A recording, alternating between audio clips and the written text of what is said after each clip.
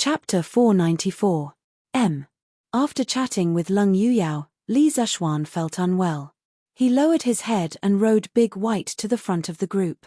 Hey Tilda. Little Xian Tilda. You guys finished chatting so quickly Tilda. Dugu Feiying looked behind him and found that Lung Yuyao had disappeared. He turned around and winked at Li Zishuan with a smile. Li Zishuan looked at him strangely and said, Feiying, don't think too much. That girl is the personal maid of the eldest son of the Wang family. She has nothing to do with me. If you talk nonsense again, be careful that your head will be cracked open next time Tilda. Oh, so that's how it is Tilda. That little girl is really fierce Tilda. Dugu Feiying scratched the back of his head and said with lingering fear. Hee Tilda. Yeah Tilda. Not only you, but she also wanted to beat and kill me when she first met me Tilda. So, if you're not really interested in her, it's better not to provoke her in the future Tilda. Li Zishuan shook his head and recalled the first time Wang Runbiao brought Lung Yuyao to him. So he said to Wang Runbiao. Dugu Feiying was startled and hurriedly said, Ba Tilda. Who would be interested in her Tilda? Hey, but what were you guys talking about just now Tilda? Blurg Tilda. It would have been better if this guy didn't ask. Once he did, some disgusting scenes appeared in Li Zishuan's mind. He retched and hurriedly waved his hand. Don't ask, that's so cruel Tilda. Dugu Feiying. Dumbfounded. General, an expert came down from the mountain. He claims to be the sect leader of the 7 cultivators of virtue, Yin Batian. He wants to invite you to the front of the battlefield Tilda. At the foot of Snake Spirit Mountain, the main tent of the army, a soldier cupped his fists and bowed to Dugu Xin. Yin Batian Tilda. Sect leader of the 7 cultivators of virtue Tilda. Hee Tilda. Is he finally unable to sit still Tilda? Dugu Xin muttered to himself. Then, he got up and said coldly, Let's go Tilda. Come out with me to meet him. Even though Dugu Xin knew from Li Zishuan that the sect leader of the 7 cultivators sect was a peak Grandmaster realm martial artist, he wasn't afraid at all. After all, he had never thought of fighting alone with others. He was a general with countless soldiers behind him. He was here to fight a war, not to be a hero. Even though Zongsha realm pinnacle experts were powerful, they were still defeated by more than 1,000 elite Imperial Guard. Yes Tilda. Are you the sect leader of the 7 cultivators of true virtue? Dugu Xin led several of his personal guards to the front of the formation. Behind him, more than 1,000 Imperial Army soldiers gripped their weapons and waited. Seeing the tall and burly red-haired man, Dugu Xin asked indifferently. Yes, the 4th-generation sect master of the 7 cultivators sect, Yin Batian, greets the General Tilda. I don't know why you've surrounded Snake Spirit Mountain with your troops. There must be some misunderstanding, so I came down the mountain to explain things to you and clear up the misunderstanding. Although Dugu Xin was only in the Qi transformation realm, Yin Batian did not underestimate him. He cupped his hands towards Dugu Xin and smiled kindly. Misunderstanding Tilda? Hearing this, Dugu Xin sneered and said, If it's a misunderstanding, then why is sect leader Yin standing so far away? Why don't you come to my tent and have a seat, then we can slowly clear up the misunderstanding Tilda. In order to prevent himself from being surrounded by the Imperial Army, Yin Batian purposely kept a distance of nearly 8 feet from Dugu Xin. He was prepared to flee at any moment if the situation turned bad. How could he possibly walk right into a trap? His expression changed, and he said unhappily, The threshold for the general's tent is too high. I definitely won't go there. Why do you have to force me? Let's clear up the misunderstanding here Tilda. Haha Tilda. The threshold is too high Tilda. I'm afraid sect leader Yin doesn't have the guts to come here Tilda. Dugu Xin glanced at Yin Batian and sneered. You Tilda. General, don't go too far Tilda. Yin Batian had been high and mighty in the 7 cultivators sect for so many years. When had he ever been mocked like this Tilda? If it weren't for the fact that this was not the right place, he would have drawn his sword and killed him. Dugu Xin was too lazy to talk nonsense. He waved his hand and coldly said, Enough Tilda. Sect leader Yin knows very well why I led my troops to surround Snake Spirit Mountain today Tilda. If you want me to retreat, Then immediately hand over the assassin who tried to assassinate Li Jianxia a few days ago. Otherwise, when the Imperial army arrives, I'll lead my men to wipe out your sect. A hint of anger flashed in Yin Beishan's eyes, but he quickly concealed it and pretended not to know. General, I'm afraid you've misunderstood. Our 7 cultivators sect has always been strict with our disciples. No one would do such an illegal thing. Therefore, I ask the general to investigate clearly and not wrongly accuse a good person. Du Guxin coldly snorted and said, a good person. You know very well whether or not you're a good person. This general also knows whether or not the assassin is from your 7 cultivators sect. Therefore, don't play the fool here. This general won't fall for it. Yin Batian was dissatisfied and said, General, you keep saying that the assassin is from my 7 cultivators sect. Then, do you have any evidence? Or can you tell me the name of the assassin? I'll bring him here to confront the general. Yin Batian was betting that Lu Baodan, who was captured by Du Guxin, didn't know that Snake King had tried to assassinate Li Zishuan. Under normal circumstances, there shouldn't be a second person in the entire 7 cultivators sect who knew about this matter apart from him. He made the right bet. Du Guxin was at a loss for words. He only got the information from Li Zishuan that the assassin was from the 7 cultivators sect, but he didn't know who it was. It wasn't that he didn't want to investigate, but Lu Baodan, who was captured by the Imperial army, knew too little. If I tell you the assassin's name, will you bring him down the mountain and hand him over to us? Just as Du Guxin was at a loss for words and Yin Batian was about to reveal a victorious expression, a loud voice suddenly sounded.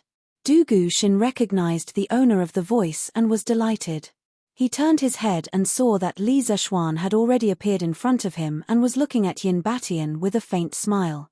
Yin Batian furrowed his brows and asked, May I know who you are? Li Zishuan waved his hand and said, Don't ask who I am. Answer my question first. Do you still keep your word? Yin Batian hesitated for a moment and said stubbornly, Of course. Li Zishuan laughed and said, Ha ha ha. Good. Then, please bring Snake King from the 7 cultivators sect down to confront him. He's the assassin. Boom. Yin Batian felt as if he had been struck by lightning, and his expression was extremely interesting. Seeing this, Du Guxin understood that Li Zishuan was telling the truth about the name of the assassin. He pulled Du Guxin, who had just run over, and asked in disbelief, Feiying, how did Li Zishuan know about the assassin's identity? Du Guxin glanced at his elder brother, paused, and said, Don't ask. His ruthless. Du Guxin. Chapter 495. Little brat, you've gone too far. My 7 cultivators of true virtue sect has never had a person named Snake King, and no one would ever do such a thing as breaking the law and breaking the discipline. Boy, you ruined the reputation of my 7 cultivators of true virtue sect for no reason, so this old man will teach you a lesson on behalf of your parents. At the foot of Snake Spirit Mountain, Yin Beishan's expression changed. Then, he flew into a rage out of humiliation and dashed in front of Li Zishuan, wanting to teach Li Zishuan a lesson. Bastard! How dare you! Du Guxin was shocked and shouted angrily. However, his reaction was still half a beat too slow. Before he could finish his words, Yin Beishan's palm was about to hit Li Zishuan's chest. Although Li Zishuan didn't expect that Yin Batian would dare to make a move in such a situation, his reaction was still quite fast. Moreover, Yin Batian didn't use his full strength, so Li Zishuan had the chance to neutralize it. Li Zishuan pinched Yin Beishan's wrist with both hands accurately and quickly. Then, he did a Tai-Kai push and cleverly dispelled the huge force contained in the palm. After that, he took advantage of the momentum and retreated 5 feet away, keeping a safe distance from Yin Batian. Li Zishuan couldn't help but feel a burst of fear in his heart. That palm was really dangerous. This red-haired old monster in front of me is really strong. If it weren't for my Tai-Kai fist, I would have been finished by now. Hey! What a strange young man. Yin Batian didn't expect that his sure-kill attack would be blocked by a 14 or 15-year-old kid. He exclaimed in surprise and was about to make another move when Du Guxin's cold voice sounded. It seems that Gate Master Yin wants to openly rebel against the imperial court. Is the third-rank crown prince, Zhon Shi, someone you can kill as you please? Soldiers, hear my command. Get into formation and meet the enemy. Boom tilde. Yes tilde. Upon hearing Dugu Xin's order, the 1,000 imperial army soldiers, 200 Yamen runners, and the 3,000 imperial army soldiers that had just arrived with Gu Du Feiying hurriedly shouted in agreement. Then, these 4,000 soldiers drew their Mo sabers and rapidly changed their formation, wanting to surround Yin Batian. Yin Batian was shocked. He did not expect that the person he had just dealt with was Li Zishuan. He also did not expect Dugu Xin to give such a decisive order. This was not the slightest bit of Jianghu morality. However, this was not the time for Yin Batian to think otherwise. He hurriedly circulated his zhenqi and retreated with all his might. Before the imperial army could complete their encirclement, he had already retreated far away. Fortunately, he didn't use his full strength when he taught Li Zishuan a lesson. Otherwise, it would be even more difficult for him to retreat. It's a misunderstanding. General, this is all a misunderstanding. I just wanted to teach this person a lesson. I never thought that he would be the crown prince Zhon Shi. Please calm down, General tilde. At this point, the chances of reconciliation were getting slimmer and slimmer. However, Yin Batian still wanted to make one last attempt. However, Dugu Xin did not want to waste any more time with Yin Batian. If not for Li Zishuan's quick reaction and clever means, he would have been dead by now. Thinking about it, the dignified crown prince Zhon Shi, the founding father of the country, was killed in front of Dugu Xin. It was not as simple as a punishment. He would bring shame to the entire Dugu clan. Therefore, Dugu Xin was very angry at this moment.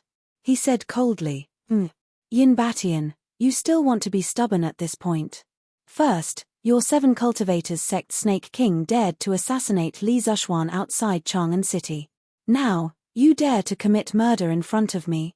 The law of the country will not forgive you. I will not forgive you either. If you know what's good for you, take your flying Snake King and follow me back to the court to confess your crimes.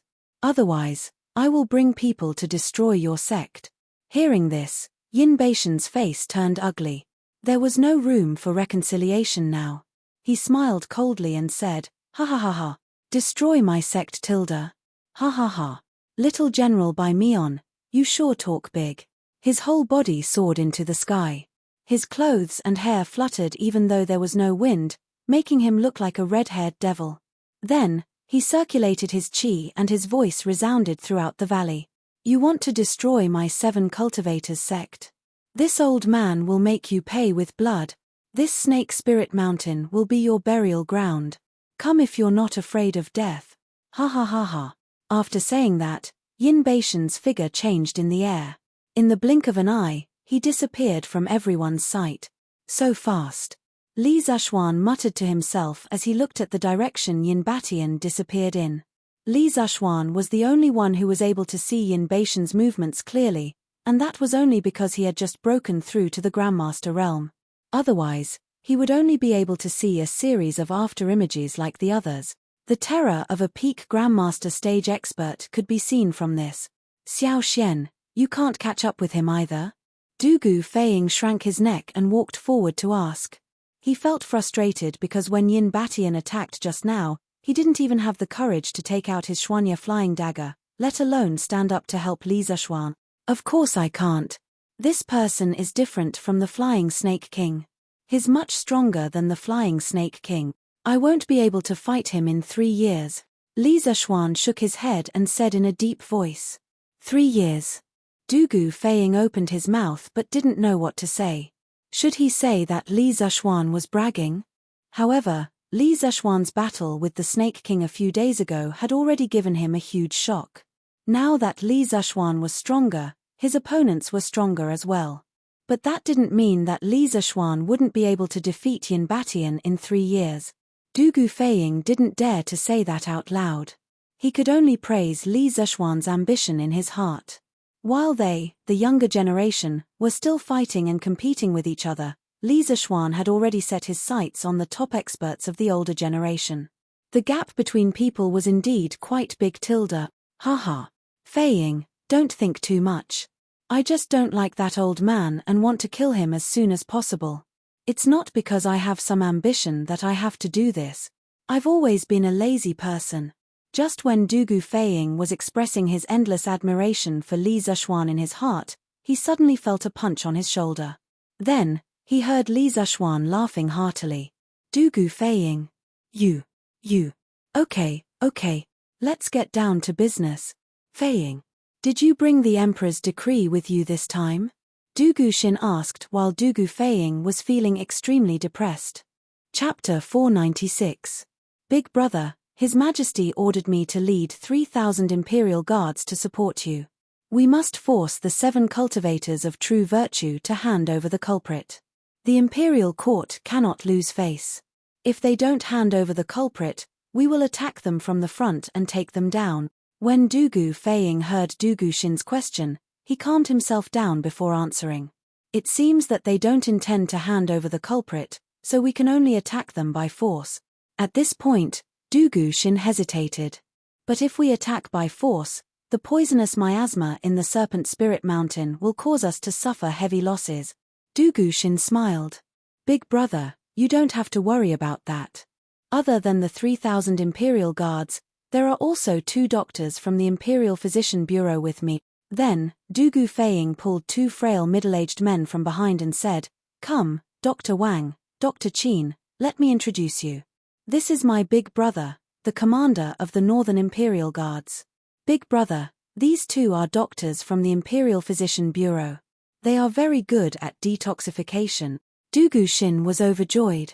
He quickly stepped forward and cupped his fists. Doctors, thank you for your trouble. The 2 of them quickly returned the salute. The older doctor said, General Dugu, it's our duty to treat patients. As doctors, it's our duty to treat, save, and detoxify. Brother Wang and I will do our best to deal with the poisonous miasma in the mountain. The situation is urgent, so I hope General Dugu can let us go into the mountain to check the composition of the poisonous miasma. Only then can we find a way to detoxify it. The 2 of them were quite professional. They were going to test the poison with their own bodies. Dugu Xin's expression turned solemn. Honorable professors, you are indeed righteous. I will arrange for the soldiers to escort you to the edge of the Snake Spirit Mountain to check the miasma.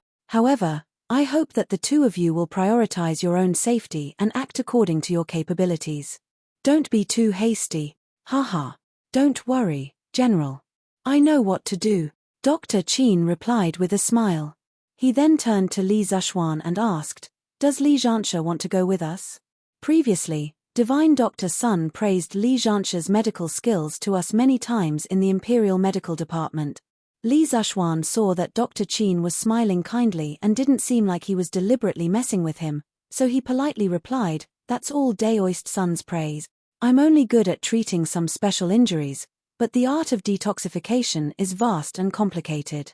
I'm not proficient in it, so I don't dare to show off in front of the 2 professors. Haha. Li Zhanshe is so humble. Since that's the case, the 2 of us will go first. Dr. Qin smiled and did not try to persuade him any further. He brought Dr. Wang with him and left. Take care of yourselves. Li Zishuan bowed and cupped his fists as he said. Dugu Xin hurriedly called for 4 bodyguards to escort the 2 of them. Under normal circumstances, the people of the 7 cultivators of true virtue wouldn't take the initiative to come out and throw away their lives. But these 2 doctors were very important, and Dugu Xin had no choice but to be cautious. Senior brother, how is it? Are the soldiers at the foot of the mountain willing to reconcile with our 7 cultivators of true virtue? On the Snake Spirit Mountain, in the secret chamber where the Snake King was recuperating. Snake King was recuperating with his eyes closed when he sensed someone pushing the door open. He opened his eyes and saw that it was Yin Batian. Sigh. Yin Batian sighed deeply and sat on the stone bench next to him. He said, No. They're determined to catch you now, junior brother. It seems that a fierce battle is inevitable. Snake King was delighted. In the end, he didn't want the 7 cultivators of true virtue to reconcile with the imperial court just like that.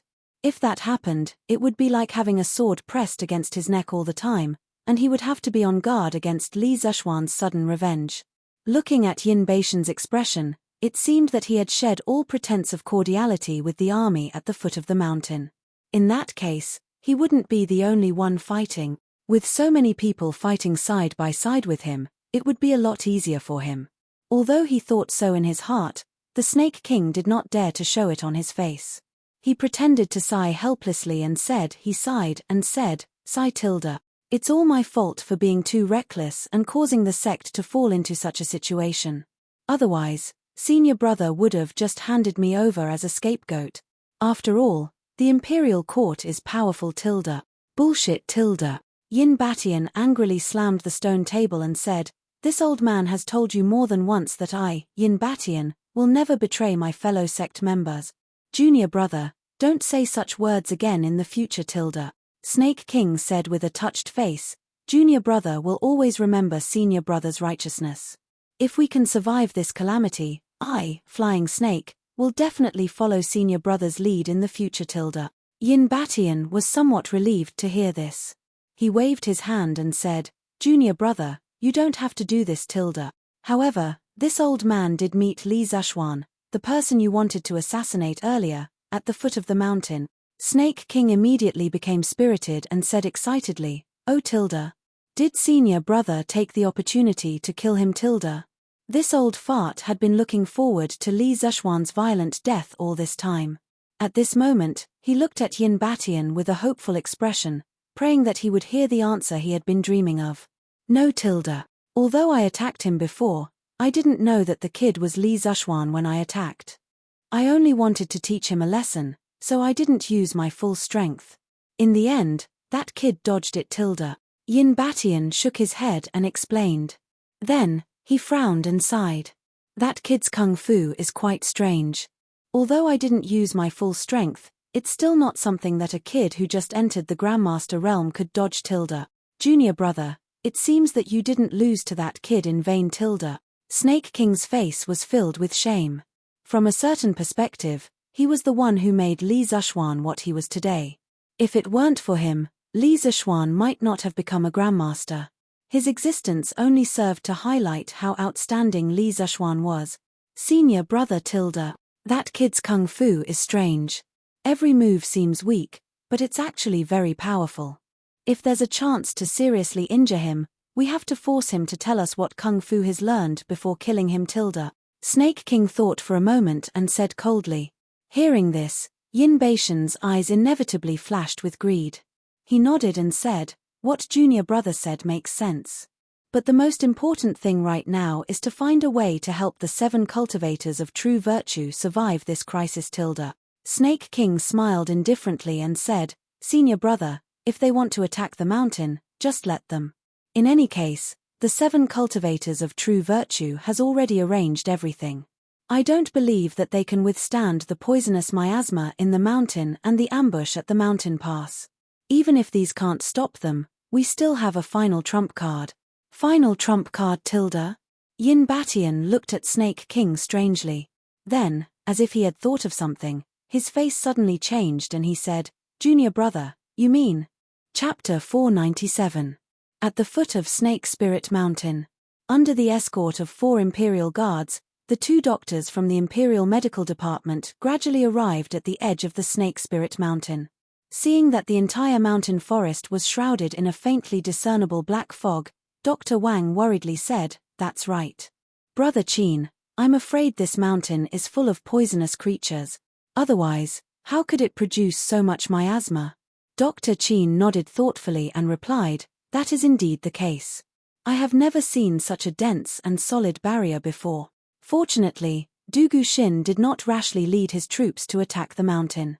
Otherwise, we would have suffered heavy losses.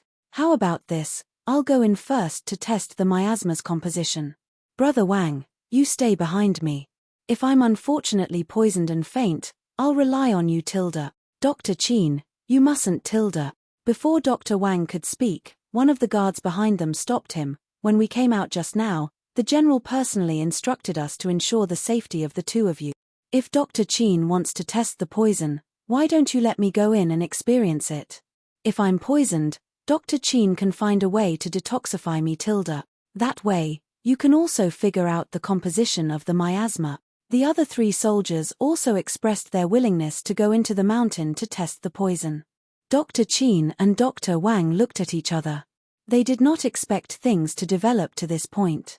However, as a doctor, Dr. Chin shook his head and said, I appreciate the general's kindness, but the 2 of us still do not know the composition of the miasma. If the general rashly enters the mountain and is unfortunately poisoned, what if our abilities are limited and we can't save you? How will we have the face to stand in the apricot forest in the future? Besides, if I personally test the poison, I can quickly find out the composition of the miasma. So, please don't stop me. Military intelligence is like fire. When the 4 guards heard this, they hesitated. They did not know if they should listen to the command. At this moment, Dr. Wang said, Brother Chin is right. Testing and detoxifying the poison is the responsibility of a doctor. It's not worthwhile to involve the generals. Don't worry, Dr. Chin has been immersed in the medical field for many years. He knows what to do. Nothing will happen. At this moment, Dr. Chin had already handed his medicine box to a soldier. Then, he brushed his sleeves and said to the first guard who said he wanted to help test the poison, I'll go. Don't worry, little general. It should be fine. After saying that, he turned around and walked up the mountain path. The Imperial Guard did not expect a weak doctor like Dr. Chin to be so brave. He was stunned for a moment before he quickly bowed and said loudly, Dr. Chin, take care in the central tent. Du Guxin could not help but ask how Li Zishuan knew that the assassin was Snake King.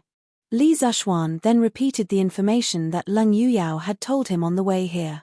Of course, Li Zishuan would never mention that Snake King and Flying Snake were good friends as he was afraid of polluting his ears. Oh, did that mean that Yin Batian was lying on purpose? I didn't expect that there would be such a loyal and righteous person in a small Jianghu evil sect. If it was any other sect, the Snake King would definitely be abandoned. Du Guxin shook his head and sighed. Li Zishuan did not believe that Yin Batian was a loyal and righteous person. There must be another reason why he did not give up on Snake King. It definitely had nothing to do with being loyal and righteous. He could tell this from the relationship between Snake King and Flying Snake.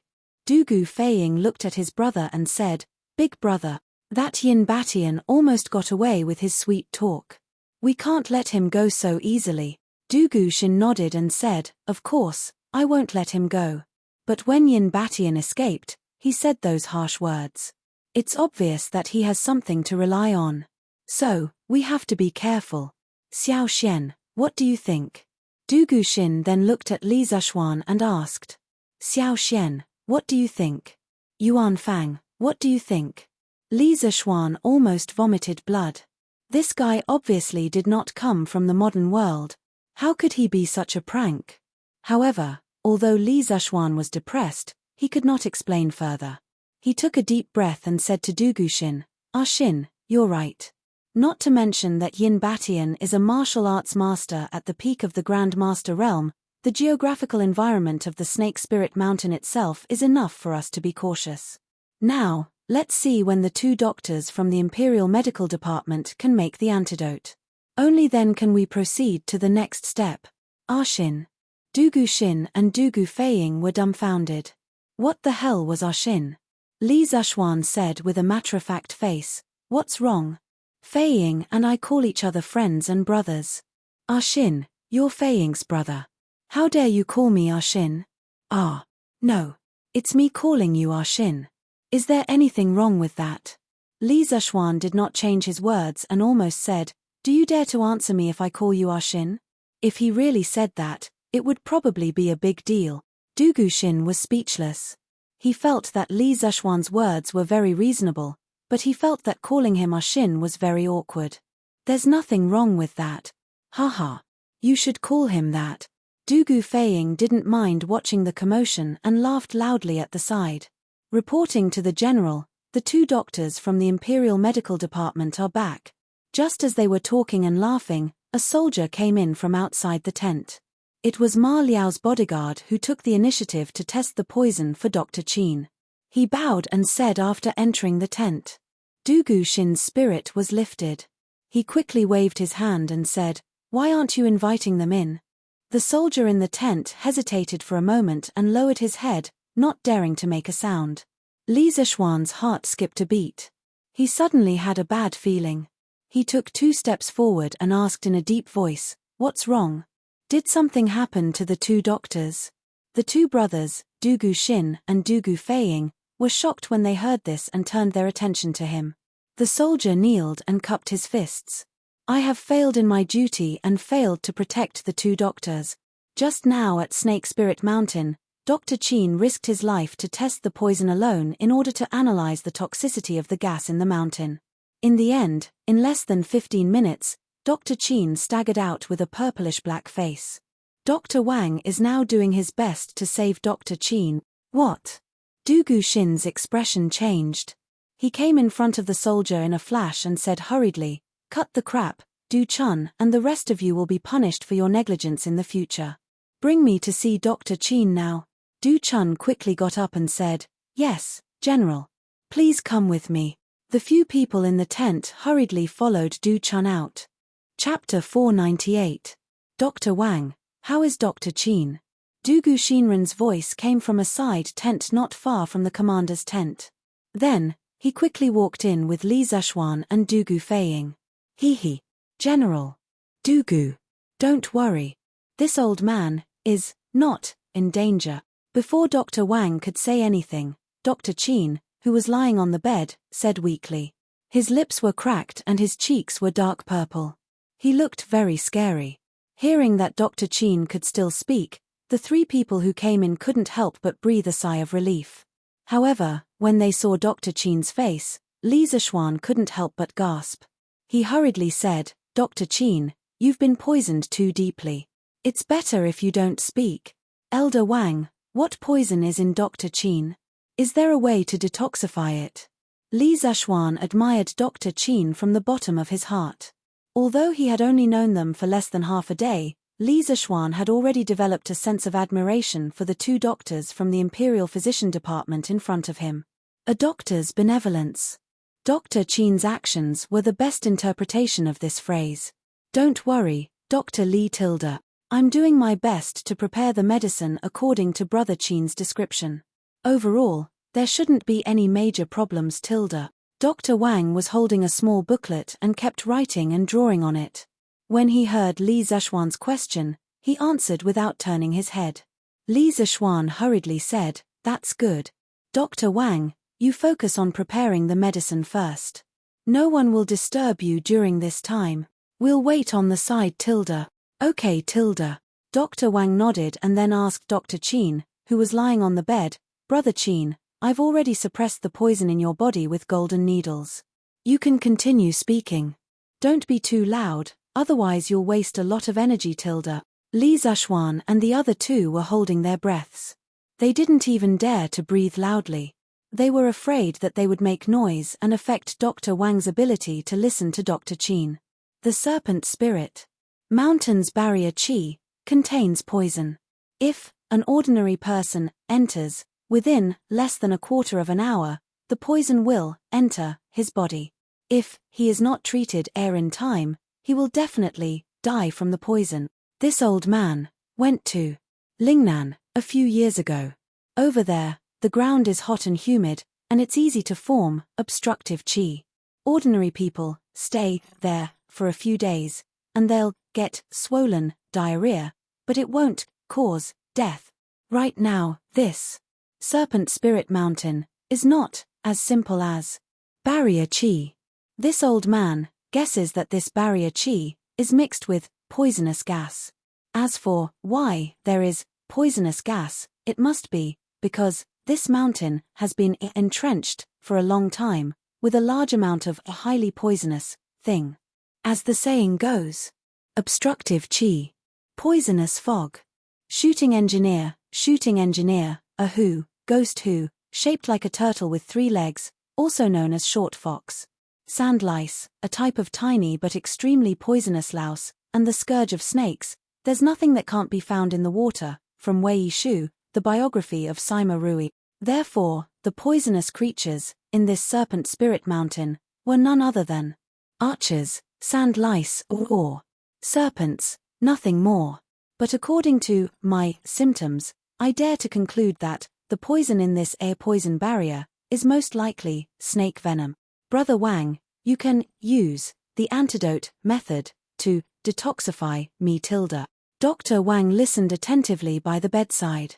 After Dr. Qin finished speaking, he quickly nodded and said, "Okay, Brother Qin, I understand. Don't say anything and rest well.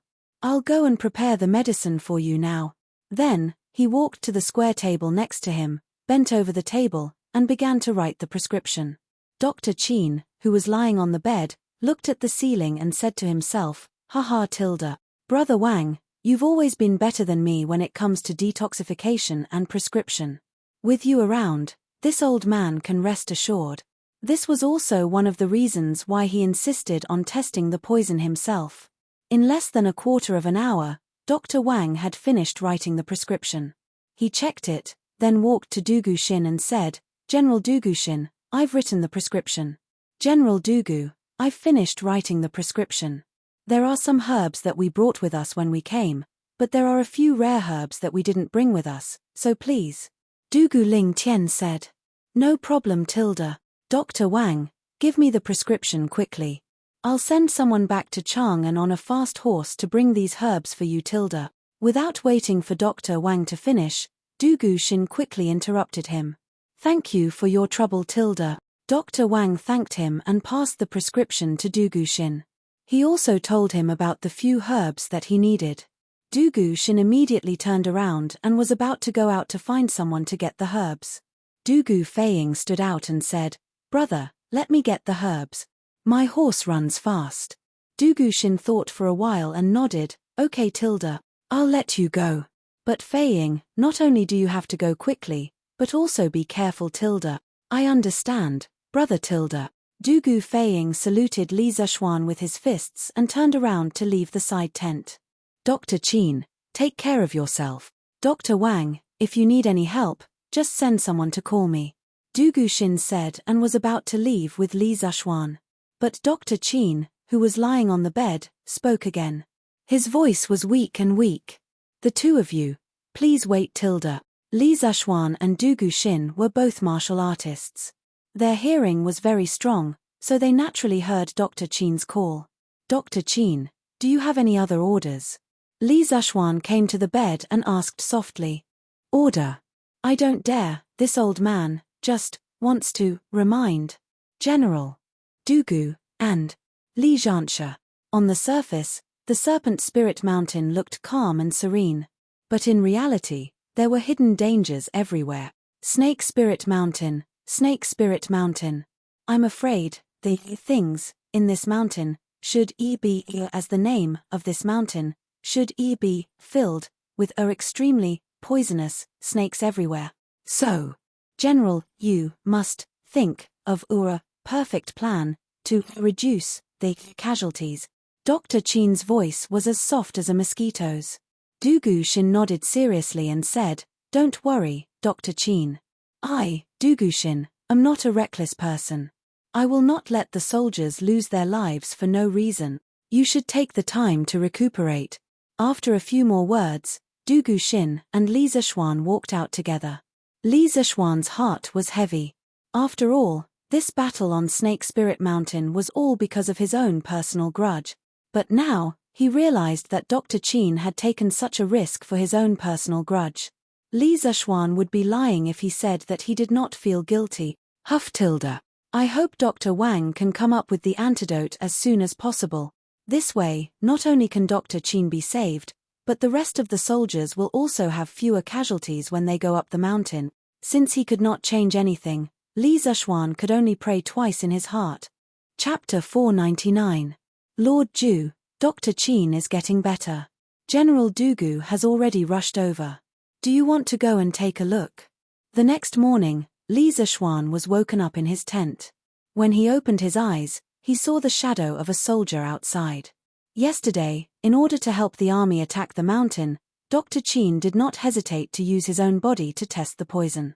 As the initiator of the family extermination mission, how could he abandon the army and go home alone to hug his wife? Therefore, he spent the night in his tent.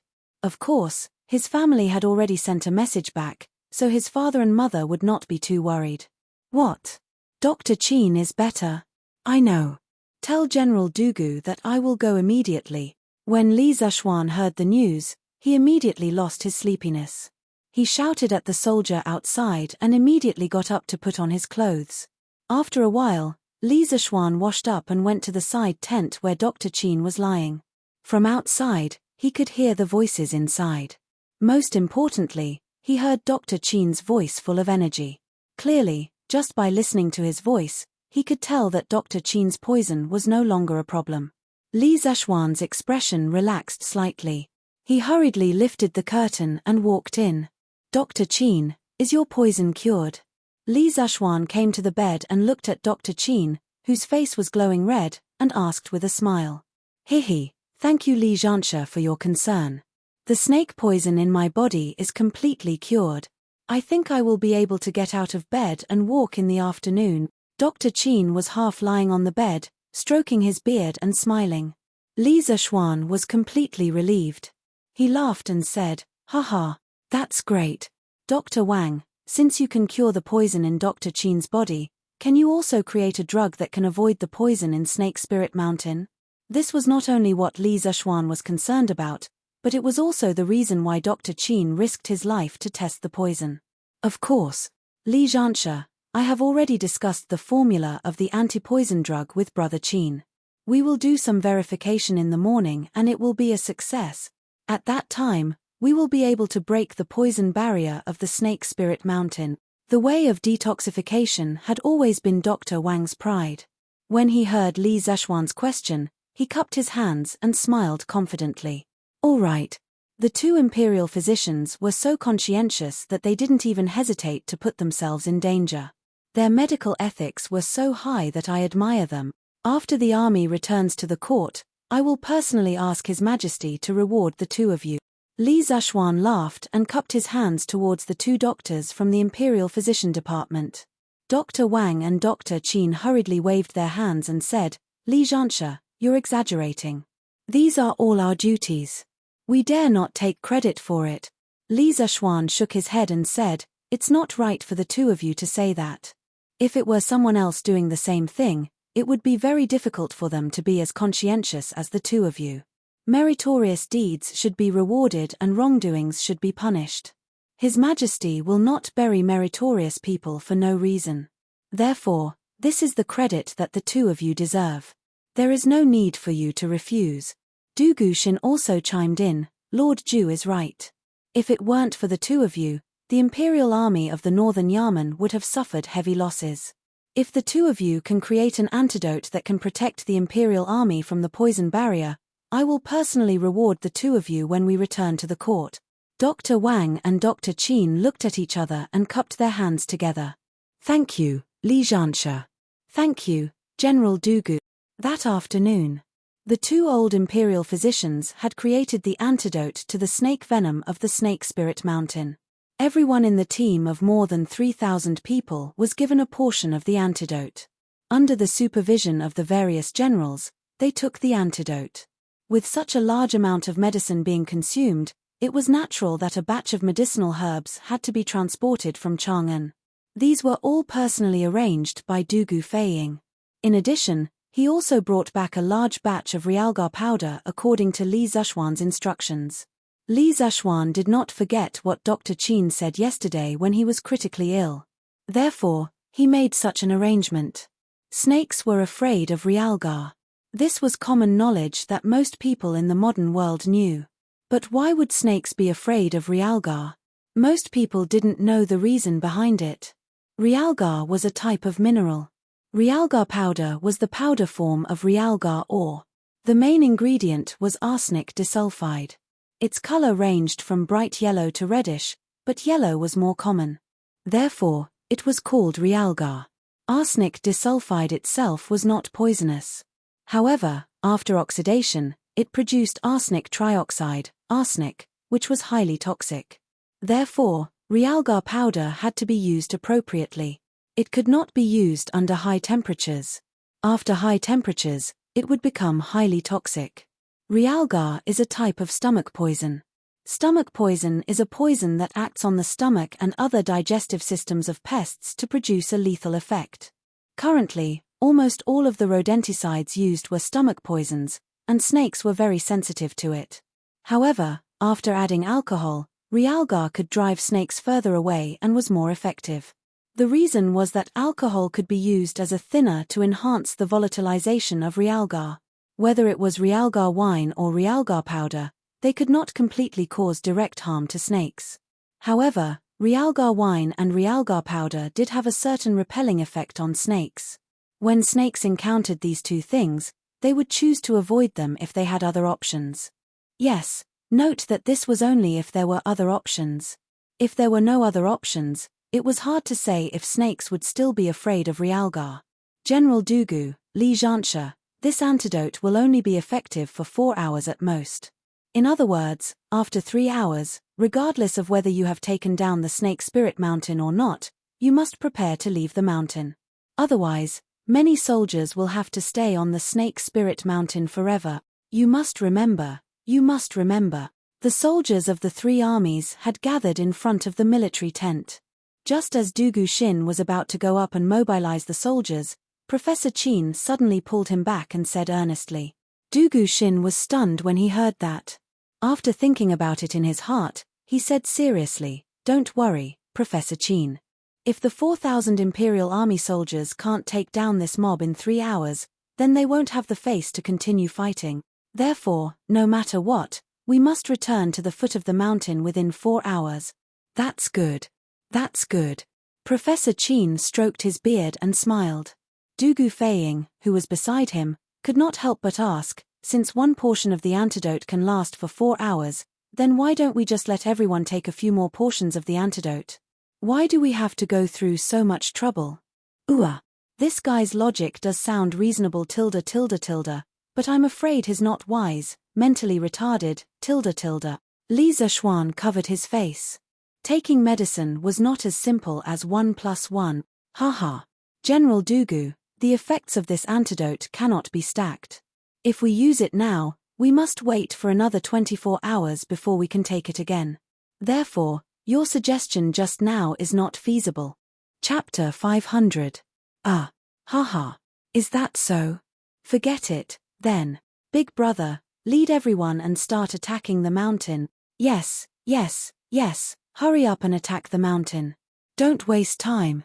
Dugu Feiying scratched his head awkwardly and said. Although he was trying to cover it up, the second half of what he said still made sense. Li Zishuan agreed. Feiying is right. Xin, let's attack the mountain quickly. Let's take down Snake Spirit Mountain before the sky turns dark. Dugu Xin's mouth twitched. Xin, my foot. However, when faced with such a shameless fellow, even if he wanted to object to this name, it was still ineffective. All right. I'll tell them a few things and start attacking the mountain. Finally, Dugu Xin nodded and walked out of the tent. He began to mobilize the 4,000 Imperial Guards in an unusually simple manner. All right. All in all, you are about to face a group of Jianghu ruffians who don't listen to His Majesty's orders. As the most elite Northern Yamen Imperial Army, if you are defeated, I want to see how you can stay in Chang'an City. So, everyone, be on your guard and take note of any unexpected risks in the mountain. The brave will be rewarded, and the cowards will be punished. Don't let the pugilistic world people look down on the Northern Yamen Imperial Guard. Do you hear me? Li Zishuan, Dugu Feiying, Academician Qin, and Academician Wang chatted for a while in the tent. After leaving the tent, he heard Dugu Xin talking to the soldiers. I hear you. The Northern Yamen Imperial Guards will never retreat. The Northern Yamen Imperial Guards will never be a laughingstock. The Northern Yamen Imperial Guards will never retreat. The Northern Yamen Imperial Guards will never be a laughingstock. The Northern Yamen Imperial Guards will never retreat. The Northern Yamen Imperial Guards will never be a laughingstock. The response to Dugu Shin was a heart-wrenching roar from the 4,000 soldiers of the Imperial Army. Li Zuoxuan felt the entire forest tremble. Compared to the army of more than 10,000 people he had brought with him, this army of only 4,000 was clearly more imposing. Just from this aura, one could see that this was a powerful army. Of course, Dugu Shin's ability to motivate the Imperial Army with just a few words was truly commendable. Clang! Dugu Shin unsheathed the sword at his waist and pointed it at the sky. Let's move out. Attack the mountain. Yes, Tilda. All the soldiers roared in agreement. The group of more than 4,000 people began to move in an orderly manner toward the mountain pass of the Snake Spirit Mountain not far away. Li Zuoxuan patted Da Bai's head and told it to wait at the foot of the mountain. Then, he picked up the wind-chasing sword and chased after Dugu Shin. He had to participate in this attack, but he wouldn't bring Da Bai along. The poison in the Snake Spirit Mountain was a fatal threat to Da Bai. After all, the antidote developed by the two doctors from the Imperial Physician Department was only effective on humans. No one knew if it would be effective on horses. Li Zuoxuan also didn't want to use Da Bai as a test subject. In any case, the mountain passes in the Snake Spirit Mountain were rugged, and there were very few places where horses could be used. Moreover, his instincts told him that this attack on the Snake Spirit Mountain would definitely not be a smooth one. On the contrary, it was very likely that there would be great danger. Li Zuoxuan couldn't explain why he felt that way. If he had to give a reason, it could only be a man's intuition. Da Bai wanted to chase after its master, who had always been very close to it, when it saw that its master was about to leave. However, it was pulled back by the reins tied to the tree. It anxiously and sadly let out two strange and sorrowful cries in Li Zuoxuan's direction. Da Bai understood human nature. It could feel the heaviness in Li Zuoxuan's heart, so it was very anxious. Li Zuoxuan felt a little uncomfortable when he heard that. However, he didn't have any confidence in protecting anyone's life in this mysterious Snake Spirit Mountain, let alone a horse. After all, the cultivation of the sect leader of the Seven Cultivators sect was terrifying. It was comparable to some of the martial uncles in the Celestial Master sect in his memories. The Northern Imperial Army will never retreat. The Northern Imperial Army will never be a laughing stock. On the Snake Spirit Mountain. At this moment, the deafening roars of the Imperial Army could be faintly heard from the foot of the mountain. Yin Batian and the Snake King were both people with profound inner strength. Even though they were in the stone room, they could still hear the faint roars. They are starting to attack the mountain. This army is actually the Northern Imperial Army. Our Seven Cultivators sect's opponent this time is really terrifying. Yin Batian's expression suddenly changed. He clasped his hands behind his back and muttered to himself. Senior Marshal Brother, so what if it's the Northern Imperial Army? As the saying goes, capture the ringleader to capture the bandits. You are a peak Grandmaster expert. When they are exhausted by the poisonous miasma, ambush, and harassment in the mountain, won't it be fine if you capture Li Zuoxuan and the Northern Imperial Army's commander? The Snake King rolled his eyes and smiled sinisterly. Yin Batian didn't buy it. He shook his head and said, things aren't as simple as you think. The Northern Imperial Army is the elite of the elite in the Chang'an Imperial Army. Li Shimin's most reliable cavalry was selected from the Northern Imperial Army. It is said that the Northern Imperial Army is not only good at chaotic battles between hundreds of thousands of troops, but also good at coordination.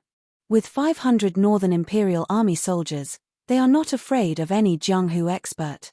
That includes Grandmasters. Once they attack the mountain, Li Zuoxuan and the commander of the Northern Yamen Imperial Army will definitely be heavily protected.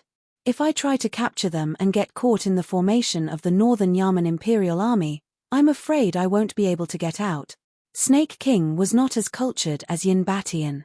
He was slightly taken aback as he was slightly intimidated by the might of the Northern Yamen's Imperial Army. After a while, he said, but Senior Marshal Brother, don't forget that our Snake Spirit Mountain has a poisonous miasma. No matter how strong the Northern Imperial Army is, they will have to lie down after a quarter of an hour, right? At that time, Won't we be able to torture Li Zexuan and the Imperial Army's commander however we want to torture them? Yin Batian wasn't as optimistic as the Snake King. In fact, he hadn't been calm for the past 2 days. At this moment, he could only shake his head and say, "Junior Marshal brother, you should recuperate first. I'll go check on the defense of the sect's disciples. The Imperial Court's people are attacking. Smash them. Smash them." At the first checkpoint of the mountain path, the disciples of the 7 Cultivators sect who had been lying in ambush discovered the Imperial Army's invasion. Therefore, they took advantage of the fact that the Imperial Army was only 10 feet away to launch an attack. One after another, huge boulders rolled down from above. The soldiers in the front row who couldn't dodge in time were immediately smashed to the ground. Even the Imperial Army behind them fell backward one after another just like the dominoes. Bam! Bam! Bam! At the critical moment, Li Zexuan flew to the front of the group and kicked the rapidly falling boulders to the side. Facing the rolling boulders, Li Zexuan started his fancy football performance. After experiencing the initial chaos, the group quickly calmed down. Seeing that Li Zexuan was having fun alone in front of the group, they all went up to help him. The first annihilation crisis was instantly resolved. Chapter 501. Smash. Quickly. The soldiers are coming up. Once they come up, we will all be beheaded. Smash as hard as you can. Aya. Li Zexuan's eyes were sharp. He saw a middle-sized man in black clothes at the corner of the mountain path ahead. The man was trying his best to urge the disciples of the 7 Cultivators of True Virtue to move the rocks. He seemed to be the leader of the group. Li Zexuan lifted his leg and kicked the rock, hitting the leader's forehead. The leader screamed miserably and rolled down the side of the forest before he could call for help. The mountain path of Snake Spirit Mountain was extremely narrow. If an ambush was arranged in advance at every turn, it would indeed be possible for one man to hold the pass against 10,000 men. This was because although there were many troops attacking the mountain, only one person was allowed to pass at a time. In a team of more than 4,000 people, only one person could fight at a time. It had to be said that Snake King's initial plan was really good. If other troops had encountered such a perfect ambush, they would have suffered heavy losses. However, Li Zexuan's tyrannical strength and explosive power directly destroyed Snake King's plan. Among the more than 4,000 people present, Li Zexuan was the only one who could kick a boulder that weighed several hundred kilograms like a football. This was the effect of an expert in a chaotic battle that could decide the outcome with a single strike. Aya. Second senior brother is dead. Quickly run. Run. Run. At the first corner, the dozen or so disciples of the 7 Cultivators of True Virtue saw that their leader had been beaten down the mountain and began to scatter. In fact, when they saw the powerful army just now, they were already scared. Had it not been for someone watching over them, they would have run away long ago. Now that their leader was dead, how could they not run? After all, since ancient times, the common people didn't fight with the officials. People like Snake King and Yin Batian who were ruthless enough to go against the Imperial Court were few and far between. Run. Run, Tilda. These soldiers aren't afraid of the poison at all. The 7 Cultivators of True Virtue is done for. Let's run. There was a large army blocking the path below, so they definitely wouldn't be able to cross it. Therefore, they could only go to the 7 Cultivators of True Virtue on the mountain path. These people didn't want to go back, so they had no choice but to run toward the forest and cliffs on both sides of the mountain path. Fortunately, this position was not very high from the foot of the mountain. Even if he accidentally fell down, as long as he protected his vital parts, he would not lose his life. Li Zexuan gestured to the Imperial Guards not to pursue these deserters. He was only interested in Snake King and Yin Batian. As for these disciples of the 7 Cultivators of True Virtue, as long as they didn't help the tyrant, Li Zexuan didn't want to make things difficult for them. Keep marching. Du Guxin furrowed his brows. After seeing that the disciples of the 7 Cultivators of True Virtue had already run away, he waved his hand and gave an order. Yes, Tilda. The Imperial Army regained their morale and continued to climb the dangerous Snake Spirit Mountain. Sect leader. Sect leader. Oh no. Oh no. The first checkpoint has been broken through by the Imperial Court's army. Yin Batian came out of the stone room.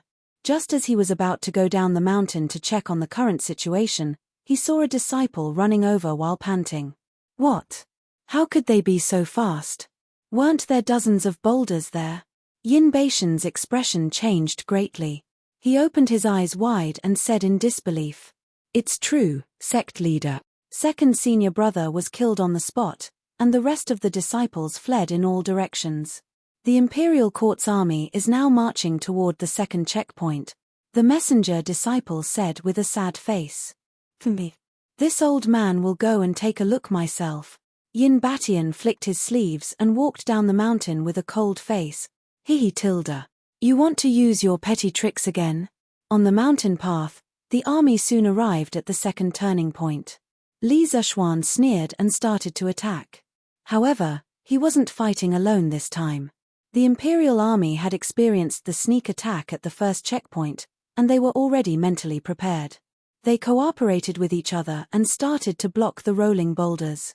Dugu Xin and Dugu Feiying, the two experts, also copied Li Zishuan's methods and helped to attack the 7 cultivators sect's disciples at the checkpoint with stones or throwing knives. "Hurry up! Hurry up! We can't let the Imperial Court's army go up the mountain. Tilda. Tilda. Save me. Fang Gongming. Give me a hand. Hurry up and run. We can't hold on any longer. We can't hold on any longer. Once the Imperial Court's people come up, we will all be beheaded."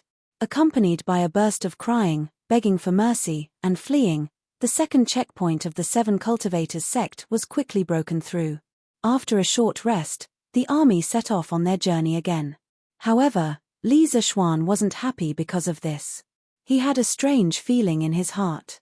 His intuition told him that the attack on the mountain wouldn't go so smoothly.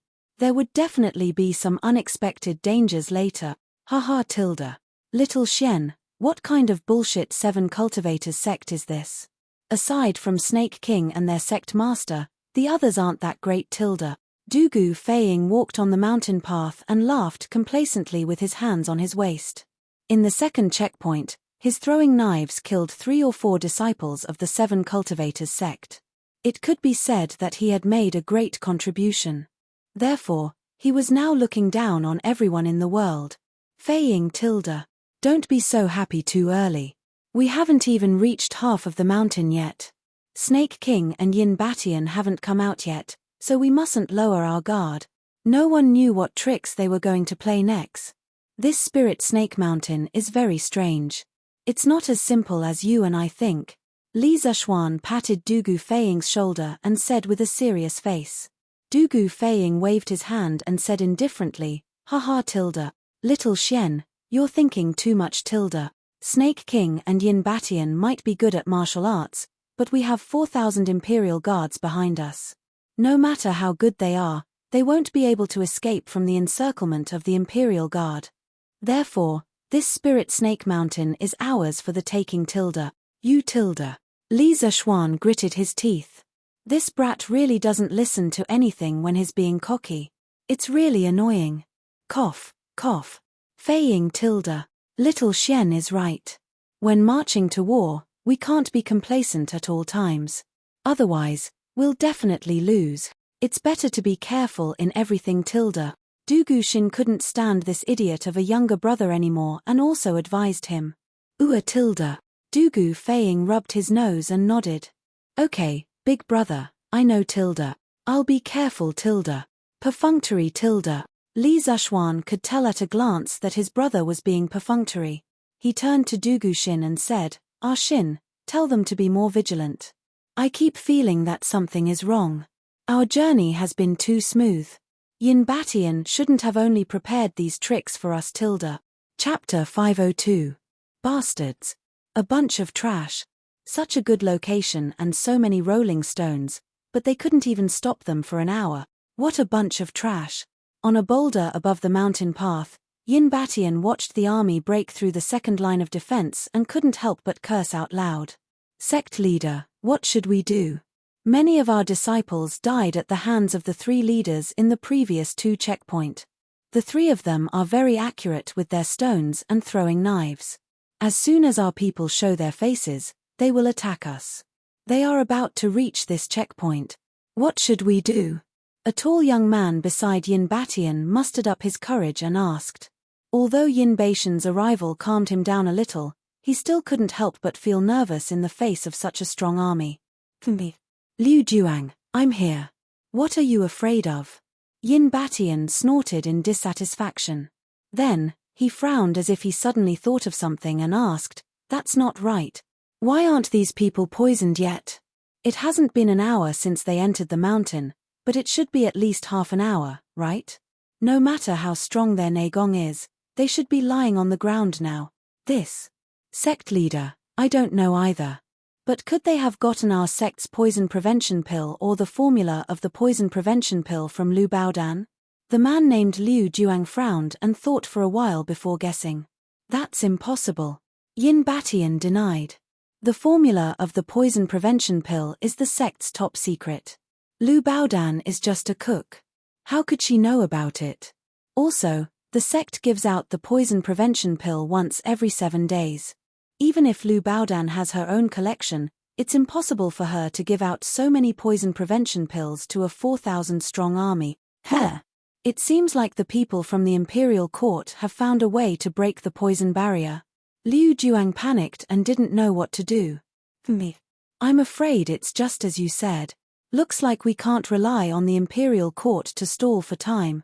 We have to end this quickly. De Wang, tell them to hide behind the rolling stones and not show their heads when they throw them. Then, go to the 4th checkpoint and ask Shu Qingfeng to bring a group of people and bring over the good gift that I have carefully prepared for the imperial army. Yin Baishan's eyes flashed fiercely as he ordered in a deep voice. Liu Juang didn't ask what Yin Baishan's great gift was. Instead, he cupped his hands and replied, Yes, sect leader. With that, he turned around and went to make the arrangements. Yin Batian stood where he was and looked at the approaching imperial army. He muttered to himself, This is not the only trick I have up my sleeve. Li Zishuan, Dugushin, since you didn't give this old man face earlier, don't blame this old man for being impolite now. Hee. Little Xian, look. The previous checkpoint was also a rolling stone. Didn't I say that old man Yin Batian had run out of tricks? No matter how you play, you only know this one move tilde. Haha. Good timing tilde. My mystic leaf-flying dagger can't wait any longer tilde. On the mountain path. Dugu Feiying couldn't help but tug at Li Zishuan's arm and laugh when he saw the huge stones in front of them. Li Zishuan saw the huge stones before Dugu Feiying did. He couldn't help but frown. But I still feel that something is wrong. Feiying, be careful tilde. Swoosh. Splat. Smack. When Dugu Feiying heard Li Zishuan's sudden shout, he couldn't help but be puzzled. Who knew that as soon as Li Zishuan's voice fell, he saw a cold light. With a swish sound, a cloud of blood blossomed in the air, and then his face was tragically sprayed with blood. At the same time, a green flower snake that was cut in two fell to the ground with a pah sound. Li Zishuan was talking when he saw a snake on a tree beside Dugu Feiying. It was sticking out its tongue as it approached Dugu Feiying. It seemed like it wanted to kiss Dugu Feiying. So, in a moment of desperation, he used his wind-chasing sword as a flying dagger and cut the snake in half. Damn. Snake tilde. It's a snake tilde. Little Xian, hurry up and take it away. This is so scary tilde. Dugu Feiying was stunned for a few seconds before he regained his senses. But when he took a closer look, he was scared out of his wits. He quickly jumped to the side and shouted. He was just short of crying for his parents tilde. Li Zishuan couldn't help but laugh. Haha tilde. I didn't expect Feiying to be so scared at your age. Tilde. I've been bitten by a snake. Help tilde. Tilde. I've been bitten too tilde. So many snakes tilde. Oh my god tilde. There are so many snakes tilde. Tilde. Help, I've been bitten too tilde. Before Li Zishuan could finish speaking, he heard cries for help rising and falling from the ranks of the imperial army. He looked around and immediately saw countless small unknown snakes that were joining in the fun in the crowd. Li Zishuan raised an eyebrow and channeled his qi into his voice, shouting, Brother Li, I'm going to kill you. Quiet. Everyone, Take out your realgar powder and scatter it as you walk. Yes, sir. After going through the previous 2 checkpoints, the Imperial Army had a better understanding of Li Zishuan's martial arts realm. People with strength would be respected wherever they went. Therefore, Li Zishuan's words were quite effective. All the soldiers hurriedly took out a large bag of realgar powder from their bags and followed Li Zishuan's instructions, scattering the realgar powder as they walked. Hiss. Hiss. Hiss. Finally, a bizarre scene appeared. When Li Zishuan saw the realgar powder, he thought that the snake army would retreat immediately. Who knew that at this moment, a strange and melodious tune could be heard. The snakes paused for a moment on the road. Then, not only did they not retreat, but they immediately rushed toward the army as if they had changed into another person. Oh, no, it should be that they had changed into another snake. They rushed toward the army and quickly approached them. Li Zishuan's expression changed and he knew something was wrong. As mentioned earlier, realgar wine and realgar powder had a certain repelling effect on snakes. When snakes encountered these 2 things, they would choose to avoid them if they had other choices. Now, there should be someone controlling these snakes. Otherwise, these snakes wouldn't be able to endure their fear of realgar powder and attack the army. Not good. Everyone, stop moving forward.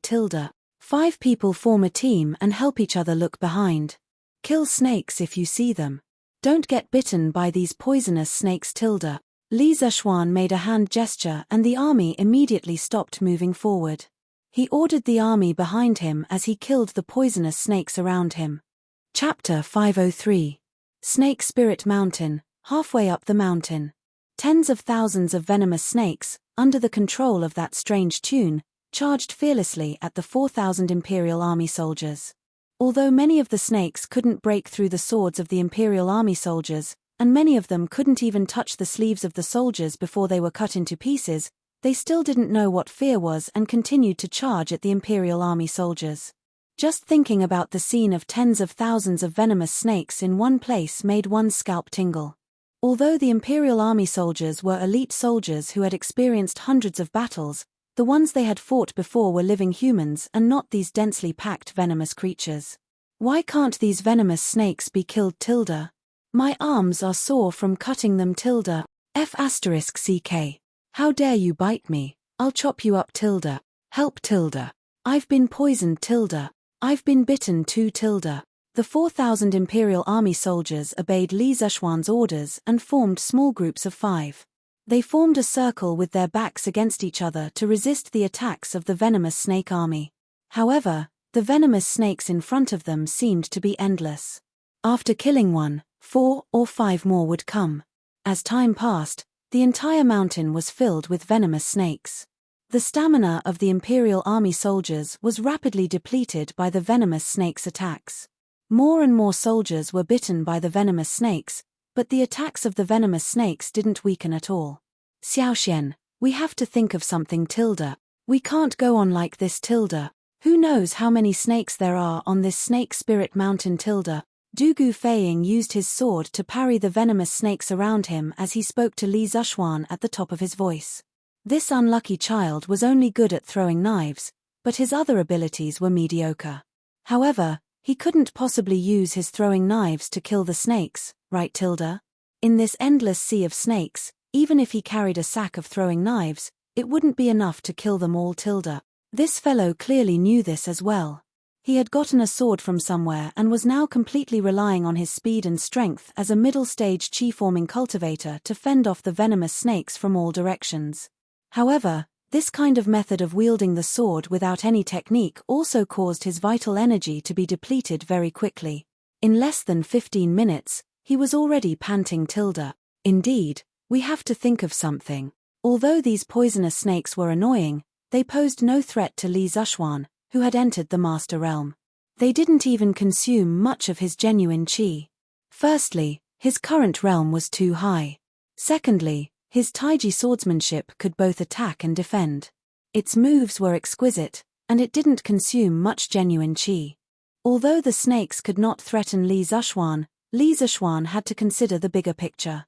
If he allowed the situation to continue, the army would suffer heavy losses, Li Zishuan looked around and finally fixed his gaze on Yin Batian, who was playing the zun on a boulder not far away. The reason why he could recognize that the oval-shaped object in Yin Batian's hand was because he had seen pictures of it on the internet in his previous life. However, today was the first time he had seen someone play a tune on an zun. Zuns were made of clay, so it was very difficult to play a tune on them. Xin, Fei Ying, these snakes were all attracted by Yin Batian. The three of us should work together to kill him. Otherwise, there will be more and more snakes. In the end, these 4,000 people will either be poisoned to death or die of exhaustion.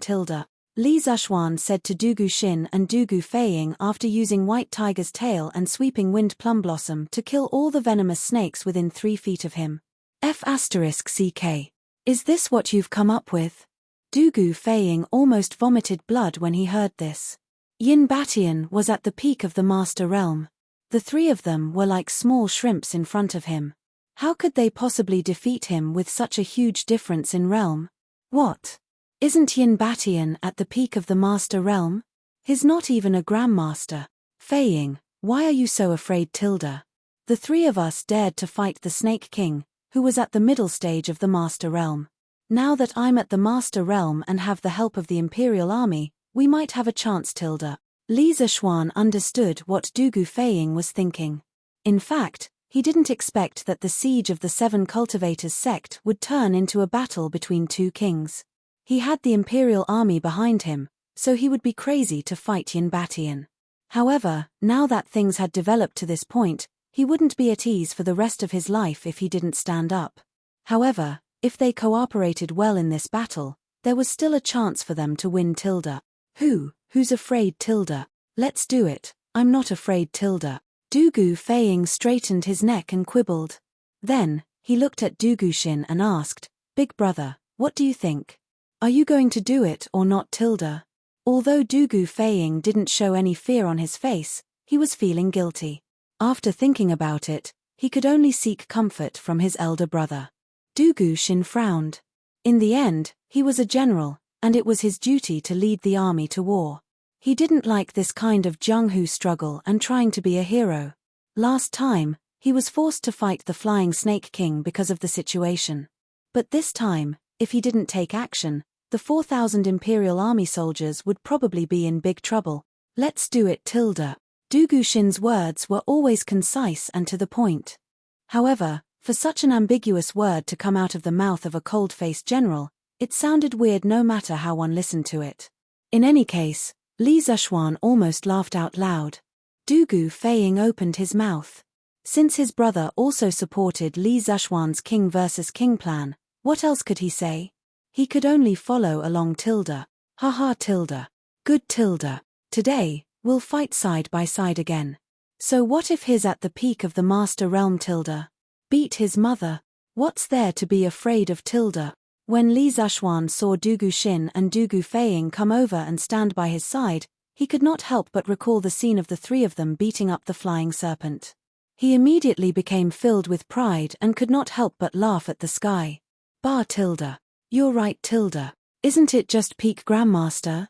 What's there to be afraid of? Don't be afraid, just do it. Du Gufeiying was at the prime of his youth. After being provoked, he was also a little hot-blooded. He spat at Yin Batian's direction and said arrogantly, Cut the crap, if you want to fight, then fight. Du Guxin raised his sword and said unhappily, Okay. Let's fight our way out first. Li Zishuan wiped his nose, raised his chasing wind sword, and charged in Yin Batian's direction. Yin Batian was old and shrewd. He knew that he should not be distracted when he was controlling the snakes, so he was now more than a mile away from the battlefield. As for how his snort could be heard from such a distance, there was no doubt at all. As a martial arts master at the peak of the Grand Master Realm, he had the ability to let the entire Snake Spirit Mountain hear his voice. Swords were drawn, and the battle of king versus king was about to start. Chapter 504. Keek. Juniors. You have the guts to challenge this old man. You are courageous, but you will pay with your lives. On top of a boulder on the mountain path. Yin Batian looked at Li Zishuan, Du Gufeiying, and Du Guxin, who were charging towards him from the sea of snakes. If Li Zishuan and the others had stayed with the Imperial Army, Yin Batian wouldn't have been able to do anything to them. After all, no Jianghu expert would dare to go against the Imperial Army. But now that Li Zishuan, Du Guifei, and the others had left the army and were going to have a king versus king battle with him, Yin Batian was very happy. In the end, the reason why he brought these snakes to the battle was because the 7 cultivators sect had too few disciples. There were less than 100 of them, and they wouldn't be able to defeat them in a head-on battle. Moreover, it would be too dangerous to capture their leader. After all, the elite Imperial Army wasn't afraid of any Jianghu expert. Now that Li Zishuan and the others had delivered themselves to his doorstep, it was exactly what Yin Batian wanted. Although fighting with Li Zishuan and the others would affect his control over the snakes, there were already so many snakes on the mountain path that they could at least buy some time. As long as he could defeat Li Zishuan and Du Guifei before the Imperial Army got rid of the snakes, the crisis of the 7 cultivators sect would be resolved in an instant. The victor is yet to be decided. Yin Batian, this duke will ask you one last time. Are you really not willing to hand over the Snake King? Li Zishuan, Du Guifei, and Du Guxin jumped onto the platform opposite of Yin Batian and said coldly. He wasn't talking nonsense before the battle. He was also trying to buy time for the Imperial Army to get rid of the snakes. His 5 senses were sharp, and he had already noticed that the snakes on the mountain paused for a moment when Yin Batian was talking to them. This meant that Yin Batian's control over the snakes had a time limit. As long as he could buy some time, the snakes would definitely be able to break free from Yin Batian's control. Duke Li, you're doomed to waste your efforts. 15 minutes is more than enough to get rid of the 3 of you. Yin Batian smiled indifferently. Although he was well aware of Li Zishuan's intention of stalling for time, he didn't care at all. He slowly put away the zun, drew out the long sword at his waist, and pointed it at Li Zishuan and the other 2. Haha. I remember that the Snake King said something similar a month ago, but I'm sorry to disappoint you. I'm still alive and well, but the Snake King has become an earthworm that doesn't even dare to step out of his house. Li Zishuan retorted without fear. Ha ha ha. That's right. What bullshit, Snake King. His name is quite impressive, and he is also a master at the Grand Master middle stage. When he saw me, a junior at the Qi middle stage, didn't he run away? Ha ha ha. It was unknown whether it was intentional or not, but Du Guifei, who was watching from the side, didn't mind the commotion and added fuel to the fire. This guy was laughing with his hands on his waist. Coupled with what he said just now, if the Snake King were here, he would definitely be pissed to death. Yin Batian was very close to the Snake King, and he was also very angry. A trace of anger finally appeared on his indifferent face. He waved his sword and snorted coldly. Junior, you're courting death. As soon as he finished speaking, Yin Batian disappeared with his sword. Li Zishuan's pupils shrank, and he shouted, Feiying, get out of the way. Boom. As soon as Yin Batian finished speaking, Du Guifei realized that he was in great danger. He felt as if he was being stared at by a ferocious beast, and his entire body was filled with an extremely cold, murderous intent. He couldn't even move if he wanted to. Li Zishuan's shout seemed to have some kind of magical power that warmed up his cold inner breath slightly. Only then did he have the ability to move. The moment he turned his body, he felt a long sword as cold as water slashing down on the hair on his face. Du Guifei was so scared that he immediately used all his inner force to jump to the side. The place where he was just standing was instantly blasted into a big pit. How terrifying. The power of a peak Grand Master was indeed terrifying. The dust settled. Li Zishuan, Du Guxin, and Du Guifei all had the same thought. As the person involved, Du Guifei was undoubtedly the one who felt it the most. At this moment, he felt so bitter in his heart. He regretted agreeing to Li Zishuan to come over and cause trouble. They weren't causing trouble, they were risking their lives. When Yin Batian disappeared from the spot earlier, only Li Zishuan among the 3 of them saw his footwork in the air. Du Guxin and Du Guifei could only see a series of after-images. Almost in the blink of an eye, Yin Batian flew down from above Du Guifei's head. Yin Baishan's furious attack was obviously more powerful and aggressive than the one he used to test Li Zishuan at the foot of the mountain yesterday. If there were no accidents, this sword would definitely pierce through Du Gufeiying's body from the top of his head, and Du Gufeiying would definitely die. Unfortunately, there were many accidents in reality, and Du Gufeiying was still alive and well. Yin Baishan's sure-kill attack missed. He. I've underestimated you juniors. To think that there are actually people who can survive my Qiankuan sword. I'd like to see how long a sharp-tongued brat like you can live. Yin Batian was slightly surprised, and without saying anything, he raised his sword and continued to attack Du Gufeiying. As for Li Zishuan and Du Guxin, Yin Batian couldn't be bothered with them.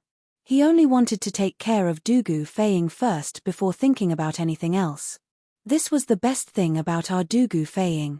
Once in a battle, he would definitely pull the enemy's aggro to the max, and give his teammates a lot of room to attack.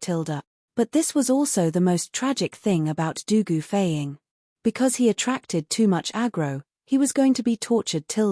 And he wasn't a big meat shield like Cheng Yaojin or Yu Qigong, he was still a pretty boy. How could he accept Yin Baishan's cruel torture? F***ck. Old bastard, you're still not done playing?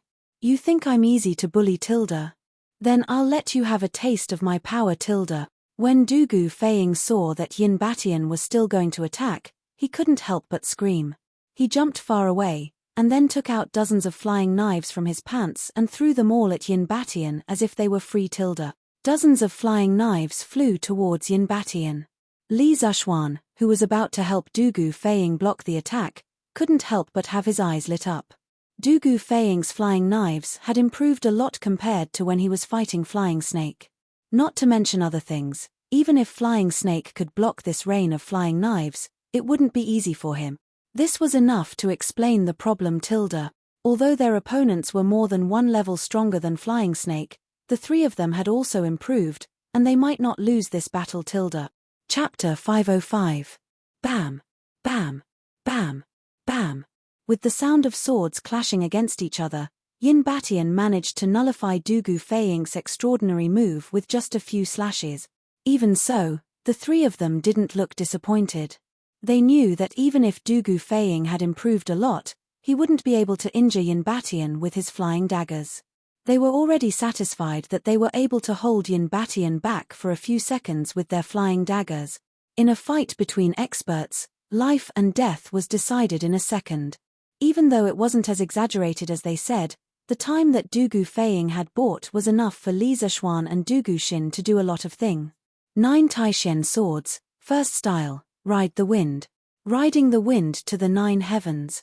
At this crucial moment to save Du Gufeiying, Li Zishuan did not plan to use the Taiji sword technique. He wanted to use his best, fiercest, and fastest sword move without holding back. Only then could he save Du Gufeiying.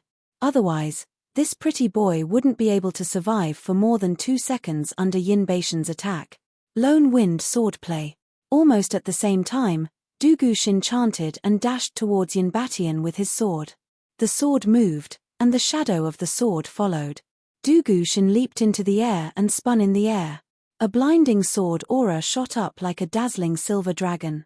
Li Zishuan could feel the sharpness around Du Guxin even from afar. He couldn't help but be shocked. Compared to Du Gufeiying, Du Guxin had improved a lot after that battle. His battle prowess had also increased a lot. This sword strike already had the aura of a Grandmaster expert. Being targeted by 2 sharp sword intents at the same time, Yin Baishan's heart skipped a beat. He had no choice but to give up on his plan to kill Du Gufeiying. He could only use his sword to block the attack. His long red hair fluttered in the air, and his eyes were cold. His sword was like a rainbow, and his footwork changed. First, he used a simple lift of his sword to deflect Li Zishuan's ride the wind. Then, he appeared in front of Du Guxin. He waved his sword lightly, and Du Guxin was sent flying by a huge force. Blood flowed out of his mouth. He was relaxed and indifferent to the extreme. Yin Batian had crushed Li Zishuan and Du Guxin with his superior cultivation level and unparalleled movement technique. Before Li Zishuan and Du Guxin's swords converged, he attacked them separately. First, he pushed back Li Zishuan and then injured Du Guxin. Furthermore, he looked relaxed as if it was as easy as blowing away dust. It was obvious that there was a huge gap between their strength. Swish, swish, swish tilde. How could Du Guxin be missing at this time? Although he regretted falling for Li Zishuan's trick, he couldn't abandon his brother and leave alone. The only choice left for him was to fight to the death. While Yin Batian was busy fighting Li Zishuan and Du Guxin, he channeled his qi into his palm and infused it into the flying daggers that had accompanied him day and night. He could even feel the resonance of blood being thicker than water, as if the flying daggers were a part of his body. Then, he stared intently at Yin Batian's body.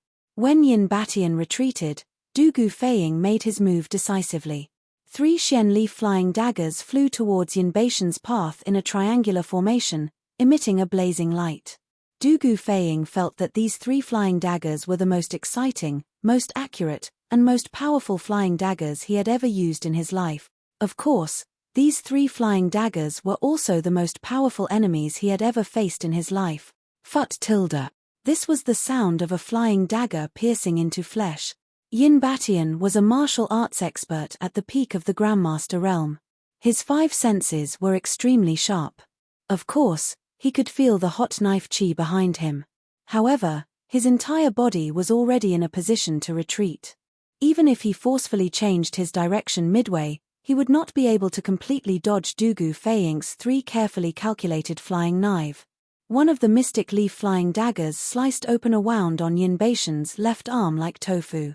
If it weren't for his strong inner qi and quick reflexes that allowed him to focus his true qi on the wound at the critical moment, this flying dagger would have sunk into his arm. The battlefield fell into an eerie silence. No one would have thought that the weakest of the 3, Du Guxin, would be able to injure Yin Batian, a peak grandmaster. Du Guxin's 3 flying daggers were perfectly executed because Li Zishuan and Du Guxin had created a very good opportunity for him to attack. However, to be able to grasp the opportunity so well was enough to prove that Du Guxin's current ability was much, much better than before. This brat has suddenly exploded with power. He's now famous for injuring a peak grandmaster when he's at the qi cultivating stage.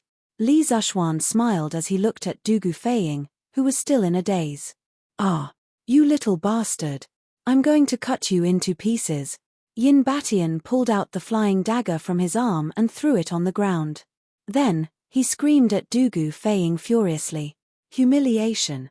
He was a master at the peak of the Grandmaster realm, but he was injured by a junior at the middle stage of qi transformation. If he didn't kill Du Guxin today, he would become the laughingstock of the entire Jianghu. F***ck. Don't you call me that, you old bastard. If other people hear you, they'll think that I'm related to you. I'm your grandpa. If you call me that again, I'll stab you again. Du Guxin had been calling Yin Batian an old bastard. Now that Yin Batian called him a little bastard, he couldn't take it anymore. An old bastard and a little bastard. If other people didn't know their relationship, they would think that they were father and son. That was why Du Guxin cursed in exasperation. Phut. Li Zishuan, who was preparing the second sword technique of the 9 Taishan swords, couldn't help but laugh when he heard that. He didn't expect Du Guxin, this unlucky kid, to be such a prankster. He didn't forget to be funny even in a life-and-death situation. Because of that, more than half of the sword technique that he was preparing dissipated. Wah, you little bastard, you're too much. Yin Batian had been high and mighty for decades. When had he ever been humiliated like this? It was already a miracle that he didn't vomit blood on the spot.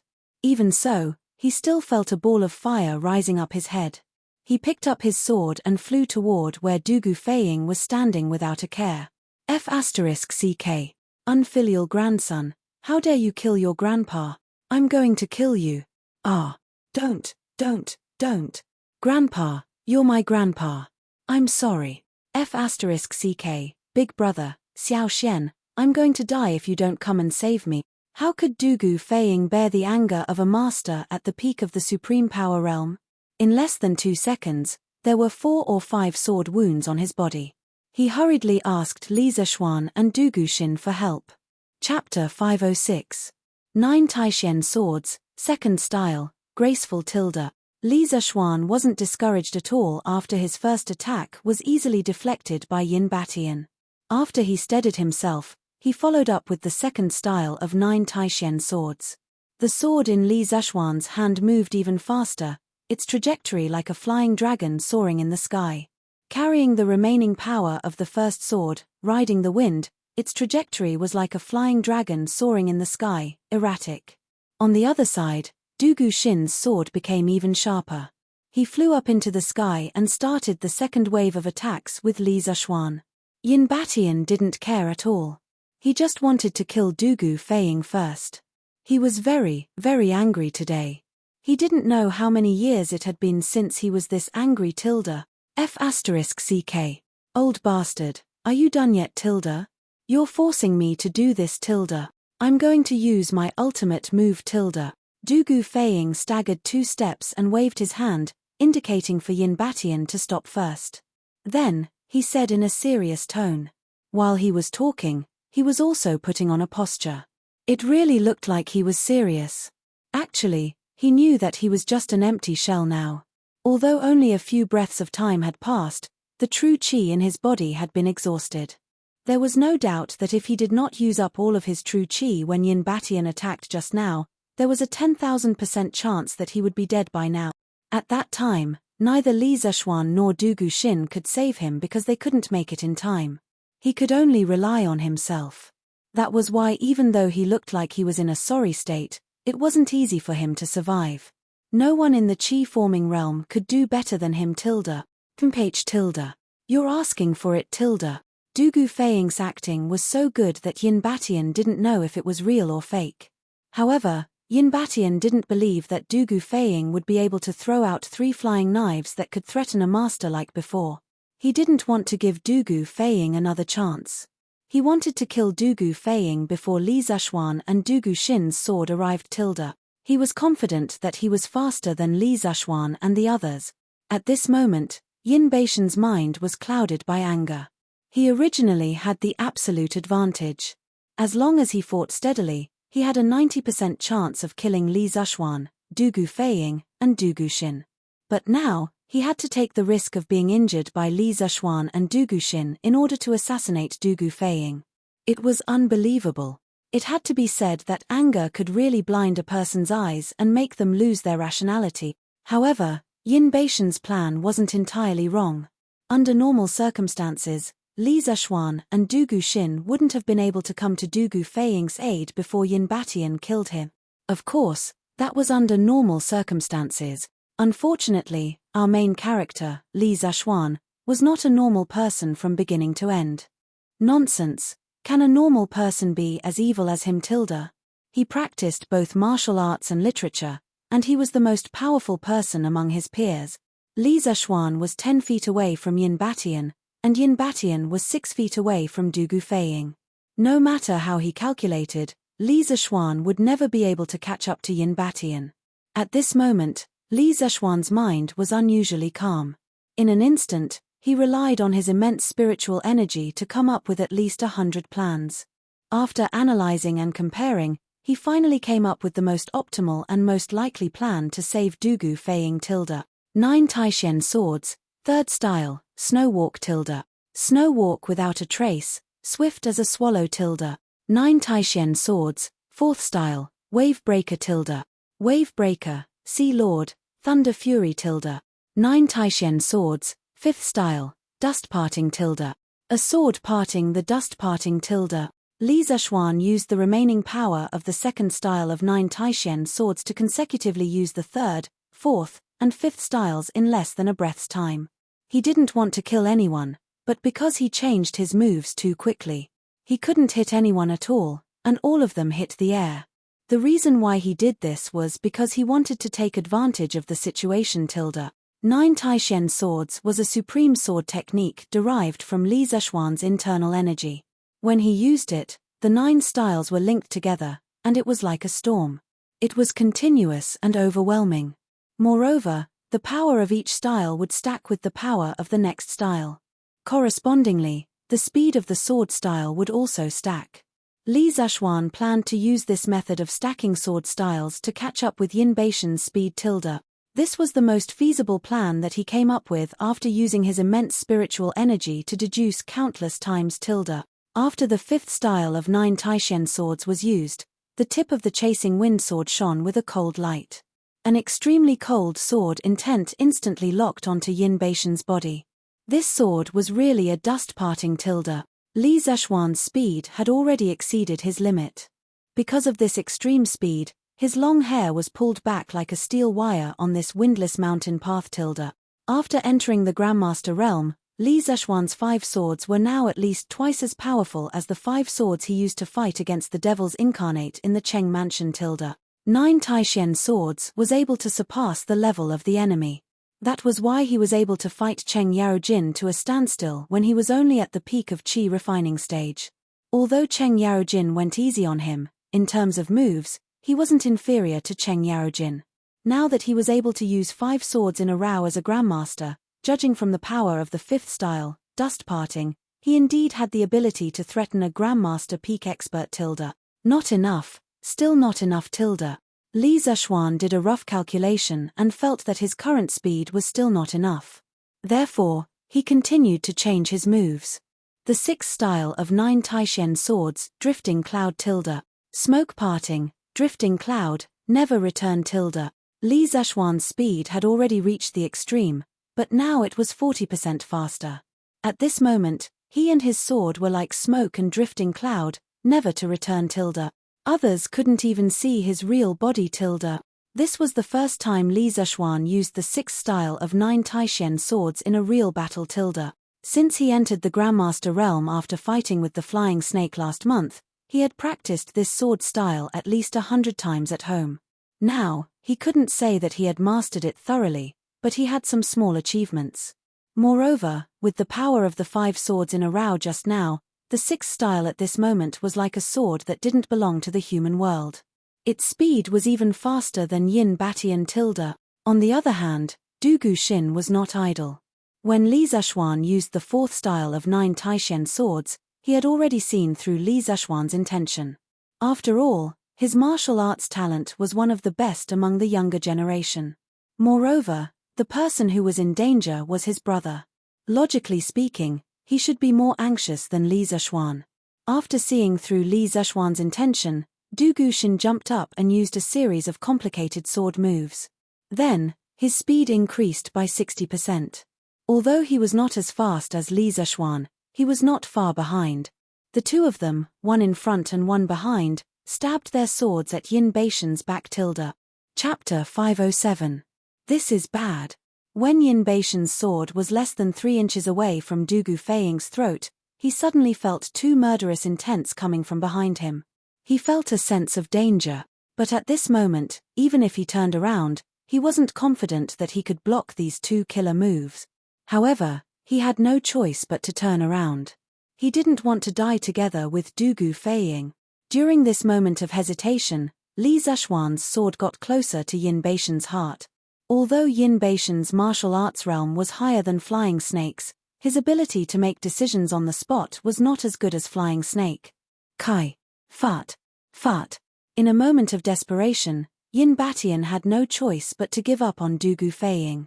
He quickly turned his body and tried to use his sword to parry Li Zhuan's chasing wind sword. The 2 swords clashed and a kai sound was heard. Yin Baishan's hasty attack was ultimately unable to defeat Li Zhuan's flowing cloud, the 6th sword of the 9 Taishen swords that he had been accumulating for a long time. The wind-chasing sword easily cut open a wound below Yin Baishan's right rib, and the sword sank into Yin Baishan's body due to inertia. Du Guxin also took the opportunity to stab his sword into Yin Baishan's left rib. However, Yin Batian had time to block the attack, so Du Guxin's sword didn't go in too deep. Ah! Shameless brat, how dare you sneak attack me? Yin Batian roared and released his true qi at the peak of the Grandmaster realm, sending Li Zhuan and Du Guxin flying far away with their swords. Du Gufaiying also took the opportunity to crawl to Li Zhuan's side. He had just survived a disaster. At this moment, this guy's heart couldn't help but thump, thump, thump. He thought he was going to die just now because Li Zishuan and Du Guxin were still far away from him. Now that he found out that he was still alive, he had to cherish this hard-won chance of survival. Du Guxin swore in his heart that he would never do this kind of work again even if he was beaten to death. Damn it, Tilda. As soon as Yin Batian finished speaking, he flew over with his sword in hand. The 2 wounds on his body were dripping with blood, making him look extremely horrifying. Of course, the expression on his face was even more horrifying. This old man probably hadn't been injured for more than 10 years, and now he was so angry. Tilda. That's right, Yin Batian was furious. At this time, he threw out all of his sword moves as if they were free. It looked like he wanted to quickly cut down the 3 little trash fish in front of him. At this moment, of course, Li Zishuan would not be so stupid as to fight head-on with a master at the peak of the supreme power realm who was in a berserk state.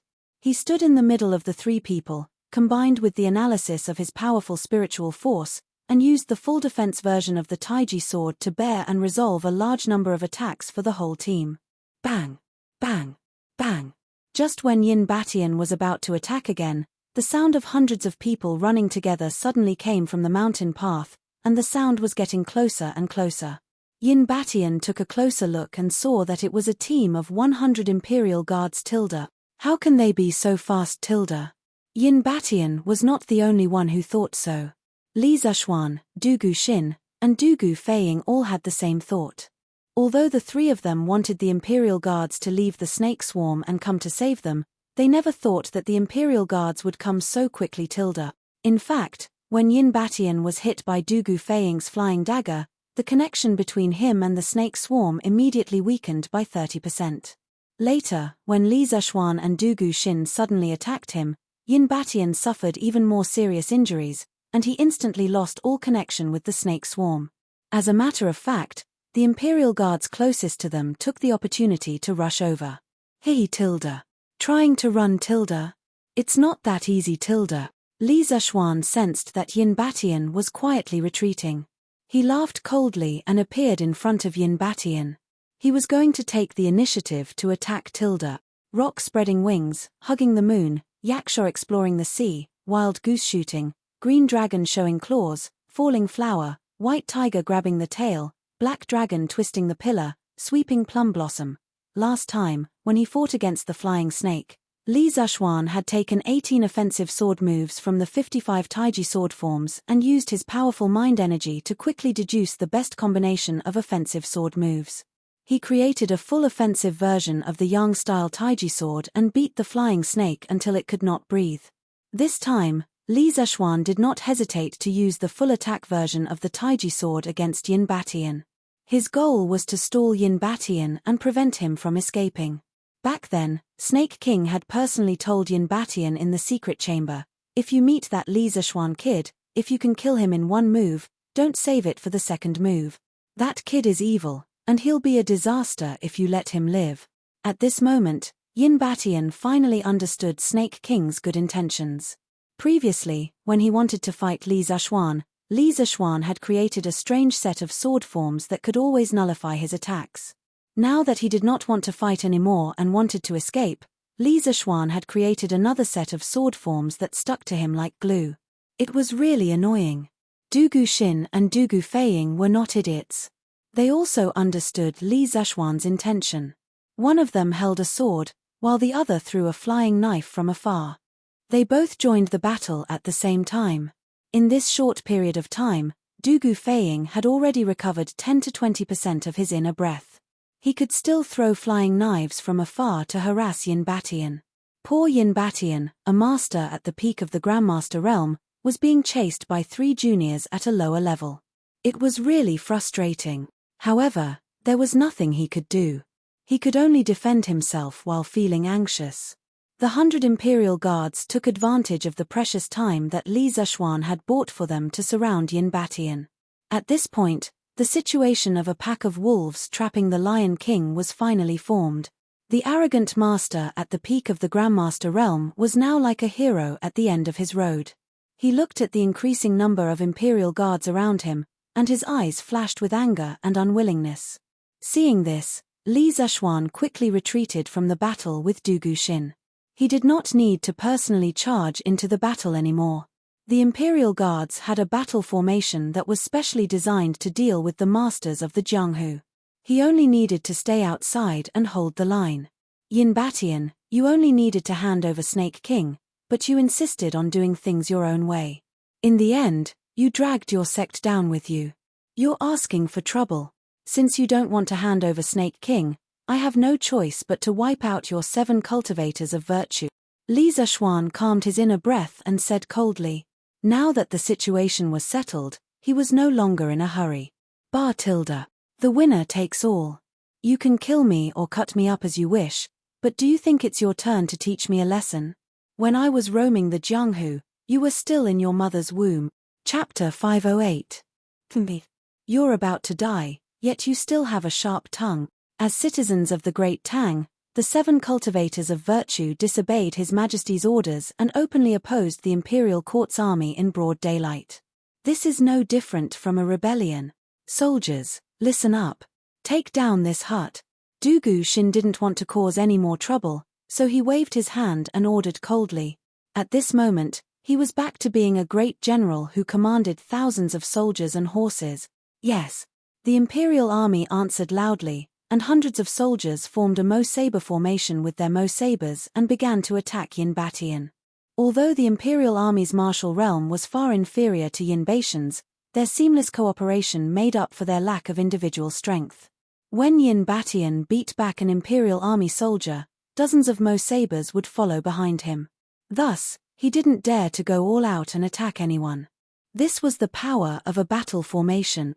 Many people scoffed at the use of battle formations, thinking that it was just something made up by novelists and that its use on the battlefield was negligible.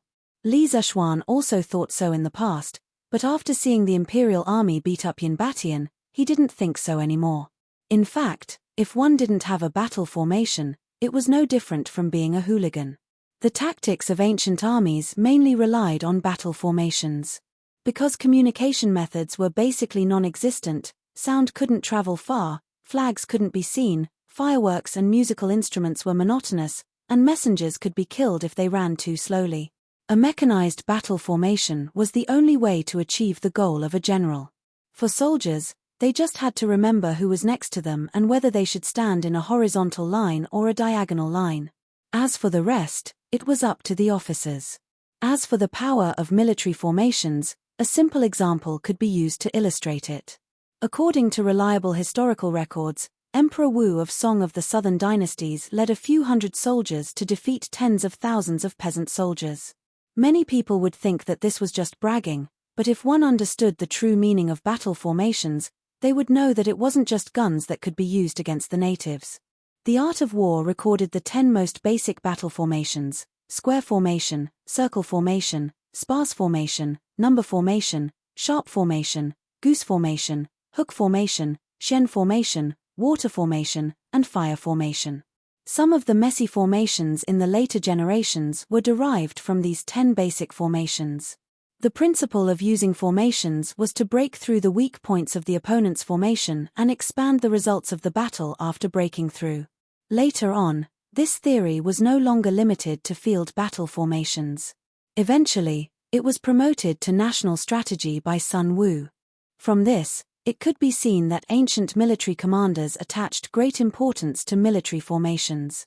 In just 15 minutes, Yin Batian's body was covered in a dozen saber wounds. While there were quite a few injured Imperial Army soldiers, there were even more Imperial Army soldiers coming to reinforce him. What made Yin Batian want to curse the most was that while he was fending off the soldiers, he also had to be on guard against the shameless sneak attacks of Li Zishuan, Dugu Xin, and Dugu Feiting. Right now, the 3 of them were considered experts in Yin Batian's eyes. They were experts who could threaten his life. The wounds on his body were proof of that. Under the influence of various unfavorable factors, Yin Batian's true qi was being depleted faster and faster. The saber wounds on his body were increasing, and he had entered a vicious cycle. If this continued, he would be hacked to death in less than 15 minutes because of his true qi. After all, even a martial Dao master could not have an endless supply of true qi. Yin Batian, why don't you just surrender? You are also a formidable person.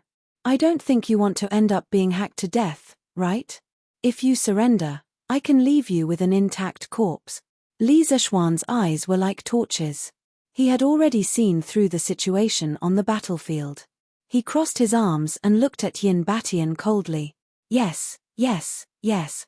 Yin Batian, if you call me grandpa, I might be kind enough to give you a quick death. Don't make any more pointless struggles. Ha ha.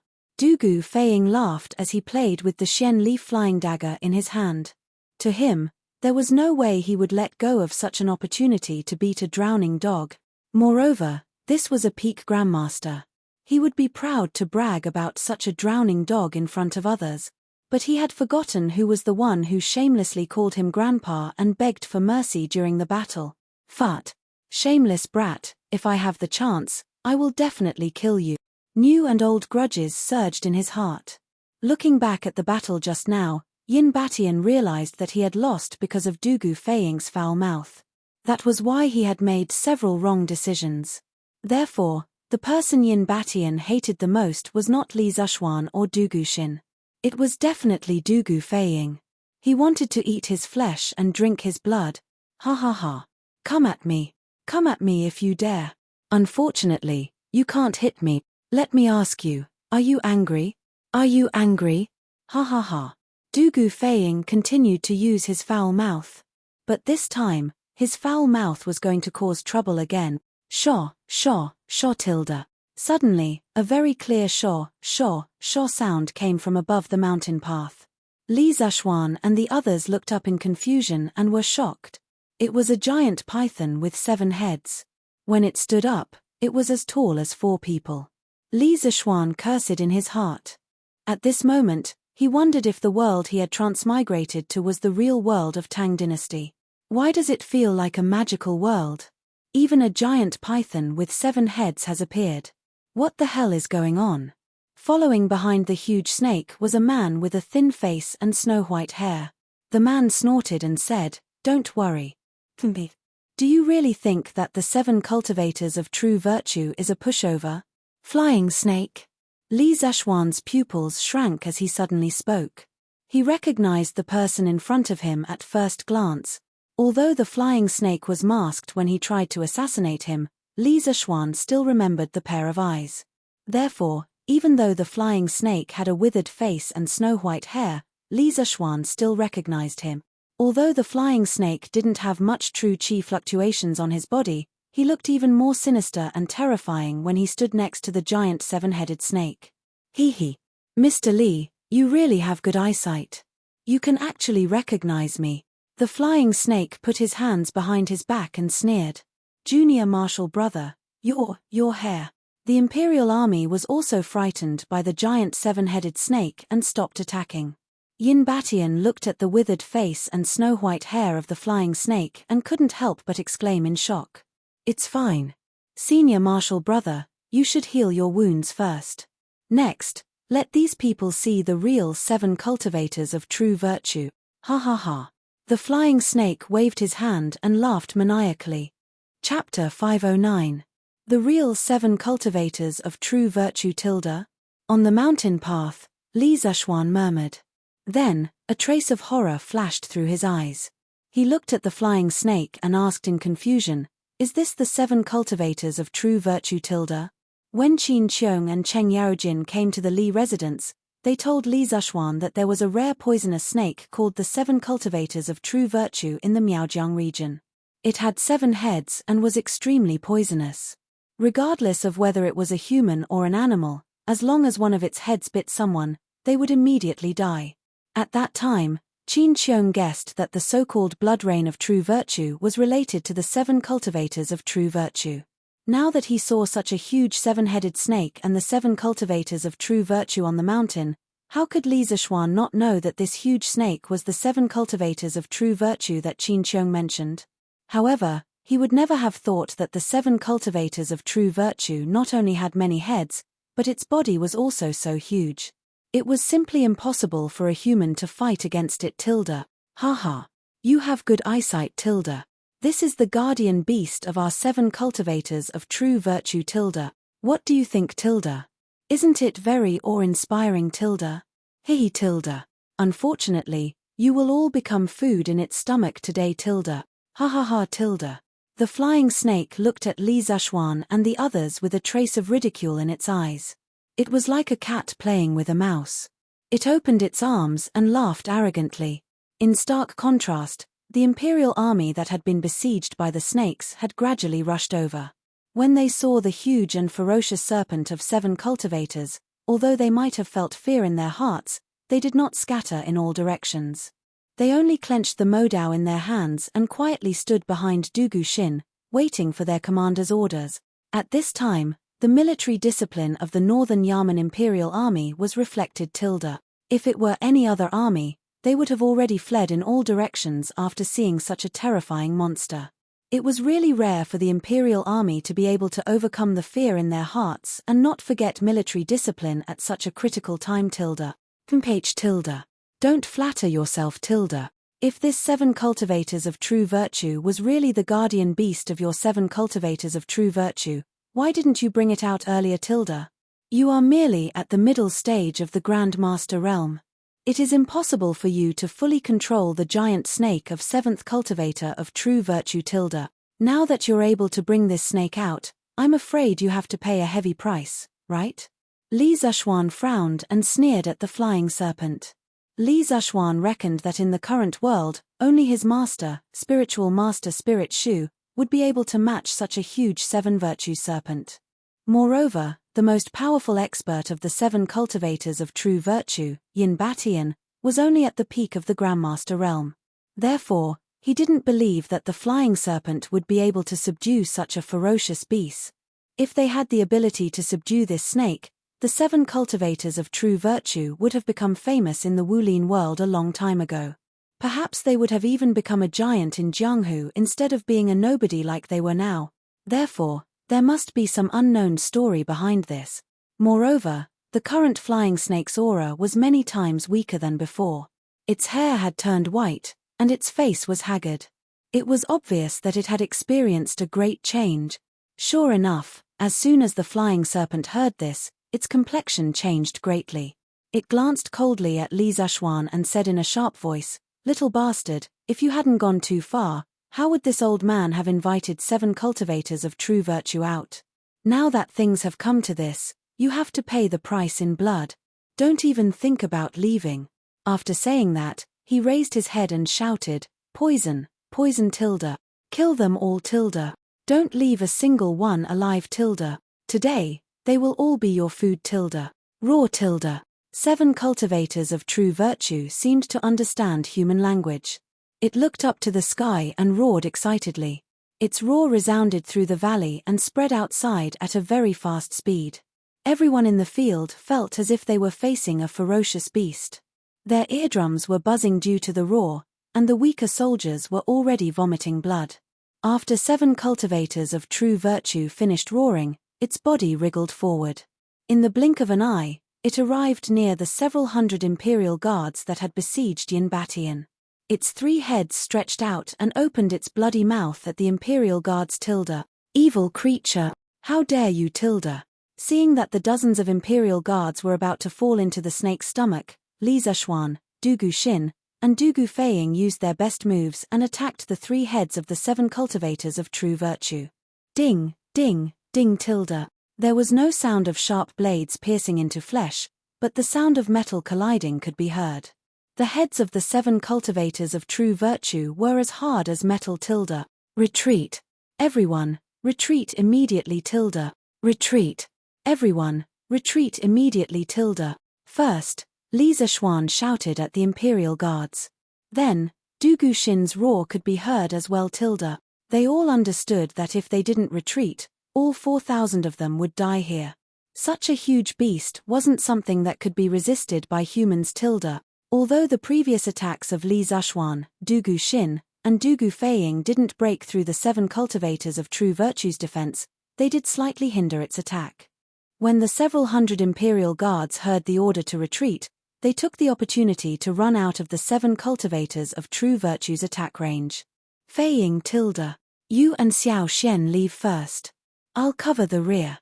Dugu Xin, who had just been sent flying after his attack failed, hurriedly roared at the two people beside him. Big brother Tilda. I'm not leaving Tilda. Dugu Feiying said angrily. F***ck. You're F***king bullsh** T Tilda. I, Li Zhuan, will never sacrifice my brothers in exchange for my own survival Tilda. Besides, my martial arts are better than yours. It's not your turn to cover the rear Tilda. Li Zhuan jumped up from the ground and shouted. Then, he turned to Dugu Feiying and said, Feiying Tilda, among the three of us, you're the one who consumed the most energy and suffered the most injuries. Take the army and retreat first Tilda. Dugu Xin looked at Li Zhuan with a complicated expression. Then, he said, that's right Tilda. Feiying, take the Imperial Guards and leave quickly Tilda. But, don't be so F***king wishy-washy. At this time, no one will be able to leave Tilda. Dugu Feiying wanted to refute, but he was interrupted by Li Zhuan's shout. When Dugu Feiying heard this, he gritted his teeth and no longer hesitated. He jumped on his horse and shouted as he ran, retreat Tilda. Everyone, retreat Tilda. The Imperial Guards, who were further away from the battlefield, were silent for a moment. Then, they followed Dugu Feiying and ran down the mountain. In such a short time, the 7 cultivators of true virtue's tail had already swept away a large group of soldiers. When it saw that the army was about to retreat, it hissed and was about to snake its body to chase after its food Tilda. Ph Tilda. Evil creature, your opponent is us Tilda. Dugu Xin and Li Zhuan led the remaining 100 or so Imperial Guards and began to attack the 7 cultivators of true virtue's body in an attempt to stop the beast from harming the army. Chapter 510. Roar, roar, roar Tilda. Seeing that a group of ants actually dared to block its path, 7th cultivator of true virtue swept its huge tail horizontally. More than 30 Imperial Guards couldn't dodge in time and were sent flying backward while vomiting blood Tilda. Li Zhuan and Dugu Xin barely dodged the attack by relying on their realms and agility techniques. Facing 7th cultivator of true virtue, they only had the strength to protect themselves. Therefore, while stabilizing their bodies, Li Zhuan shouted to the Imperial Guards around him, you guys retreat first. General Dugu and I can hold on for a while Tilda. At present, Yin Batian was seriously injured, and the flying snake seemed to have encountered an inexplicable accident. It probably had less than 10% of its strength left. Therefore, 7th cultivator of true virtue was undoubtedly 7th cultivator of true virtue. Zhao Siwei, take the brothers and retreat first. Li Xiaonan and I will catch up later. Upon hearing Li Zhuan's words, Dugu Xin furrowed his brows. He had led soldiers for so many years, but he had never encountered a commander who would cut off the path of retreat for his subordinates. He couldn't help but feel a little strange. However, in the current situation, the Imperial Guards were indeed of no use.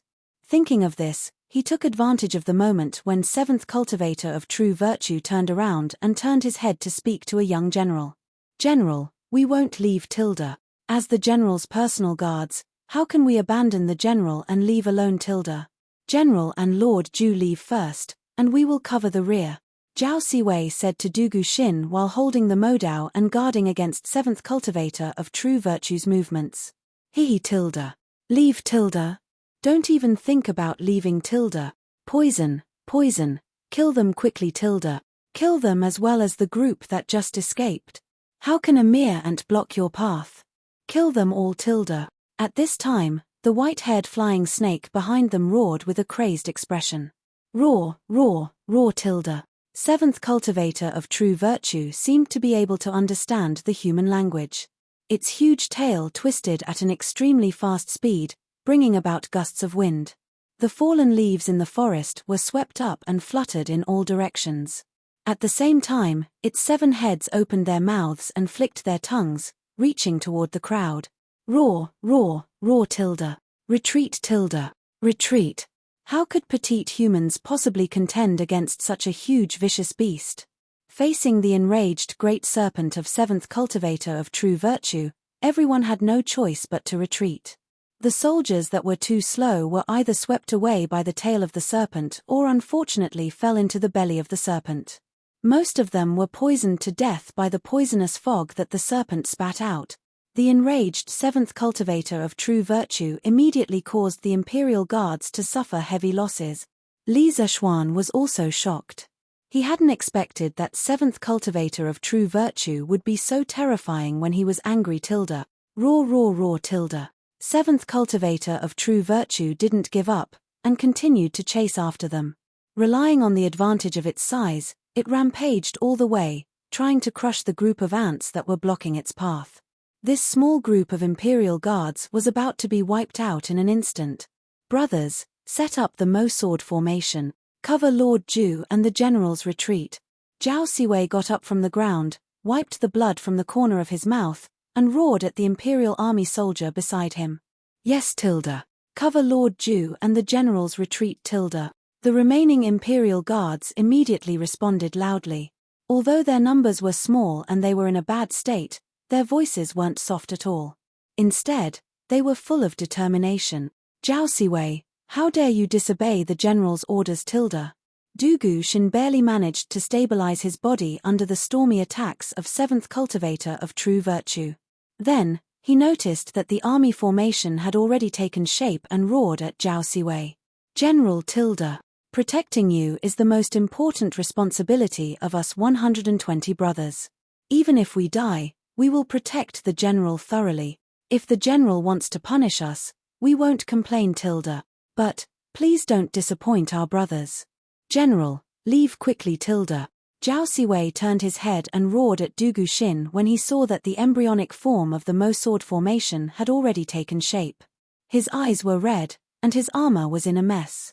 However, his posture was still tall and straight. Standing on the mountain path filled with flying leaves, he looked like a hero at the end of his road. General, leave quickly. There were less than 70 imperial guards left, and they let out a thunderous roar. As soon as their voices fell, the Mo sword formation that they had formed began to fearlessly charge toward seventh cultivator of true virtue. Zhao Siwei. How could the Mo sword formation formed by only 70 people pose a threat to the berserk seventh cultivator of true virtue? Therefore, Dugu Xin couldn't help but be enraged when he saw this. He roared and raised his sword to chase after them. Wait. At this time, Li Zishuan stopped Dugu Xin. Dugu Xin angrily turned his head and said, Li Zishuan. What do you mean? Why won't you let me go? While he was talking, seventh cultivator of true virtue and the Mo sword formation had already clashed. There was no doubt that the first row of Mo sword soldiers was mercilessly swept away. However, the second row of Mo sword soldiers still rushed forward without fear of death. At this time, they no longer hoped to kill seventh cultivator of true virtue. They only hoped to delay him for a while. It would be even better if they could cut off one of his scales. Pa. Li Zishuan's eyes were red, and 2 drops of tears appeared at the corners of his eyes. He ruthlessly slapped Dugu Xin's face and said in a hoarse voice, Dugu Xin. Look carefully for me. Who are they fighting for? Who are they injured for? The strength of seventh cultivator of true virtue in its berserk state is far beyond our imagination. If we don't leave now, these brothers will all die in vain.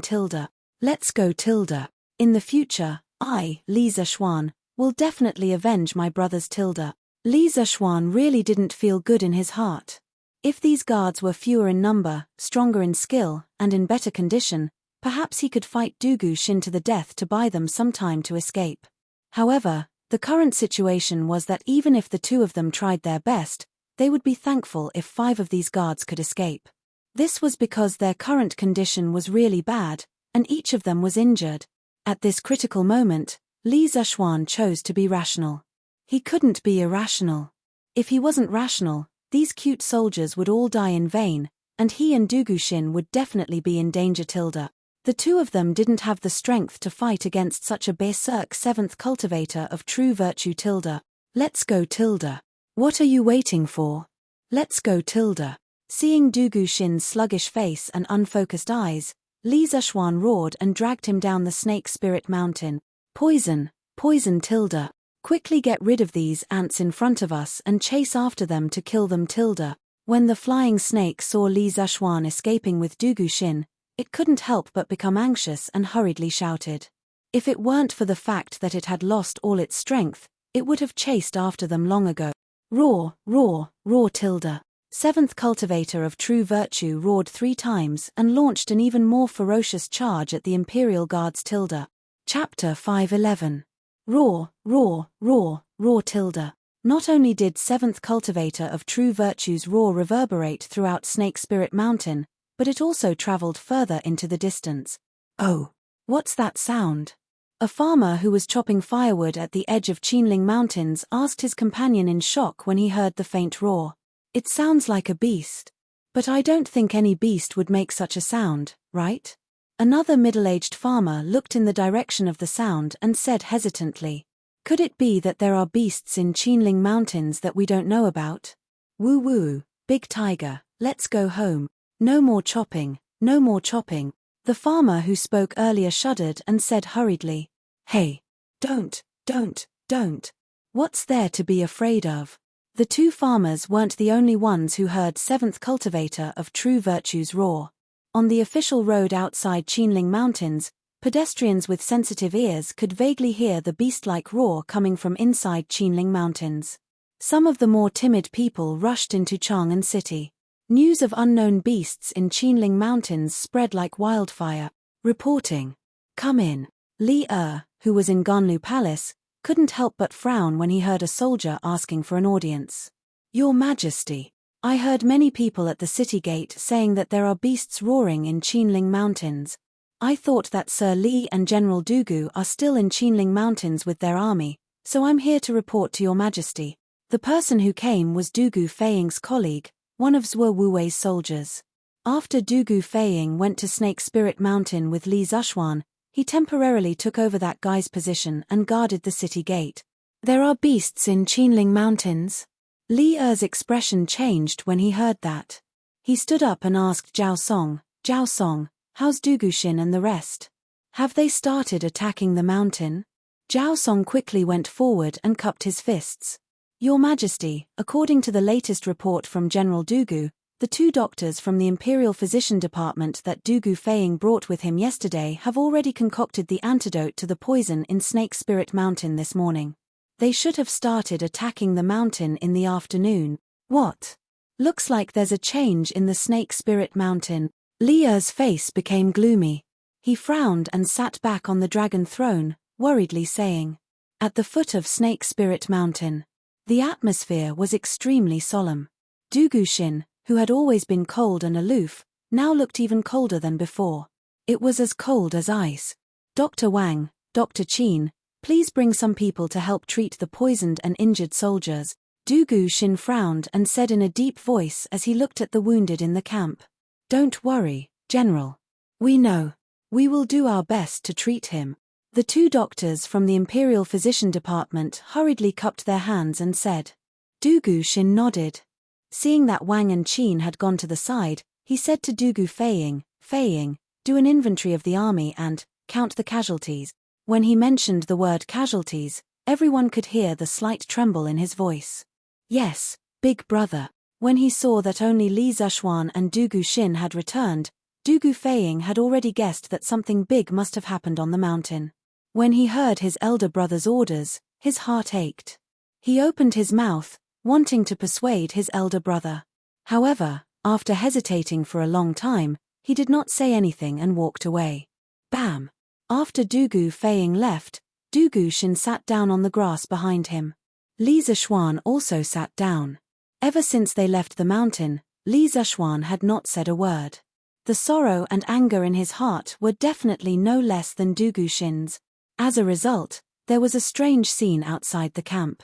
The 2 men sat on the grass without saying a word, as if they were a couple who had just finished arguing. If it wasn't for the heavy atmosphere in the camp, Dugu Feiying would have laughed out loud. After a while, Dugu Feiying walked back and said in a deep voice, "Big brother, 651 Imperial Guards were injured this time. Your Majesty, 651 Imperial Guards were injured and 215 dead on this trip to Snake Spirit Mountain. This general was unable to complete the mission. Please punish me, Your Majesty." After reorganizing the troops at the foot of Snake Spirit Mountain, Dugushin ordered the army to retreat 3 miles. He also ordered the army to send scouts 24 hours a day to see if anyone had escaped from Snake Spirit Mountain. After that, Du Guxin and Li Zishuan rode out of Qinling, entered Chang'an, and entered the palace.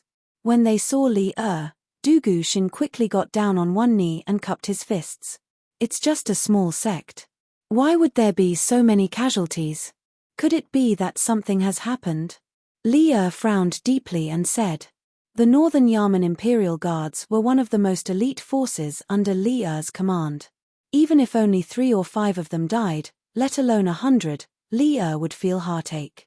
Thus, when he heard about such a tragic result, his first thought was disbelief. "Your Majesty, we had already wiped out the top forces of 7 Cultivators sect, but in the end, they invited a giant 7-headed snake." Du Guxin once again recounted the events of the great battle in the mountains. After listening to it, Li was silent. After about a quarter of an hour, he coldly said, "A small sect of Jianghu. First, they assassinated an official of the imperial court.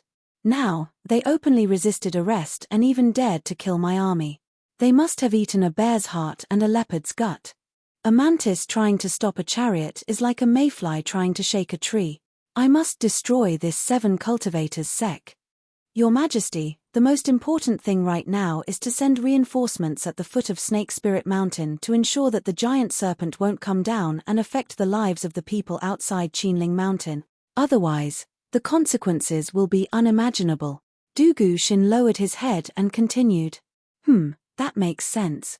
Li nodded and said, "Summon Qin Qiong, Cheng Yarojin, Yu Qigong, Niu Jinda, Li Jing, Zhongsun Wuji, and Fang Xianling immediately." "Yes, Your Majesty." "What? There's a giant serpent on Snake Spirit Mountain? And it caused heavy losses to the Northern Yamen Imperial Army?" After half an hour, all the important officials gathered by Li arrived at the Sweet Dew Palace.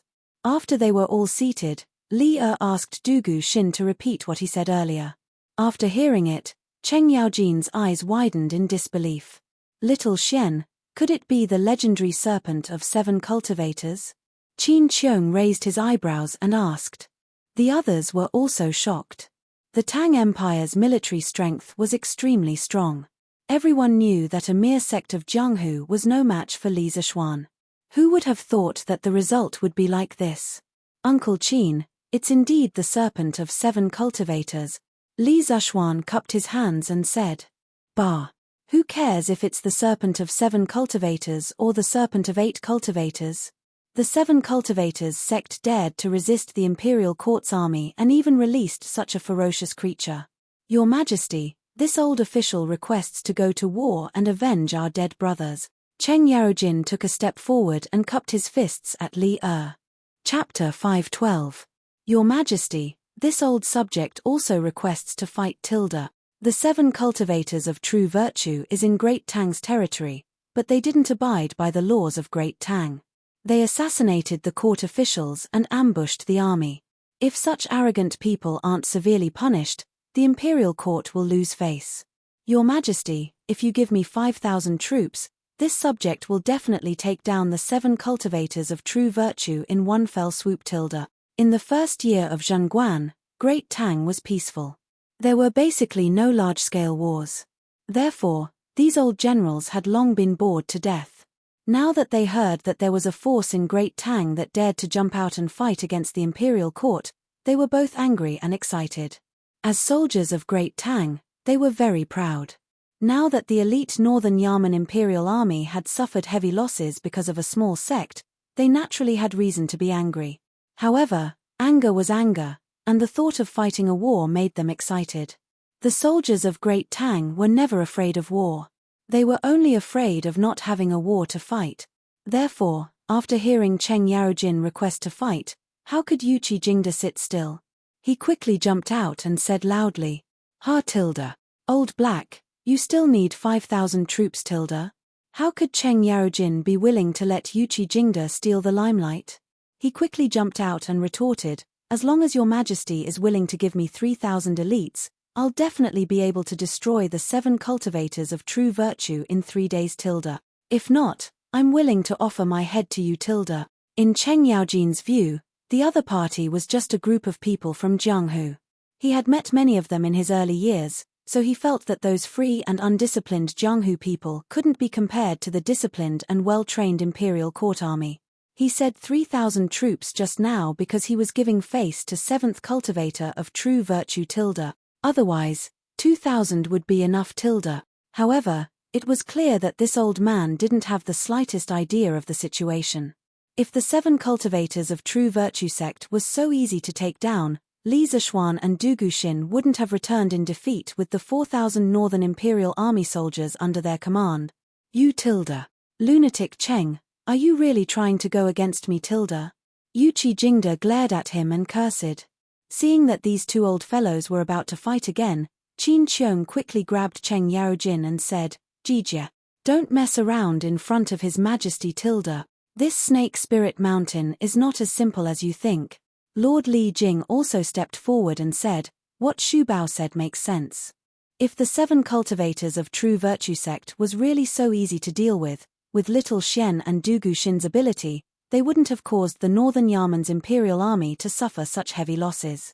Therefore, the most important thing right now is to figure out how powerful the 7 cultivators of true virtue great serpent that Little Xian and Du Guxin encountered was. Only then can we make the appropriate deployment. This was one of the reasons why Li Jing was the war god of the Great Tang while Cheng Yaojin and Yuqi Jingde were not. Every time they encountered a war, Li Jing was the calmest. He could always see the most crucial problem. Li nodded his head and praised, Medicine Master is worthy of being called a Medicine Master.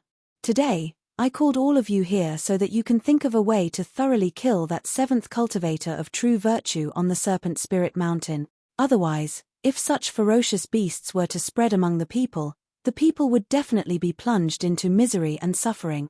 Du Guxin, why don't you tell the other ministers about the size, speed, and lethality of the 7th cultivator of true virtue tilde? This subject obeys your majesty tilde. Du Guxin cupped his fists and replied in a loud and clear voice.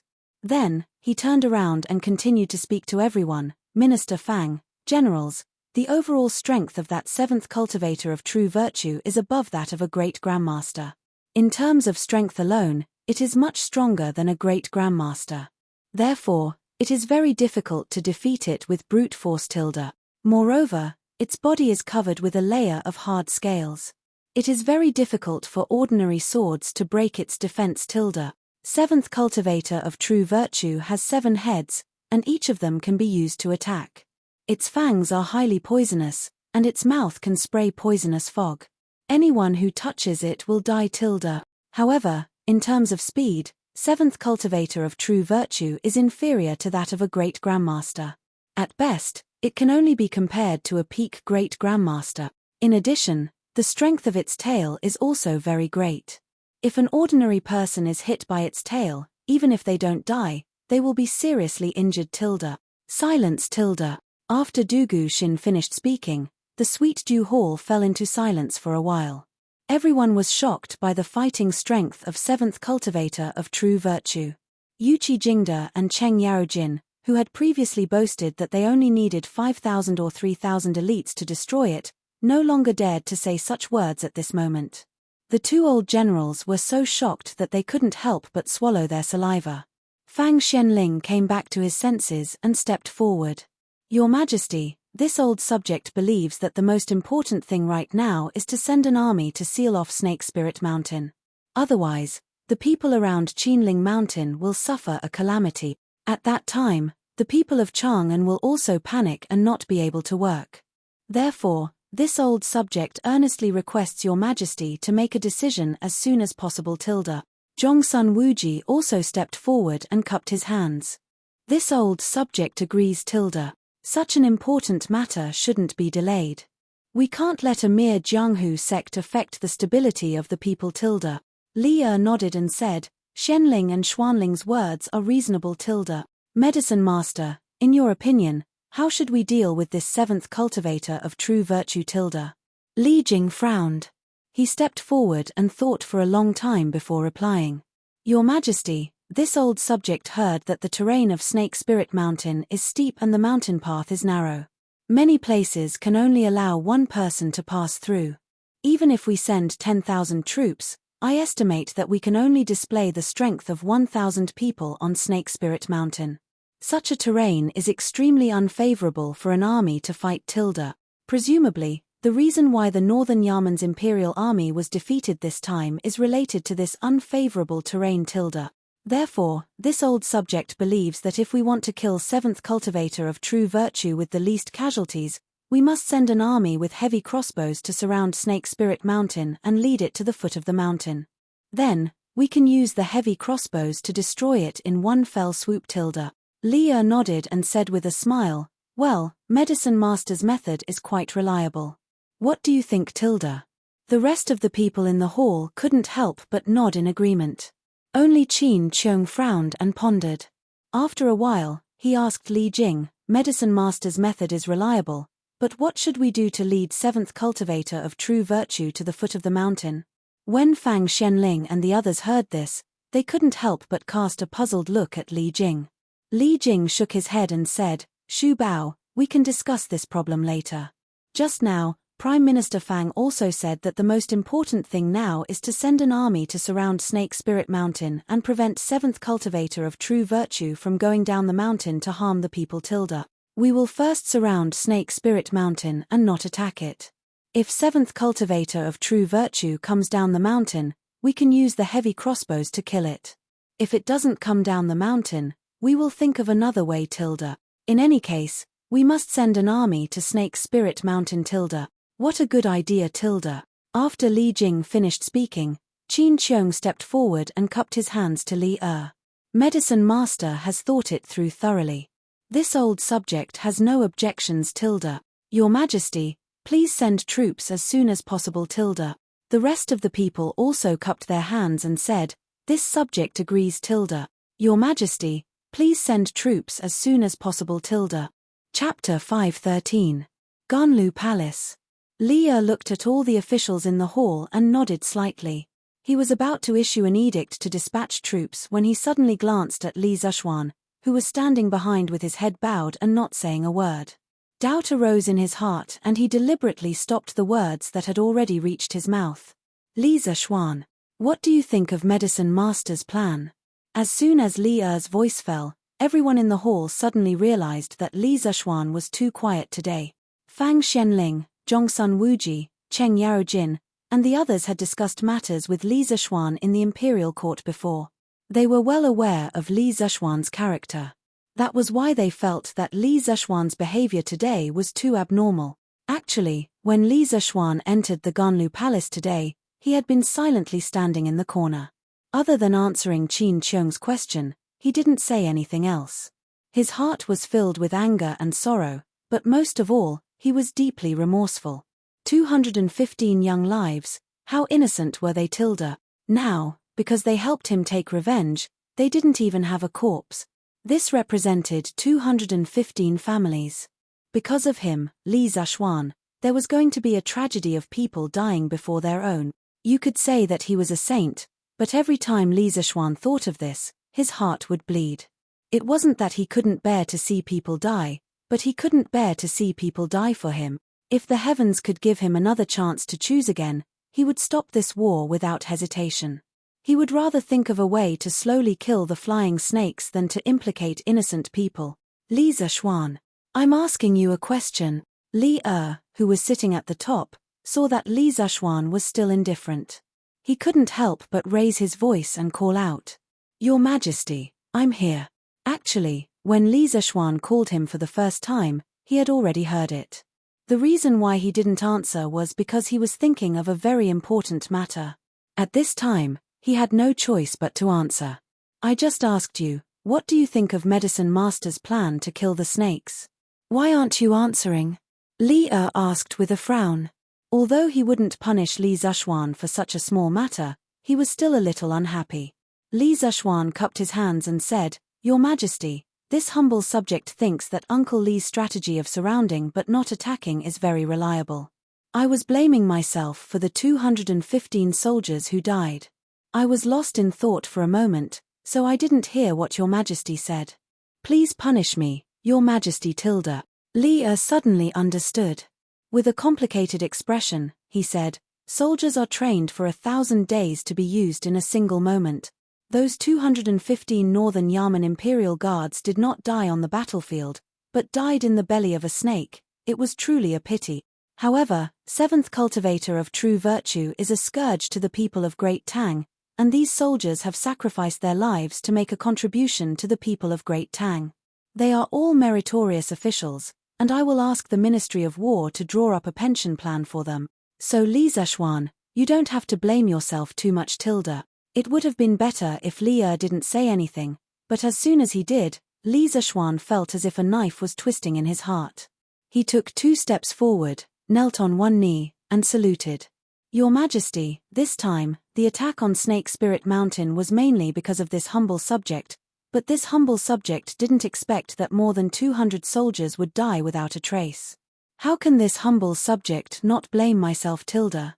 This humble subject mostly agrees with Uncle Li's strategy of surrounding but not attacking.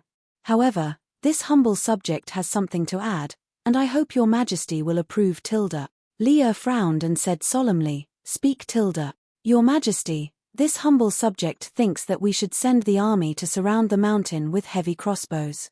If 7th Cultivator of True Virtue comes down the mountain, we should use the heavy crossbows to drive it back to the mountain and prevent it from harming the people. As for killing the snake, Your Majesty, give this humble subject 3 days. This humble subject will definitely make the entire 7 Cultivator of True Virtue and that evil beast pay with their blood within 3 days, Tilda. Inside the main hall. Although Li Zeshuan's voice was soft, it was very firm, and everyone could feel the cold killing intent in his voice. Your Majesty, this humble subject also requests to go to war, Tilda. This humble subject cannot absolve himself from the blame for this defeat.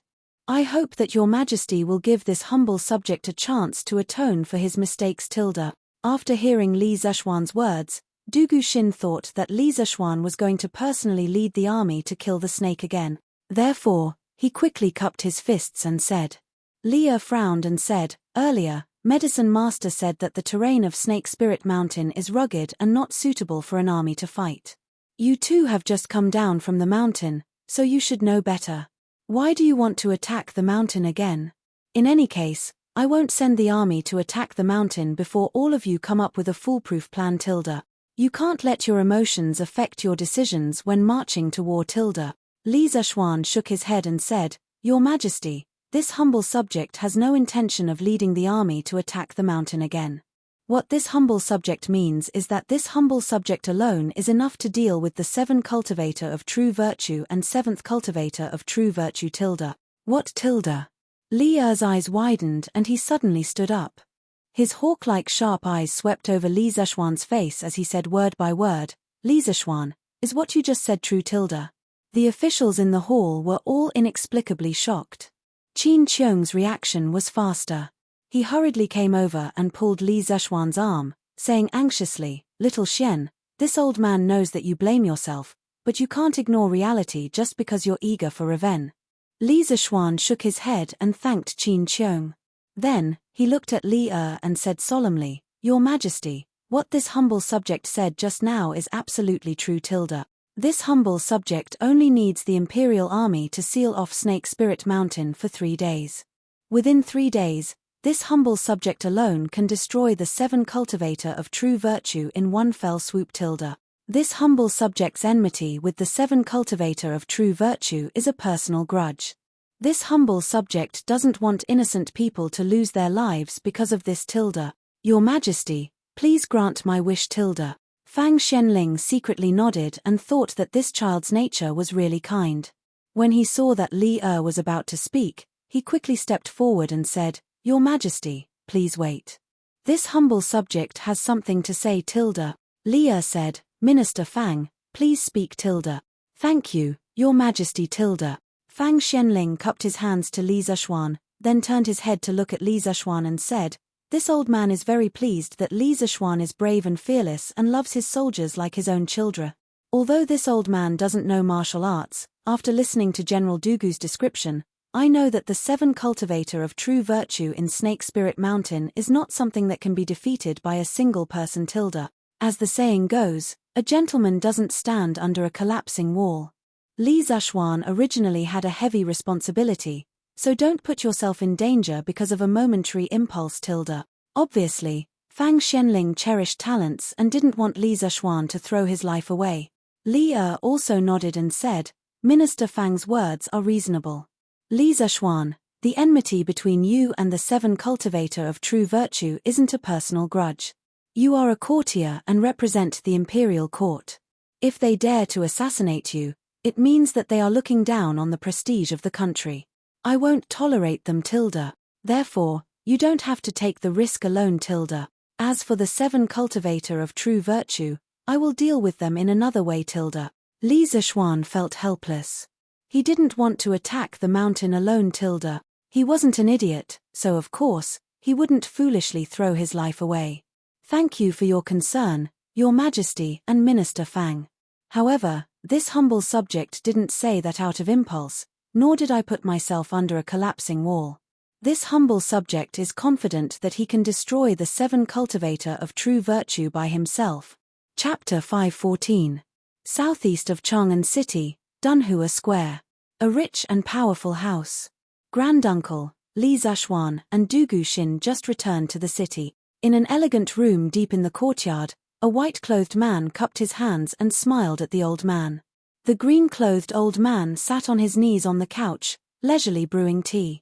His posture was calm and elegant, neither hurried nor slow. After the tea boiled, he poured himself a cup, then leisurely opened his mouth with a smile. Oh Xianji, judging from your expression, Li Zishuan and Dugu Xin must have returned in defeat, right? The white-clothed man cupped his hands and said, Granduncle is wise. I heard that the Northern Yamen Imperial Army suffered heavy losses on Snake Spirit Mountain. Li Zishuan probably came back to ask for reinforcements from the Imperial Court. The blue-clothed old man put the teacup under his nose and sniffed it. Then, he narrowed his eyes with a satisfied expression. Hee. That was expected. Young people nowadays are like newborn calves who are not afraid of tigers. It's good to be impulsive, but if they don't know the immensity of heaven and earth, they will definitely fall down a few times. Xianji, you have to take this as a lesson. Xianji understands. Thank you for your teachings, Granduncle. Hearing the old man's endless preaching, the white-clothed man didn't show any impatience on his face. Instead, he seriously cupped his hands and nodded. After a while, he frowned and asked tentatively, Granduncle, you don't seem to be optimistic about the Northern Yamen Imperial Army besieging the 7 Cultivators sect. Xianji doesn't understand. Is the 7 Cultivators sect really that strong? The blue-clothed old man glanced at the young man with a smile that wasn't a smile and said, they might not be strong. However, how can the things in the world be measured simply by strength? Taking advantage of the situation and borrowing the power of others can defeat the strong, and are Although the 7th cultivator of true virtue sect is small, it has an extraordinary item. Xianji understands. But what is this extraordinary thing that Granduncle is talking about? The old man waved his hand and smiled. Hee. I won't tell you now, but you'll know in a few days when the 7 cultivators of true virtue is destroyed. The young man's expression changed as he asked, Granduncle, didn't you say that you were optimistic about the 7 cultivators of true virtue before? Now, why are you claiming that the 7 cultivators of true virtue is about to be destroyed? Haha. Oh, you. The old man put down the teacup and said with a sigh, His Majesty has always been a man who likes to make grand achievements. This time, the Imperial Army lost face in front of a small 7 cultivator of true virtue and returned in defeat. How could His Majesty not be angry? Before sunset, there will definitely be a general leading at least 5,000 elites out of the city. Facing the power of the entire Imperial Court, the 7 cultivators of true virtue is no different from a mantis trying to stop a chariot. Their destruction is only a matter of time. The young man nodded and said regretfully, Unfortunately, we couldn't borrow the hands of the 7 cultivators of true virtue to get rid of Li Zishuan. I heard that the sect leader of the 7 cultivators of true virtue is a peak Grandmaster realm expert, but I didn't expect that even he couldn't stop Li Zishuan. It's really annoying. Xianji, Granduncle has told you before that the Jianghu is just a bunch of weeds, not enough to make plans tilde. Granduncle never expected them to be able to get rid of Li Zeshuan in the battle against the 7 cultivators of true virtue tilde. The old man first lectured him earnestly. Then, he smiled and said, however, it's not like the 7 cultivators of true virtue didn't completely fail tilde. This time, Li Zeshuan brought 4,000 Northern Yaman's imperial army with him, but he still failed to take down the 7 cultivators of true virtue and even suffered heavy casualties. His Majesty is bound to be dissatisfied with him. Once the Emperor's favor falls, what right does Li Zeshuan have to oppose us tilde? The young man smiled and said, Granduncle is right. It seems that the 7 cultivators of true virtue has helped us a lot tilde. The old man nodded and looked at the young man. That's true, but we can't completely rely on outsiders tilde. Xianji, Granduncle asked you to meet with the other clans to discuss the matter of getting rid of Li Zeshuan. How are the arrangements coming along tilde? The young man's smile disappeared as he cupped his hands and said solemnly, Granduncle, don't worry. Everything has been arranged properly. 3 days later, we'll meet at the Grand Hyatt restaurant to discuss the matter tilde. The old man smiled with satisfaction and said, Good tilde. But don't make a fuss tilde. His Majesty has been keeping a close eye on the aristocratic families. Don't let him find out that our clans are secretly communicating tilde. Xianji understands tilde. I'll be very careful tilde. Little Xian, why do you have to put on a brave front tilde? Although the 7 cultivators of true virtue is protected by the 7 cultivators of true virtue serpent, if His Majesty were to send a large number of troops to attack it, he would definitely be able to take it down in one fell swoop tilde. Why do you have to put on a brave front tilde? If something were to happen to you, your father and mother would be there, and I, old Cheng, wouldn't have the face to see them tilde. On the Vermilion Bird Avenue, Cheng Yaojin stood beside Li Zeshuan and nagged at him in disappointment. At this moment, Cheng Yaojin was like an old woman in her 70s or 80s, nagging endlessly. Li Zeshuan didn't mind Cheng Yaojin's nagging because he knew that Cheng Yaojin was truly treating him as his own nephew. He patted Big White's head and turned to Cheng Yaojin seriously. Uncle Cheng, I don't want to implicate the other soldiers because of my personal grievances tilde. We're all born and raised by our parents, and there's no such thing as who should die for whom tilde. The 215 soldiers who died on Snake Spirit Mountain are the biggest mistake I, Li Zeshuan, have ever made in my life, and also the biggest guilt in my heart tilde. I'm afraid I won't be able to repay what I owe them in this lifetime tilde. A person's life is like a plant's autumn, and living in debt will always make one unhappy. I don't want to owe more debt, so I want to settle the 7 cultivators of true virtue's matter by myself tilde. Cheng Yaojin was stunned in place. At this moment, he thought of those brothers who had sacrificed themselves in the war with him in his early years. Many of them had blocked knives and arrows for him. Therefore, at this moment, his heart was surging with waves and extremely complicated emotions. After a long silence, he patted Li Zeshuan's shoulder and sighed. Good child, don't blame yourself too much tilde. As soldiers of the Great Tang, it's indeed their regret that they didn't die on the battlefield, but serving the Emperor's order and repaying his kindness is also the responsibility of a subject and a soldier tilde. His Majesty will also compensate them well tilde. Li Zeshuan shook his head and said, Uncle Cheng, although you say that, I still can't get over the hurdle in my heart tilde. Although I want to destroy the 7 cultivators of true virtue by myself so that the innocent soldiers won't be implicated, I also want to take revenge for the 215 heroic souls with my own hands tilde. I know Uncle Cheng is worried that something will happen to me, but you don't have to worry. I never do things that I'm not sure about tilde. Cheng Yaojin smiled and said, He tilde. That's true tilde. But this time, your tone is a bit too big. That's a Jianghu sect guarded by a fierce beast comparable to a great grandmaster tilde. Li Zeshuan smiled and said, Uncle Cheng, do you believe me tilde?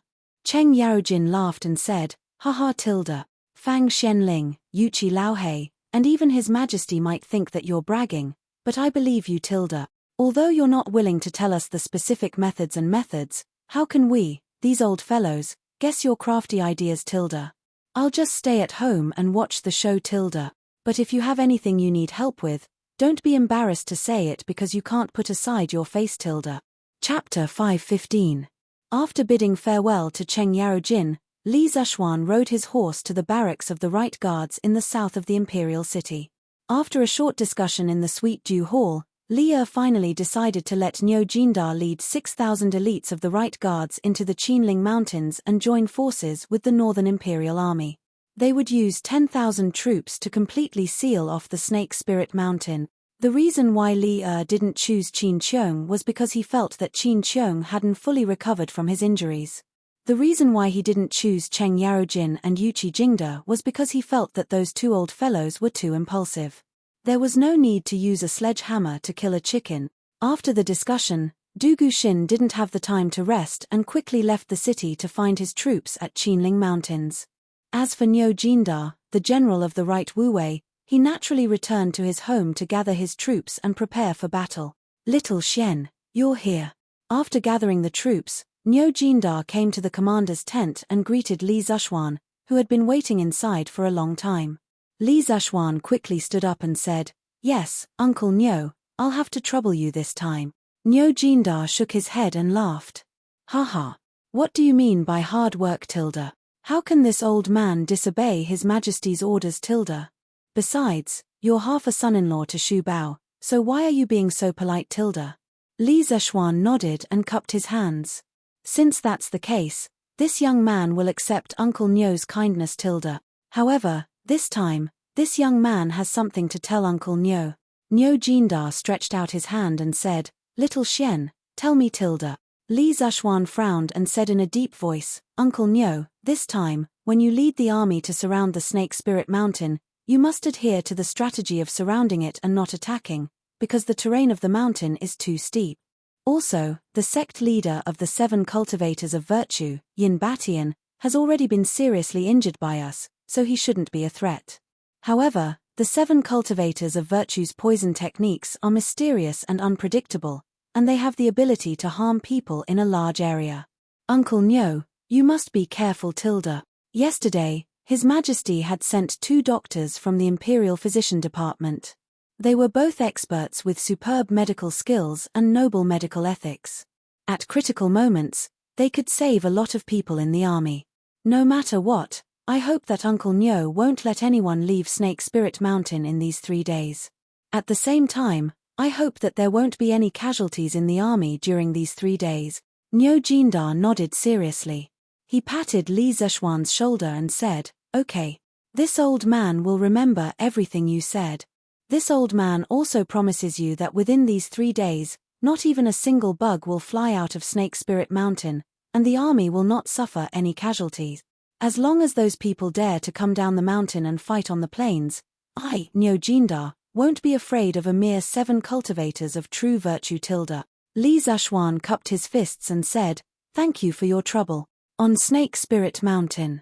After the war, the 7 cultivators of true virtue that once stood aloof from worldly affairs and was peaceful and quiet had become somewhat devastated. The mountain path was covered with corpses. The surviving disciples of the 7 cultivators of true virtue were moving the corpses in groups of 2s and 3s. If they didn't bury the corpses on such a hot day, it would easily cause a plague. Obviously, the person who gave the order had some common sense. Of course, these corpses belonged to the disciples of the 7 cultivators of true virtue. After all, most of the dead members of the Northern Yamen army had been eaten by the snakes. "Liu Juang, have you finished counting the casualties of our disciples?" Inside the main hall of the 7 cultivators of true virtue, Yin Batian looked at a disciple of the 7 cultivators of true virtue who just entered the hall and asked with a gloomy expression.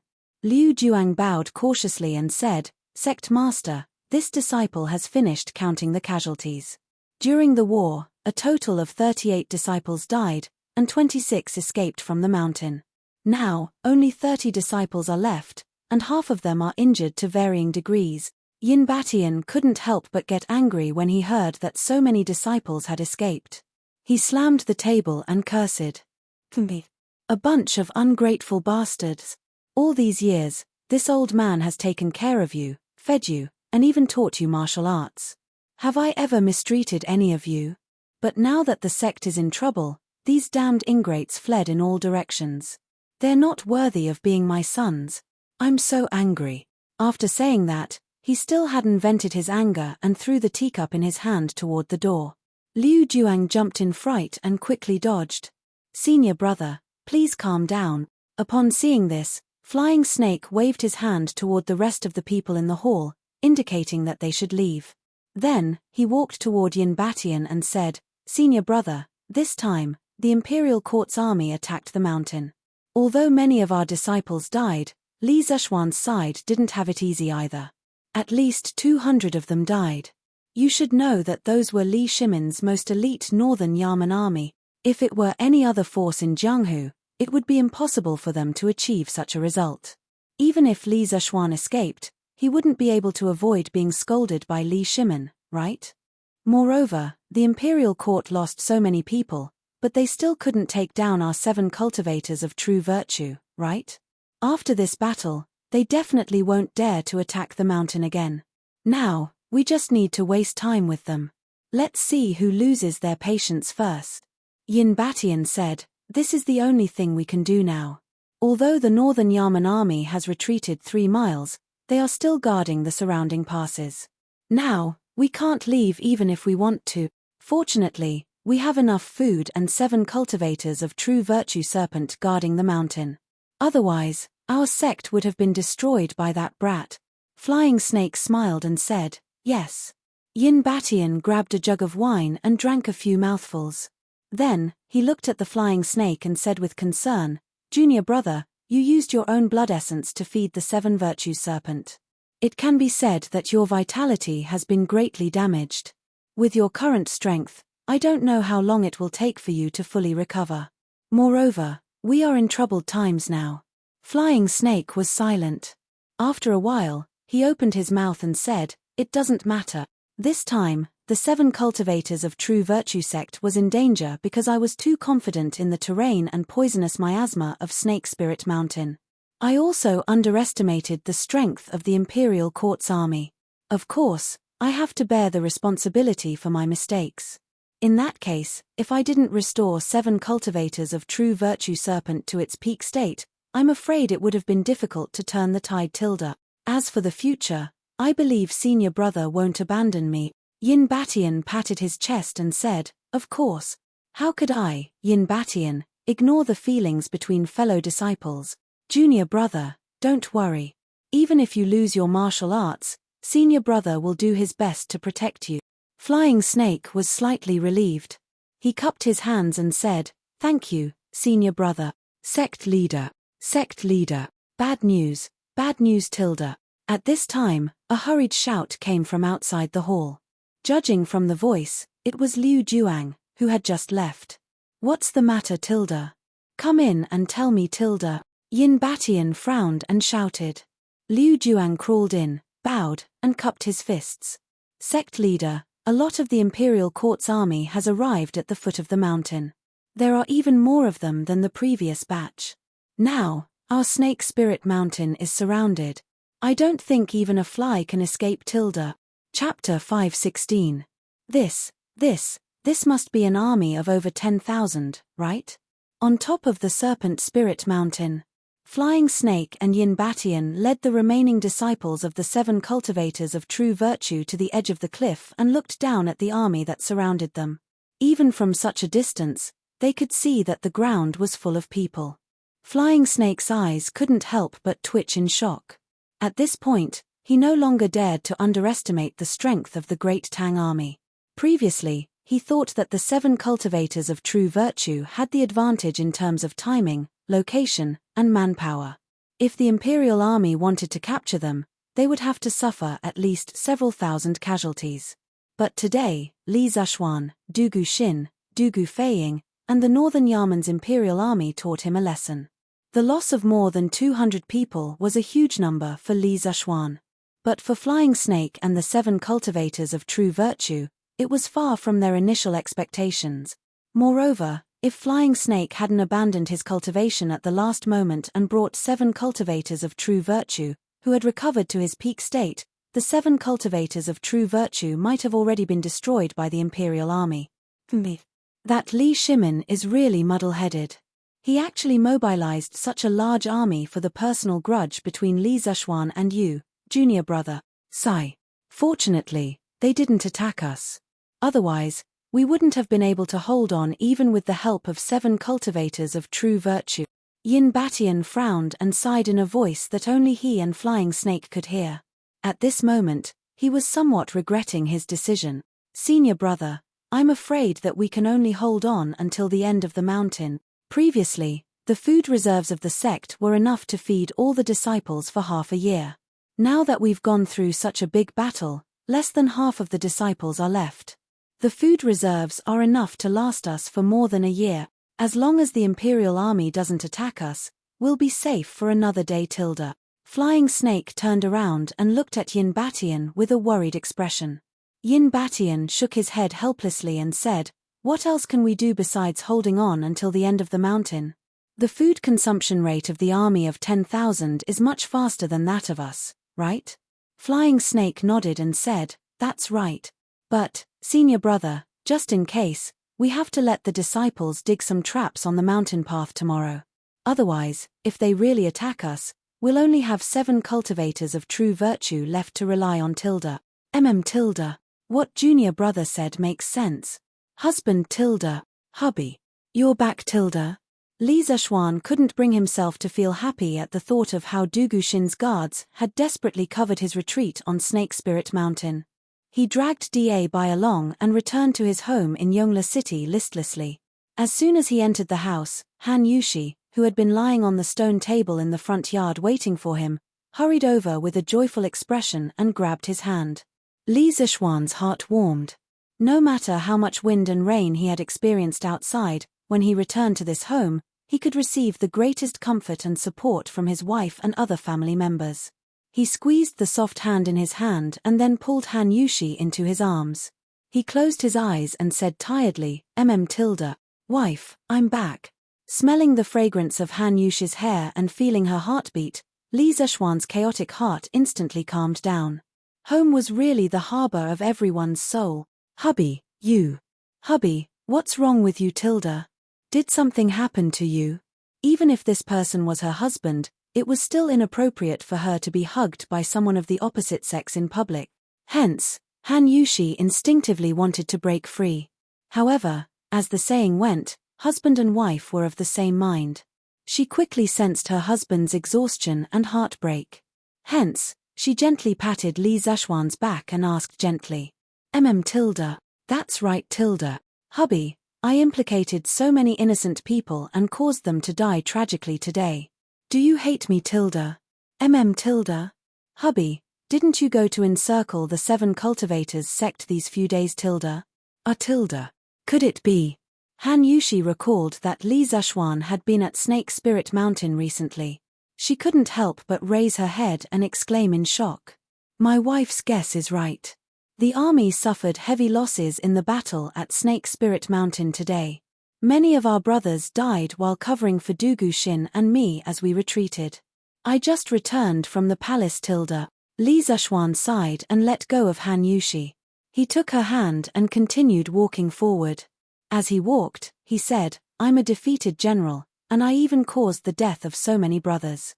I even hate myself now. Han Yushi frowned, and her face was full of heartache. She raised her head and said, "Hubby. Although I'm a married woman, I know that victory and defeat are common in war. Hubby, you mustn't be discouraged because of a moment of disappointment. I believe that there's nothing in this world that can stop you. As for the soldiers who unfortunately died, I will often go to the temple to burn incense and pray for them. If my husband feels guilty, you can take care of their families when you have time in the future.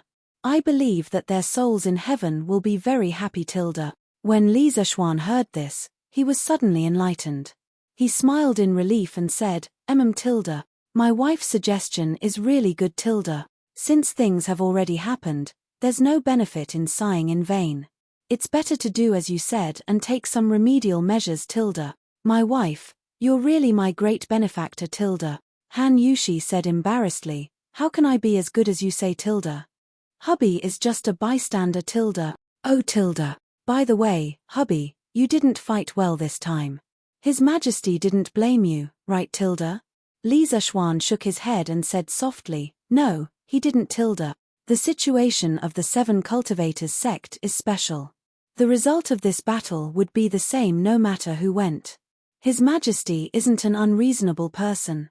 Of course, he won't blame me tilde. However, I lost so many brothers.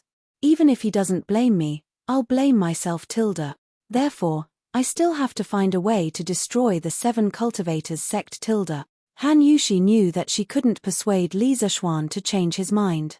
She could only force a smile and said, hubby, you must be careful. You promised me before that you wouldn't personally take risks tilde. Li Zishuan pointed to his head and said with a smile, of course tilde. Don't worry, my wife, there's not much danger this time. Fighting doesn't only rely on the fist, but also the brain tilde. After saying that, he looked around and asked, her tilde. Where's father, mother, and Lana tilde? Why don't I see them tilde? Han Yushi replied with a smile, father went to the tea house to play chess. Mother was invited by Duke Lu's wife to watch a play. As for Lana, she went to Cloud Mountain with Iron Egg yesterday. She said that she would help you build an academy and stayed at my father's place last night tilde. I don't think she'll come back for the next 2 days tilde. Li Zishuan nodded and said with a smile, well, it's good that they're all fine tilde. I won't be at home for the next 3 days, so I'll have to trouble you to take care of everything at home tilde. If father and mother ask, just tell them that I went to Uncle Nyo's camp and that there's no danger. Tell them not to worry tilde. Okay tilde. Chapter 517. Hey tilde. Did you hear? His Majesty sent 4,000 Imperial Guards out of the city the day before yesterday.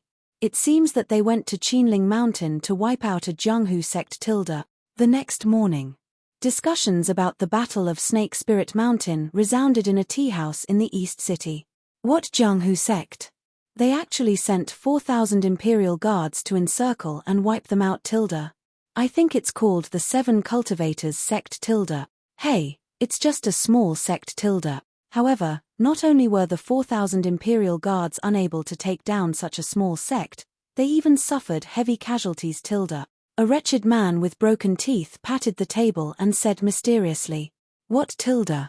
How is that possible tilde? How can so many Imperial Guards be unable to defeat a small Jianghu sect tilde? Meng Dao, you brat, don't spread rumors tilde. A shirtless man opposite him stood up and pointed at the man with broken teeth angrily. Hey tilde. Boss Mao, I'm not spreading rumors tilde. My cousin is a soldier in the military camp, and he told me this himself tilde. Also, I happened to see the commander of the Imperial Guards returning to the city with injuries yesterday afternoon tilde. The man named Meng Dao stood up and said seriously. Oh tilde. Commander tilde. Then tell me, who is the commander of the 4,000 Imperial Guards encircling and suppressing the 7 Cultivators sect tilde? I'd like to see which bastard is the one who lost the face of our great Tang tilde. Meng Dao sat down, took a sip of tea, and said mysteriously, he tilde. The commander's identity is closely related to the reason why the Imperial Court encircled and suppressed the 7 Cultivators sect tilde. F***ck tilde. Which bastard is the commander tilde? If you keep me guessing, do you believe that I won't beat you tilde? Boss Marrow waved his big fist and threatened fiercely.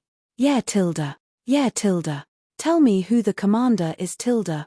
Keeping me guessing at such a crucial time tilde.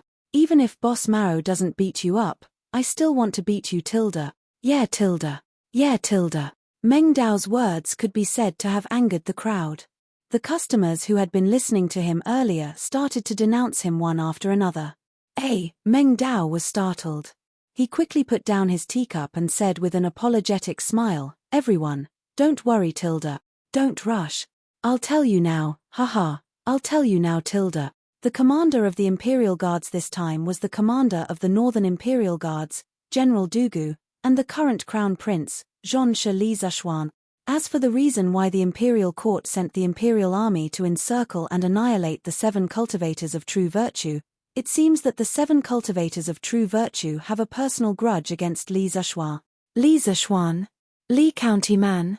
I say, Meng Dao, you brat, don't F***king spread rumors, right? Li Xiaonan was the one who made the curved plows and sold cheap books. He has always been a kind person, so how could he possibly have a grudge with the 7 cultivators of true virtue? Boss Marrow widened his eyes in disbelief. Yeah. Young man from the Meng family, don't try to slander Li Xiaonan here. He is our family's benefactor. Yes, yes, yes. You can slander anyone, but you can't slander a man from Li County. Poor farmers like us are all thinking of his kindness. It had to be said that Li Zishuan had a very good reputation among farmers and poor scholars. When they heard Meng Dao say that Li Zishuan was the loser of the army, some people in the surroundings immediately became unhappy and refuted. Meng Dao was very anxious and hurriedly defended himself with a solemn oath. Hey, you guys. I didn't spread rumors, so you have to be reasonable. My cousin got all this inside information, so it's definitely not fake. I'm not lying, so you can ask around if you don't believe me. If I, Meng Dao, am lying, you can come over and cut off my head and use it as a piss pot. Boss Marrow was dumbfounded and muttered, Ah? Could it really be Li Xiaonan? Could it be that Lord Li really led so many people and lost the battle? I don't believe it. I heard that Lord Li is the youngest Grandmaster of martial Dao in our Tang dynasty. He's so powerful that if His Majesty really sent him to attack the 7 cultivators of true virtue, he alone can take down the entire sect. I don't believe that Li Xiaonan was defeated by them. Yes, yes, yes. Meng Dao, you must be mistaken. Meng Dao refuted, Hey. You guys really don't believe me. Yesterday, after Li Xiaonan and General Dugu returned to Chang'an to get reinforcements, another 6,000 elite soldiers left the city under the leadership of General Niu.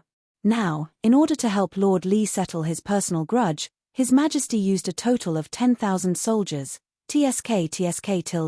Our Lord Li is really lucky. Everyone could hear the sarcasm in his words. Some people agreed with him, while others disagreed. What good fortune. I don't know what kind of magic potion this Li Xiaonan gave His Majesty. He obviously doesn't have any ability, but he was put in an important position. He's not even 15 years old, but he's already a third-rank official. He probably got that position by flattery. That's right. How could he use the Imperial Court's army to settle his personal grudge? It's fine if he used them, but they couldn't even take down a small martial sect with so many people. What an embarrassment to the Tang army. Don't listen to Meng Dao's nonsense. There must be a reason why Lord Li was defeated. Otherwise, His Majesty wouldn't have continued to increase the number of soldiers for him instead of blaming him. That makes sense. Hey. Bullsh** t reason. Li Xiaonan probably sucked up to His Majesty again. Otherwise, he would have been punished by now. Bullsh** t. Bullsh** t.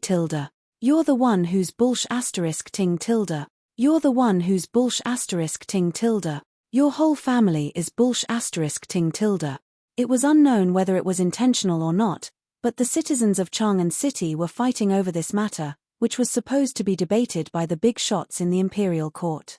Moreover, as the person involved, Li Zishuan, didn't come out to explain himself, those who criticized Li Zishuan and thought that Li Zishuan was selfish and incompetent grew louder and louder. Li Zishuan didn't know about these things at the moment. However, even if he knew, he probably wouldn't have the time to deal with them. After all, he was very busy right now.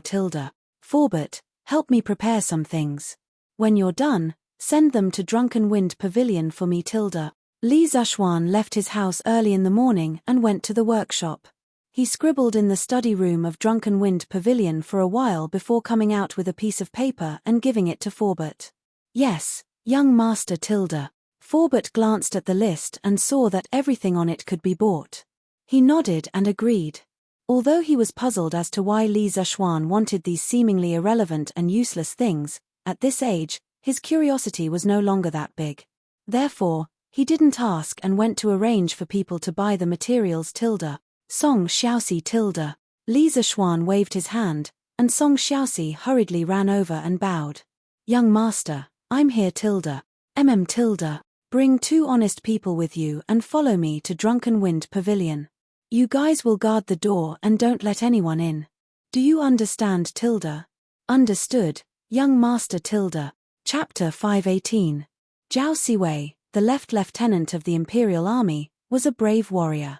However, during the Battle of Snake Spirit Mountain yesterday, Zhao Siwei protected his commander and died bravely. My condolences.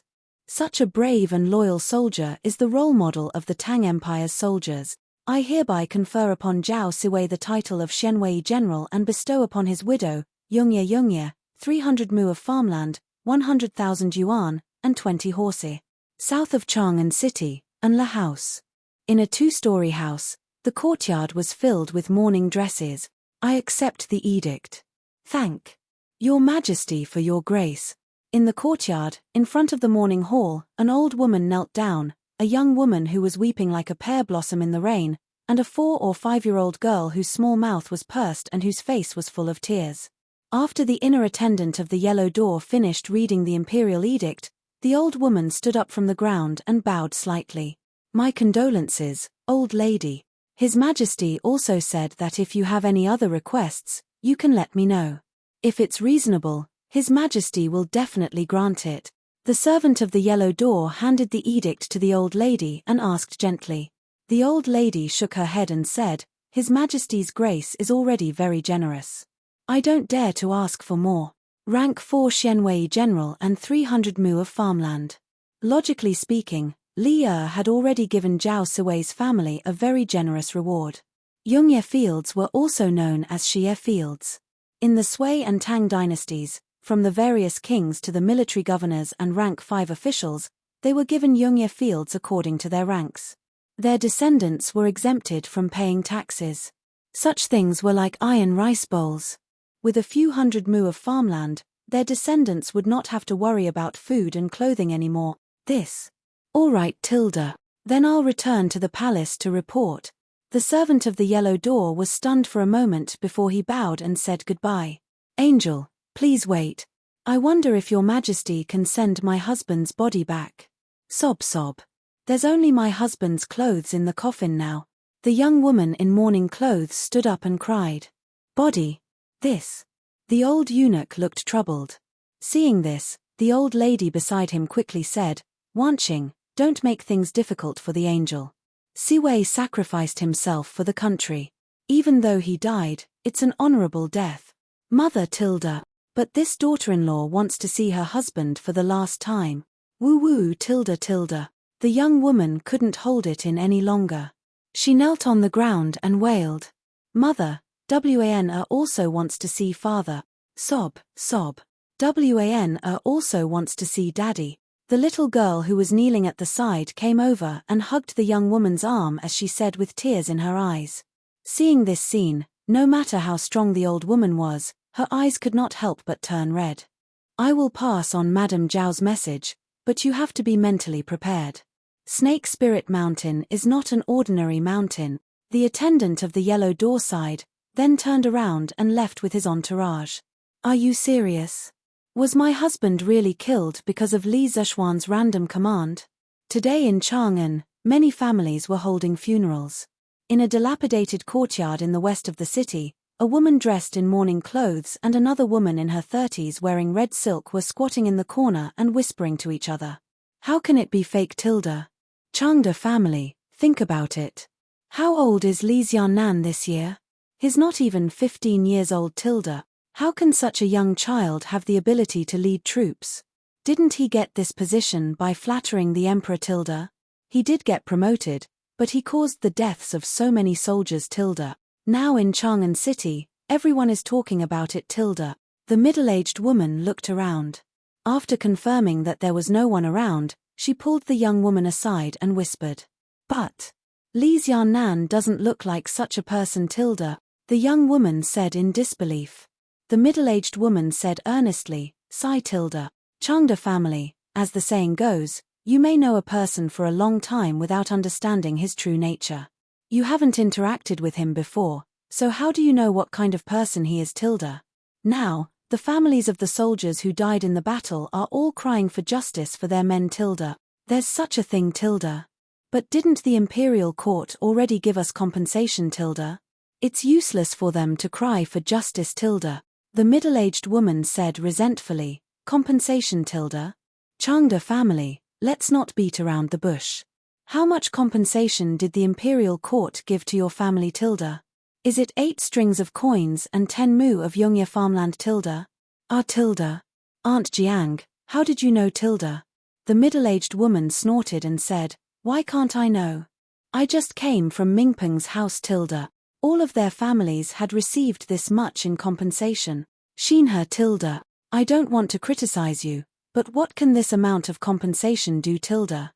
After Changda left, this family can only rely on you to do some needlework to support the family, but your Baoyun will have to marry when she grows up, Tilda.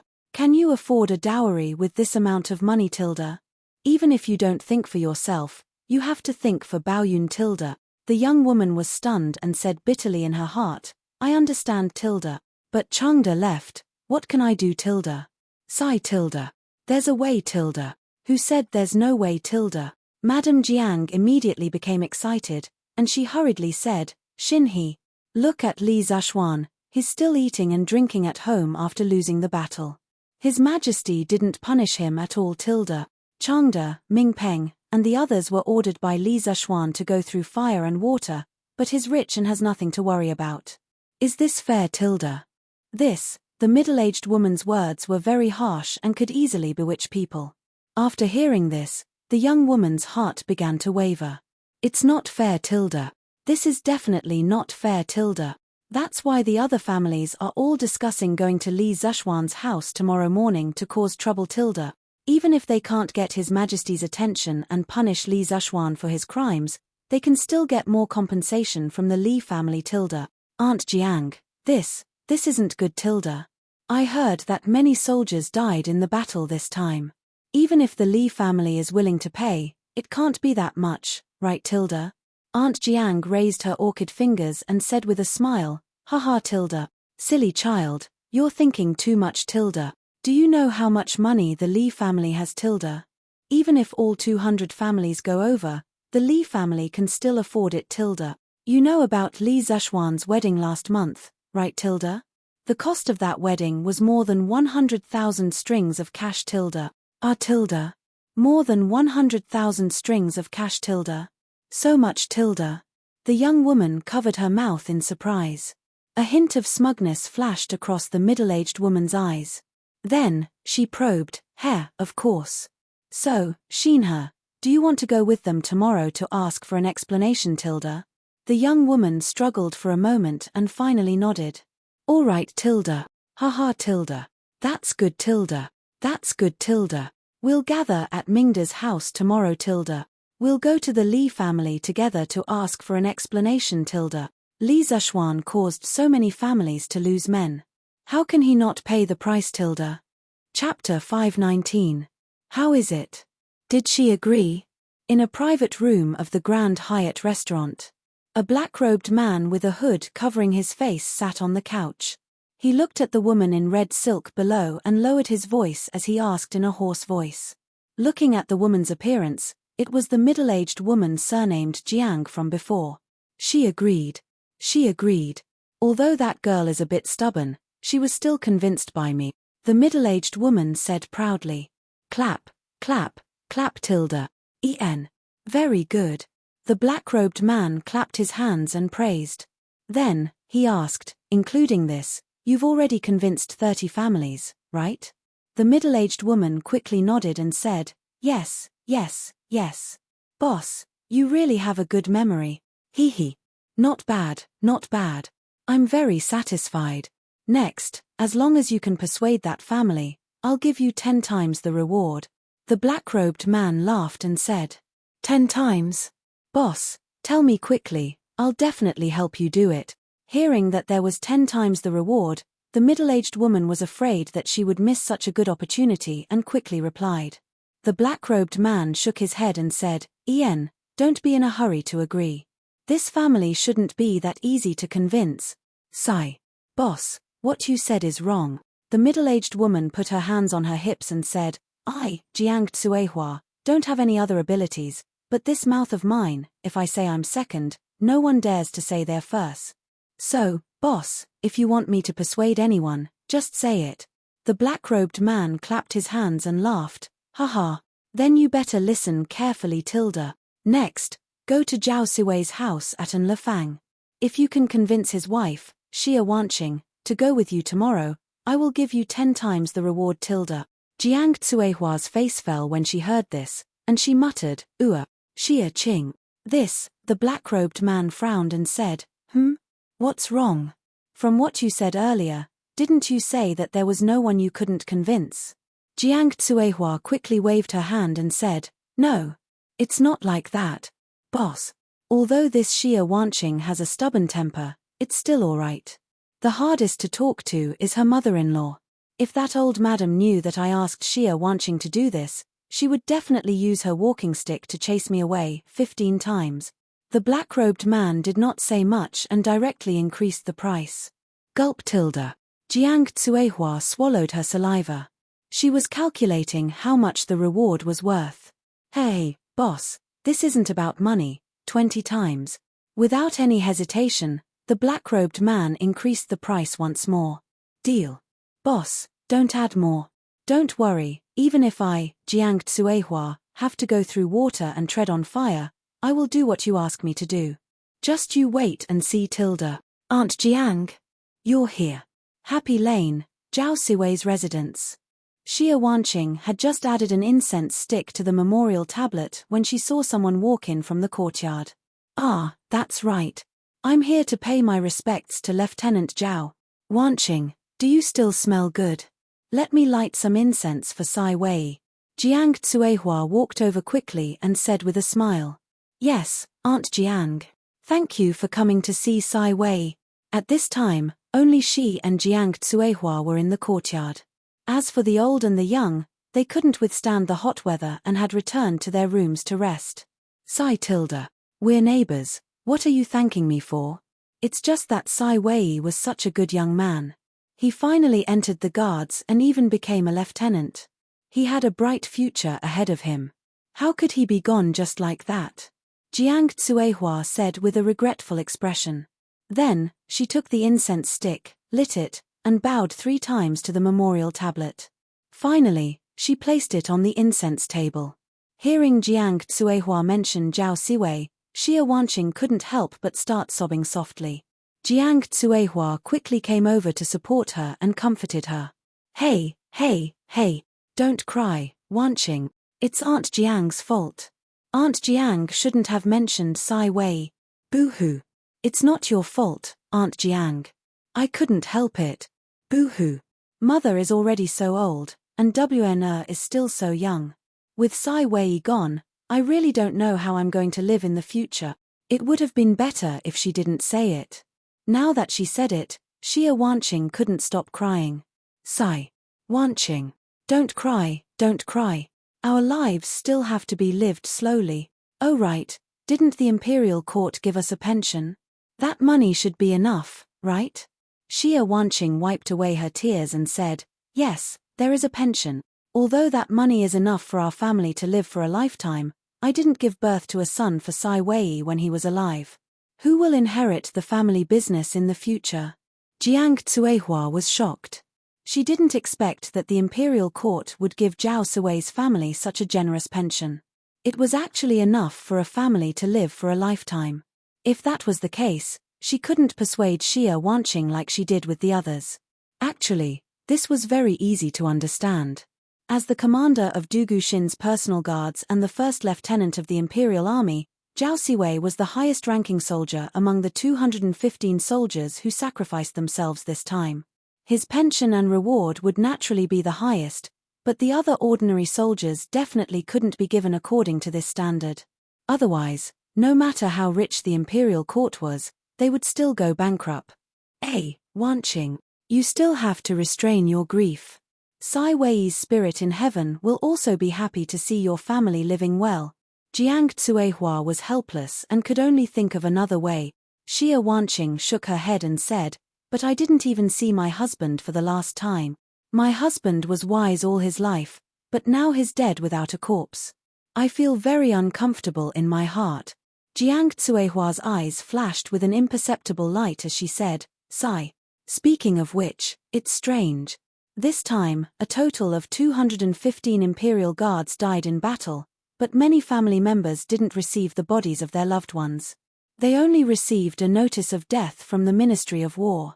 Xia Wanqing raised her head and asked, why is that?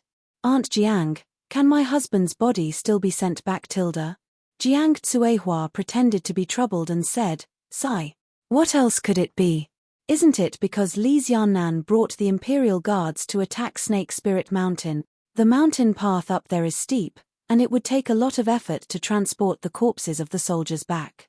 Li Xiannan was probably afraid of trouble, so he didn't bring them back. What? A trace of anger flashed across Xia Wanqing's face. She stood up and said, is it because Li Xiannan was afraid of trouble that he didn't bring my husband's body back? How could he do that? This is just my guess. However, this time, when the Imperial Guards attacked Snake Spirit Mountain, the people outside all said that Li Zeshuan's command was improper, causing the army to return in defeat and heavy casualties. If it wasn't for him, there definitely wouldn't have been so many casualties. Aunt Jiang, are you serious? Xia Wanqing pulled Jiang Tsuehua's hand and asked anxiously. Of course. Wanqing, if you don't believe me, Aunt Zhao will accompany you to the Li residence to question Li Zeshuan tomorrow. Chapter 520. Heartless Villager, pay with your life for my husband. Heartless Villager, pay with your life for my husband. On this day, early in the morning, 40 to 50 women wearing mourning clothes gathered at the entrance of the Li family in Yongla Lane, loudly shouting slogans. The strange clothes and special slogans of this group quickly attracted a large number of onlookers. The Li family should have been established in Chang'an City for at least 20 years. Before Li Zeshuan was born, the Li family led by Li Jingmo was a true merchant family. But unlike most of the rich and heartless merchants who valued profit over righteousness, Li Jingmo and Mrs. Li had always insisted on being kind to others. Except for their business competitors, almost no one hated the Li family. In the Yongla Lane area, and even in the neighboring areas, the Li family's reputation were excellent. Later, the son of the Li family, Li Zeshuan, returned from Mount Longhu and made many outstanding achievements, being conferred the title of Baron. The head of the Li family also became Li Zeshuan. Under the leadership of Li Zeshuan, the Li family still adhered to the principle of being kind, especially to the poor farmers and the children of humble families, bringing great benefits. The Li family's reputation among the people also rose to another level. Now, a group of women gathered at the entrance of the Li family's residence to make a crusade. Many people felt it was inconceivable, and the onlookers kept increasing. They all pointed at the women in front of them and talked about them. Hey, whose daughters-in-law are they? Why are they wearing mourning clothes and coming to the Li family to make trouble? Hey, I don't know. From what they're saying, it seems like Lord Li killed their husbands. How is that possible? Lord Li and Lord Li are both good people. How could they do such a wicked thing? Hey, I know her. Isn't that Changda's wife? But why is she wearing mourning clothes? I heard that Changda was on duty in the Imperial Army. But in the Battle of Snake Spirit Mountain 2 days ago, the Imperial Army was defeated by the Seven Cultivators sect and could only retreat to the foot of the mountain. The Imperial Army also suffered heavy losses. Could it be that Changda unfortunately died in the battle? If that's the case, then aren't these mourning women the widows of the soldiers who died in the Snake Spirit Mountain the day before yesterday? No wonder they came all the way here to cry. Li Xiannan was one of the main generals in the Battle of Snake Spirit Mountain. You can't say that, right? Which general has never lost a battle? You can't put all the blame on Lord Li just because of one defeat, right? Dear neighbors, the husbands of these poor women are all Imperial Army soldiers who died in the battle on Snake Spirit Mountain. They died because of Li Xiannan's improper command. We came here this time for no other reason than to ask the Li family to give them some compensation.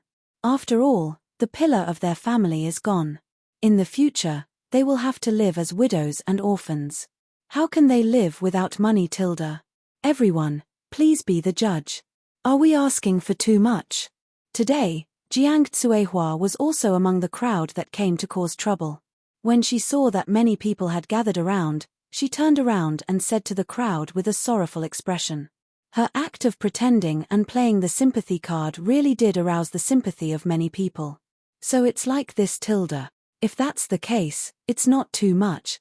It's not too much, Tilda. Li Xiannan's family doesn't lack money. When Jiang Tsuehua saw that the time was right, she continued to lead the women around her and shouted, "Black-hearted county man, you are heartless. Pay for my husband's life, Tilda. Black-hearted county man, you are heartless. Pay for my husband's life, Tilda." As soon as Jiang Tsuehua's voice fell, the group of women also quickly shouted, "Black-hearted county man, you are heartless. Pay for my husband's life, Tilda." Some of the onlookers heard their miserable cries and couldn't help but sympathize with them. As a result, the shouting in front of the Li family's residence became louder and louder. With such a big commotion, it was impossible for the Li family not to notice. In fact, when Jiang Tsuehua brought the group of soldiers' widows over, the gatekeepers of the Li family's residence, San Bao and Fu, already noticed. It wasn't that the two of them didn't try to reason with them, but Jiang Tsuehua was eloquent and insisted that Li Zishuan personally come out to settle the compensation for everyone. San Bao had no choice but to let Fu stand guard at the door while she went to the courtyard to report to Li Jingmo and Madam Li. "Master Tilda. Madam Tilda. Not good, Tilda. Not good, Tilda. There are a lot of women causing trouble outside, Tilda." It was about 7:15 in the morning. Li Jingmo, Madam Li, and Han Yushi's family of 3, originally, it was a family of 6, but Li Zishuan, Lan and Iron Egg were all not at home, were eating breakfast in the front hall. Suddenly, they heard San Bao shouting outside. The 3 of them quickly put down their bowls and chopsticks. When San Bao came in, Li Jingmo asked first, "San Bao, what did you say, Tilda? There are people causing trouble outside the residence, Tilda?" San Bao took a deep breath and answered, "Yes, master, there are 40 to 50 women outside the door. They said they want to see young master and ask him for compensation, Tilda." This brat. Li Jingmo's face turned green. When he heard San Bao's words, he subconsciously thought that Li Zishuan had gotten himself into trouble outside. Thus, he couldn't help but look at his daughter-in-law guiltily. What should he do? His son had wronged his daughter-in-law. Who should he speak up for later, Tilda? Han Yushi was stunned, but she didn't say anything. In front of the 2 elders, she wouldn't purposely interrupt. It wouldn't be too late to interrupt after she fully understood the ins and outs of the matter. Compensation, Tilda? What compensation, Tilda? San Bao, have you asked clearly, Tilda? Madam Li didn't believe that her son would do such a thing outside. She first rolled her eyes at Li Jingmo, then looked at San Bao and asked, "Madam, the black-hearted county man is heartless. Pay with your life for my husband, Tilda." San Bao was about to explain when a deafening shout came from outside. Madam Li's expression changed. She slammed the table and said coldly, "Which Tilda? Where did this wicked woman come from, Tilda? My son is upright and upright. I want to see who is pestering endlessly and ruining my Xian'er's reputation, Tilda." With that, Madam Li stood up and was about to leave. "Mother, Tilda. Wait, Tilda." At this moment, Han Yushi hurriedly stopped Madam Li and said, "Mother, they are just a group of pitiful people. Let me go. I will settle this matter, okay, Tilda? The 2 of you should have a good meal first, Tilda." Madam Li stopped in her tracks and looked back at Han Yushi. After hesitating for a moment, she nodded and said, "Okay, Tilda. I'll leave it to you, Tilda. Mother and your father both support you, Tilda." Chapter 521. The reason why Mrs. Li agreed to let Han Yushi go out to solve this matter was mainly out of respect for this daughter-in-law. She felt that this family would be handed over to her son and daughter-in-law sooner or later. It might not be a bad thing to let Han Yushi go out to train now. The reason why Han Yushi took the initiative to take on this heavy responsibility was mainly because she heard the group of women outside shouting, "The black-hearted county man is heartless. Pay with your life for my husband." She immediately thought of the matter that everyone in Chang'an City had been discussing for the past 2 days, that Li Zishuan had lost the battle. She felt that this matter was not simple. If it was not handled properly, it would bring a lot of trouble to Li Zishuan. Therefore, she took the initiative to take on this task. The black-hearted county man is heartless. Pay with your life for my husband. When Han Yushi arrived at the door of the mansion, it was when the group of women outside were shouting the loudest. Her eyes scanned the crowd slightly and instantly saw who was leading this group of people. Some schemes immediately surfaced in her mind. In an alley opposite the Li mansion stood a man in black wearing a bamboo hat. When he saw Han Yushi coming out from behind the door, he sneered and said, This Li Zishuan is just SOSO. After such a big thing happened, he actually only let a woman come out to do it perfunctorily. I don't know if you're confident or incompetent. Forget it. You're courting death. Originally, I didn't expect to use this matter to kill you, but now that you look down on this matter so much, you should be prepared to have a bad reputation. At the same time, the crowd in front of the Li mansion saw Han Yushi come out and also made a commotion. Hey! Someone from the Li mansion is here. Isn't this the wife of the Li County man? Why didn't the Li County man come out personally? Neighbors, please be quiet. If you have anything to say, you can sit down and talk slowly. Although Han Yushi's clear voice could not be heard by everyone, most people still heard it. As the saying goes, even if you don't give face to the monk, you have to give face to the Buddha. Li Zishuan's previous impression of him was extremely good. Many of the onlookers quieted down, and those who continued to shout slowly quieted down. Seeing this, Han Yushi said generously, Sisters, neighbors, everyone has been standing for so long. You must be tired and thirsty. Let's not care about anything else. Let's sit down and drink some water first before we talk about things. How about that? Everyone was stunned. They did not expect Han Yushi to speak to them like this. Shouldn't the Lord and Madam be high and mighty? Seeing that no one replied to her, Han Yushi was not annoyed. She smiled and instructed San Bao, quickly arrange for someone to give everyone here a bowl of iced warmth and a cushion. In this era, although there were already stools, there were still many people who usually knelt on cushions or brocade couches. There were at least 100 people in front of her. It was not realistic for the Li residents to take out so many stools in such a short time. Han Yushi thought about it and could only let San Bao get the cushions. Yes, young madam. San Bao responded and was about to enter the door. Wait. Jiang Tsuehua, who was caught off guard by Han Yushi's strange move, walked out of the crowd and stopped her. With rich experience in fighting, she knew that in a negotiation, the one who had the initiative would get the biggest benefit. Han Yushi waved her hand and motioned for San Bao to go in quickly. Then, she looked at Jiang Tsuehua and asked, May I ask who this aunt is? I'm Jiang Tsuehua. I'm not worthy of being called aunt by Lord and Madam. Jiang Tsuehua pretended to be polite and said, Madam Ju, there's no need for you to spend money. These are all poor people who lost their husbands in the battle on Snake Spirit Mountain 2 days ago. They're here today to seek justice from Li Xiaonan, so Madam Ju, please ask Li Xiaonan to come out. Han Yushi shook her head gently and said, I'm sorry, my husband is not at home at the moment. His Majesty has sent troops to attack the 7 cultivators of true virtue for the 2nd time. My husband is trying to find a way to destroy the 7 cultivators of true virtue at the smallest cost and avenge the soldiers who died in the battle. Yushi is sad about the unfortunate experience of my sisters. If I were in your shoes, I believe I would be even more miserable than you. Today, let's not talk about right and wrong. Since you are all guests, please drink some water to cool down. Then, we can sit down and have a good talk.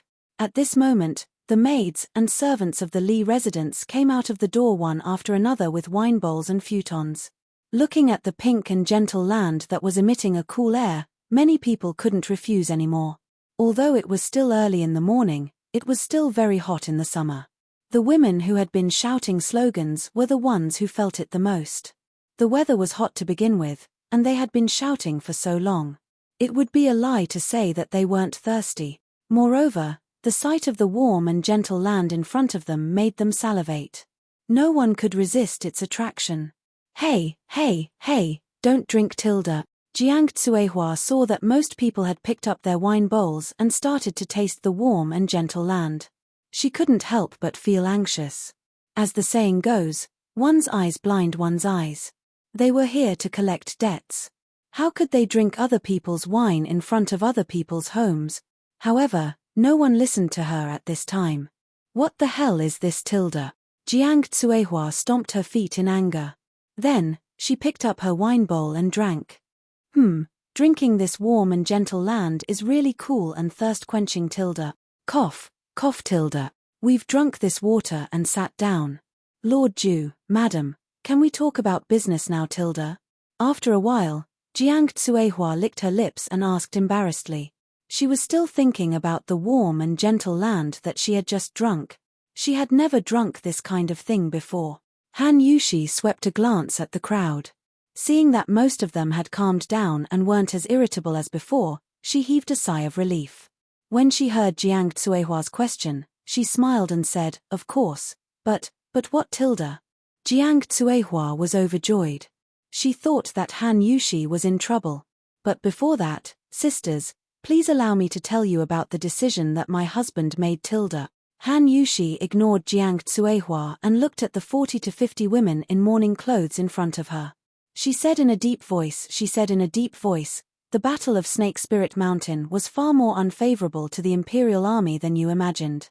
In the end, they were unfortunately defeated, causing 215 heroic souls to be buried here forever. My husband blamed himself deeply for this and couldn't sleep for the entire night. He had already decided that the Li family would provide for the lives of these sacrificed soldiers and their families in the future. Putting aside the compensation from the imperial court, the Li family will give every soldier's family members 10 strings of money every year.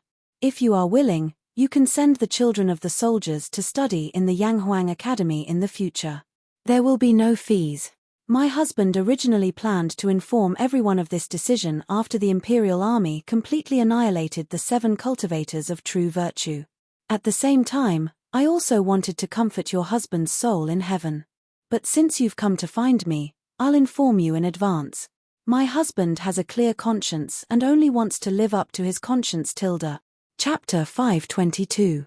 Han Yushi's words completely turned the passive situation into an active one. If Li Zishuan were here, he would definitely give his wife 32 likes, Tilda. Every family can get 10 strings of money every year, Tilda. When the people below heard Han Yushi's words, they could not help but start whispering to each other. Among them, most of them had come here to seek money. Now that Han Yushi had given such a generous compensation plan, almost no one was dissatisfied. Lord Li is so generous, Tilda. This is really generous, Tilda. Yes, Tilda. Every family gets 10 strings of money every year. No matter what, it's enough to live, Tilda. TSK, Tilda. Just based on these conditions, I want to work for Lord Li, Tilda. Hey, Tilda. I told you that Lord Li is kind-hearted and wouldn't do such a thing that goes against his conscience, Tilda. How about it, Tilda? I was right, Tilda? You guys just had to blindly follow along, Tilda. Yes. Boss Mao, you're right, Tilda. We were the ones who didn't distinguish between right and wrong, Tilda. Madam Ju, we've all let you down, Tilda. Yes, Tilda. Madam Ju, we've let you down, Tilda. We shouldn't have followed along, Tilda. Not only the martyrs' widows, but even the surrounding onlookers felt that the compensation plan offered by the Li family was very generous. Some people even wished that they could replace it with themselves. Han Yushi retreated in order to advance and turned the passive into active. In an instant, she turned the unfavorable situation around. Jiang Tsuehua, who was in the crowd, saw this, and her expression became extremely ugly. Now, she and this group of women had indeed achieved their goal of asking the Li family for money. However, the Li family taking the initiative to give it and them taking the initiative to ask for it were two completely different concepts. Han Yushi's actions completely ruined her established plan to completely ruin Li Zishuan's reputation in the name of asking for money, Tilda. However, looking at the reaction of the surrounding crowd, she knew that not only was Li Zishuan not ruined, but he had also gained a good reputation for being benevolent and righteous. Tilda. Madam Ju is really benevolent. I just don't know how long the Li family can give them the 10 strings of money every year, Tilda. The more Jiang Tsuehua thought about it, the angrier she got. Suddenly, she thought of a flaw and asked. In her opinion, each family earned 10 strings of cash a year. More than 200 families would earn more than 2,000 strings of cash. She did not believe that the Li family would be willing to maintain such a large expenditure for a long time. A cold light flashed through Han Yushi's eyes. Jiang Tsuehua was polite on the surface, but her words were targeted at the Li family. This made Han Yushi feel a little angry. She glanced at Jiang Tsuehua with a deep meaning and said, Jiang Tsuehua, you're the Li family. Auntie Jiang, that's a good question. Our Li family intends to give each family a pension of 10 strings of coins for 50 years.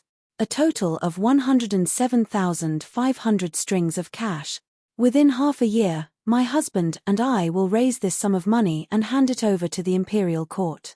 The Ministry of Revenue will distribute it to everyone every year. This way, no matter whether the Li family is rich or poor 50 years later, the pension money for the families of the soldiers will not be lacking. After learning new mathematics for so long, Han Yushi effortlessly calculated the total amount of pension for the 215 martyrs for 50 years. When the onlookers heard that, there was a commotion. Although they felt that the previous 10 strings of cash was a lot, it was still within their acceptable range. Now that they heard that the Li family was going to take out more than 100,000 strings of cash, this was really an eye-opener for them. Good. Lord Li is generous. Lady Ju is generous. What the F***CK tilde? More than 100,000 strings of cash. Lord Li is really unparalleled. That's right. Today, these women blocked the Li family's door to cause trouble. It's really too much. Fortunately, Lady Ju is magnanimous. Not only did she not mind, but she also repaid evil with good. It's really rare. That's the truth. Under Han Yushi's step-by-step attacks, the scales of victory had already begun to tilt towards the Li family. The martyrs' widows in the field were pointed at by the surrounding people. Many people did not dare to raise their heads to look at Han Yushi again. A person lives with a face, a tree lives with a piece of skin. In fact, most of them did not have such a big grudge against Li Zeshuan and the Li family. It was mainly because Jiang Tsuehua used some bewitching words to trick them into causing trouble. Now, in front of the Li residents, not only did Han Yushi not speak ill of them, but she also gave them iced warm drinks and clean and soft cushions to sit on. This eased the hostility in their hearts by a lot. In the end, Han Yushi did not need them to say anything. Instead, she took the initiative to give them such a generous pension plan. While they were satisfied, they also felt a lot of guilt. They kept feeling that they were the villain in this matter. Madam and Lord Ju are benevolent, but my family doesn't want money. I only want my husband's bones. I beg Madam and Lord Ju to fulfill my wish. Just when Han Yushi thought that the matter was about to be resolved satisfactorily, she saw a delicate woman in mourning clothes stand up and say, Yes, yes, yes. Madam Ju, why didn't the Ministry of War send back the corpses of the soldiers in the Battle of Snake Spirit Mountain this time? How sad do you think it is for them to die without seeing their corpses? Jiang Tsuehua's eyes lit up as she quickly jumped out and said, Han Yushi's face turned cold as she said to Jiang Tsuehua coldly, I wonder if any of the 215 soldiers who died are your family members, Aunt Jiang tilde? Jiang Tsuehua's old face darkened as she said weakly, this, cough cough, no. Since no, then why is Aunt Jiang more anxious than these people? Can I understand that these people were all instigated by Aunt Jiang to come and ruin our Li family's reputation?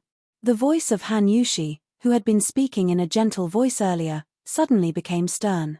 Her beautiful face was also covered with dark clouds. Jiang Tsuehua panicked, but she was an experienced person after all. After taking 2 breaths, she hurriedly explained. Madam Ju, that's not right. Justice is in the human heart. I, Jiang Tsuehua, saw that these people who lost their husbands were pitiful, so I stood out to help them. How did I instigate them to ruin your family's reputation? I'm doing this for the public good.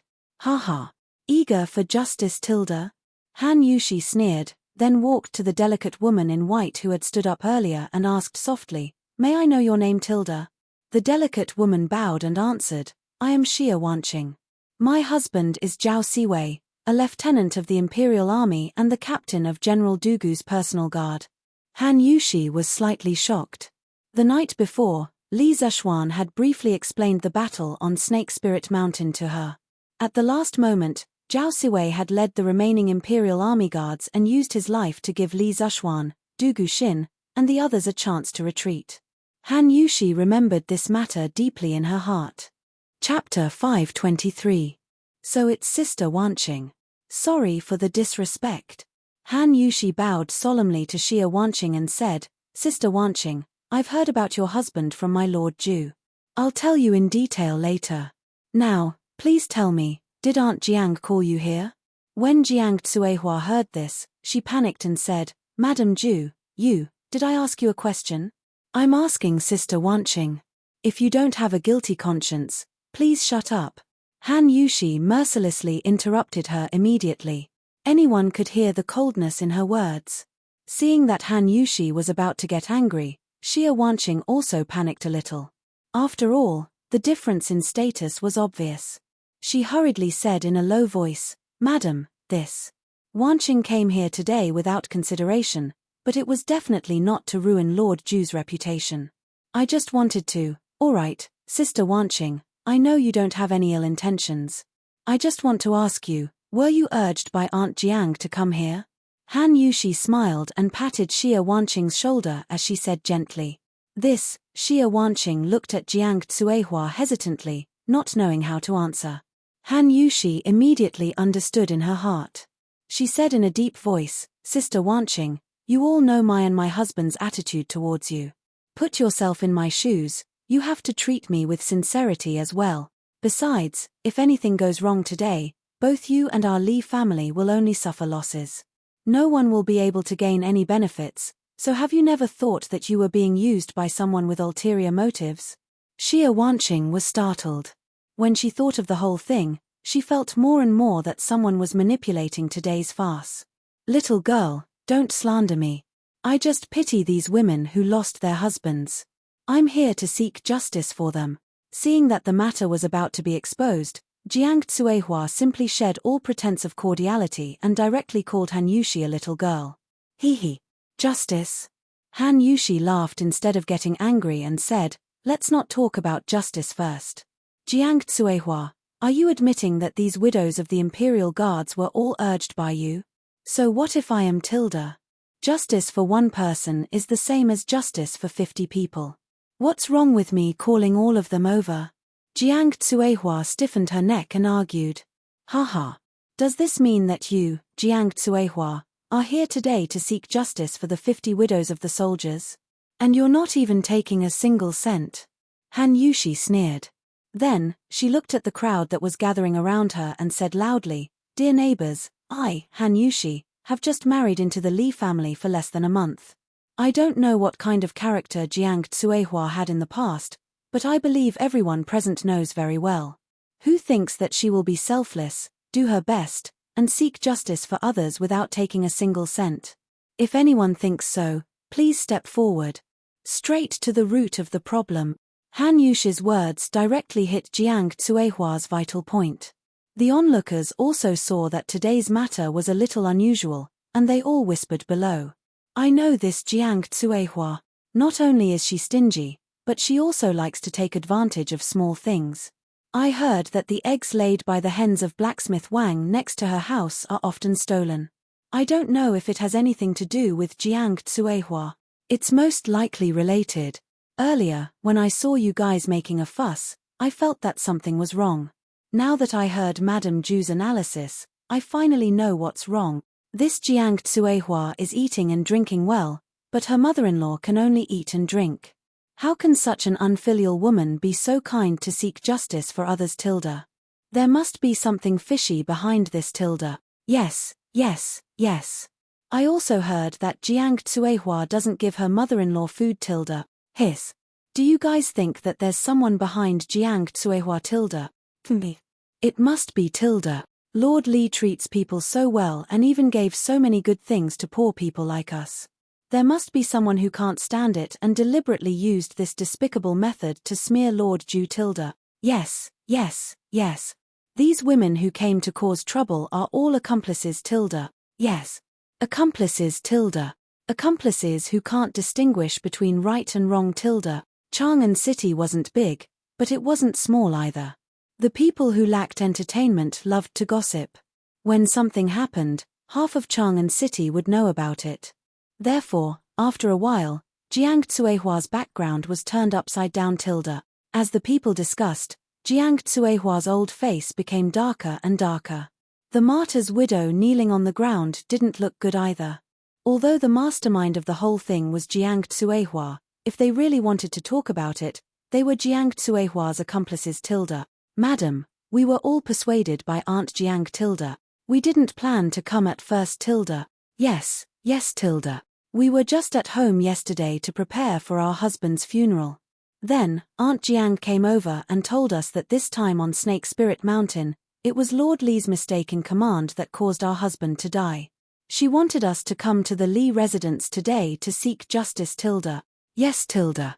Madam Ju, we were all invited by Aunt Jiang tilde. A martyr's widow stood up and told the truth. Then, many people followed suit and the truth gradually surfaced.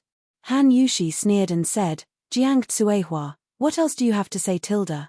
Jiang Tsuehua knew that this was bad. She looked around and saw that there were people everywhere. She couldn't run even if she wanted to. It was funny that she couldn't wait for more people to come. Now, it seemed that she was digging her own grave. No matter what, these people's husbands died on Snake Spirit Mountain. It must have something to do with Li Xiannan. Also, why couldn't the soldiers' bones be brought back tilde? Isn't Li Xiannan responsible for this tilde? Jiang Tsuehua had no choice but to fight to the death. She felt that even if she was caught and brought to the Supreme Court, she had to drag Li Zishuan down. That way, the mysterious person who was looking for her might be able to save her. H tilde. You self-righteous stupid woman tilde. Facing Jiang Tsuehua's dying counterattack, Han Yushi was not afraid at all. She looked at Xia Wanqing below and said, the battle on Snake Spirit Mountain was a nightmare for all the sisters here. Originally, I didn't want to reopen this scar, but if I don't make things clear today, I'm afraid that everyone's misunderstanding of the Li family will become deeper and deeper. In order to prevent everyone's pain of losing their husbands from being used by despicable people, Yushi has offended you today. Next, I will tell everyone in detail what happened to the Imperial Army on Snake Spirit Mountain the day before yesterday tilde. Chapter 524. My husband, General Dugu, and his younger brother worked together to get rid of the snakes and fought against the sect master of the Seven Cultivators sect, Yin Batian. After a bitter battle, Yin Batian was seriously injured and victory was in sight.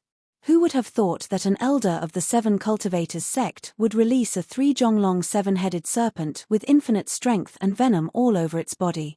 It was impossible for it to be invincible.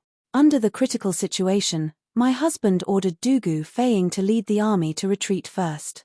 He and General Dugu led the remaining Imperial Guards to entangle the 7-headed serpent and buy time for the army. Later, the 7-headed serpent went berserk several times, causing the remaining Imperial Guards to suffer heavy casualties. At the last moment, the captain of the Imperial Guards, Zhao Siwei, led the remaining Imperial Guards to fight the 7-headed serpent, wanting to create an opportunity for General Dugu and my husband to escape. My husband couldn't stop him, but he didn't want the soldiers to die in vain. He could only retreat with General Dugu tilde. Recalling Li Zishuan's narration of the near-death experience, Han Yushi's eyes couldn't help but turn red. She looked at the more than 50 martyrs' widows in mourning clothes in front of her and said in a deep voice, the Battle of Snake Spirit Mountain was like this from beginning to end.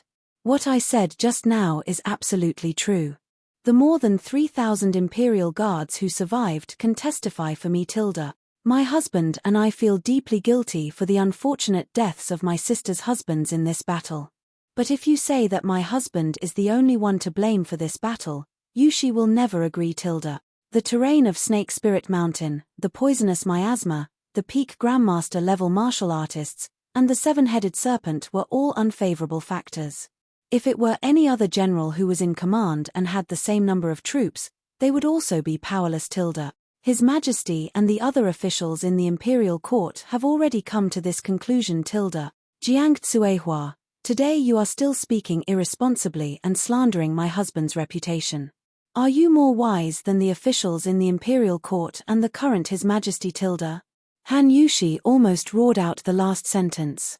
It was fine for others to talk about her behind her back, but she would never allow anyone to speak ill of Li Zishuan.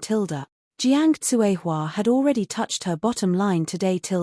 Moreover, Jiang Tsuehua's way of using the grief of a martyr's widow to achieve her own sinister goals made her feel extremely disgusted. With Han Yushi's last shout, Jiang Tsuehua's face instantly turned pale. The surrounding crowd also fell into a dead silence. Regarding the battle on Snake Spirit Mountain, they had only heard about it through some rumors. They never thought that the real situation would be so dangerous, especially when the seven-headed serpent appeared at the end of the battle. Li Zishuan chose to personally cover the retreat of the seven-headed serpent. This move moved everyone.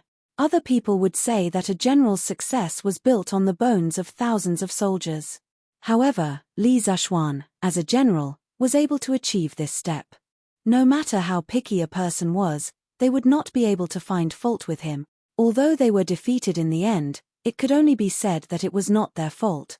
In the end, the Imperial Army's personal guards who sacrificed themselves heroically said that they had bought time for Li Zishuan and Du Guxin to retreat.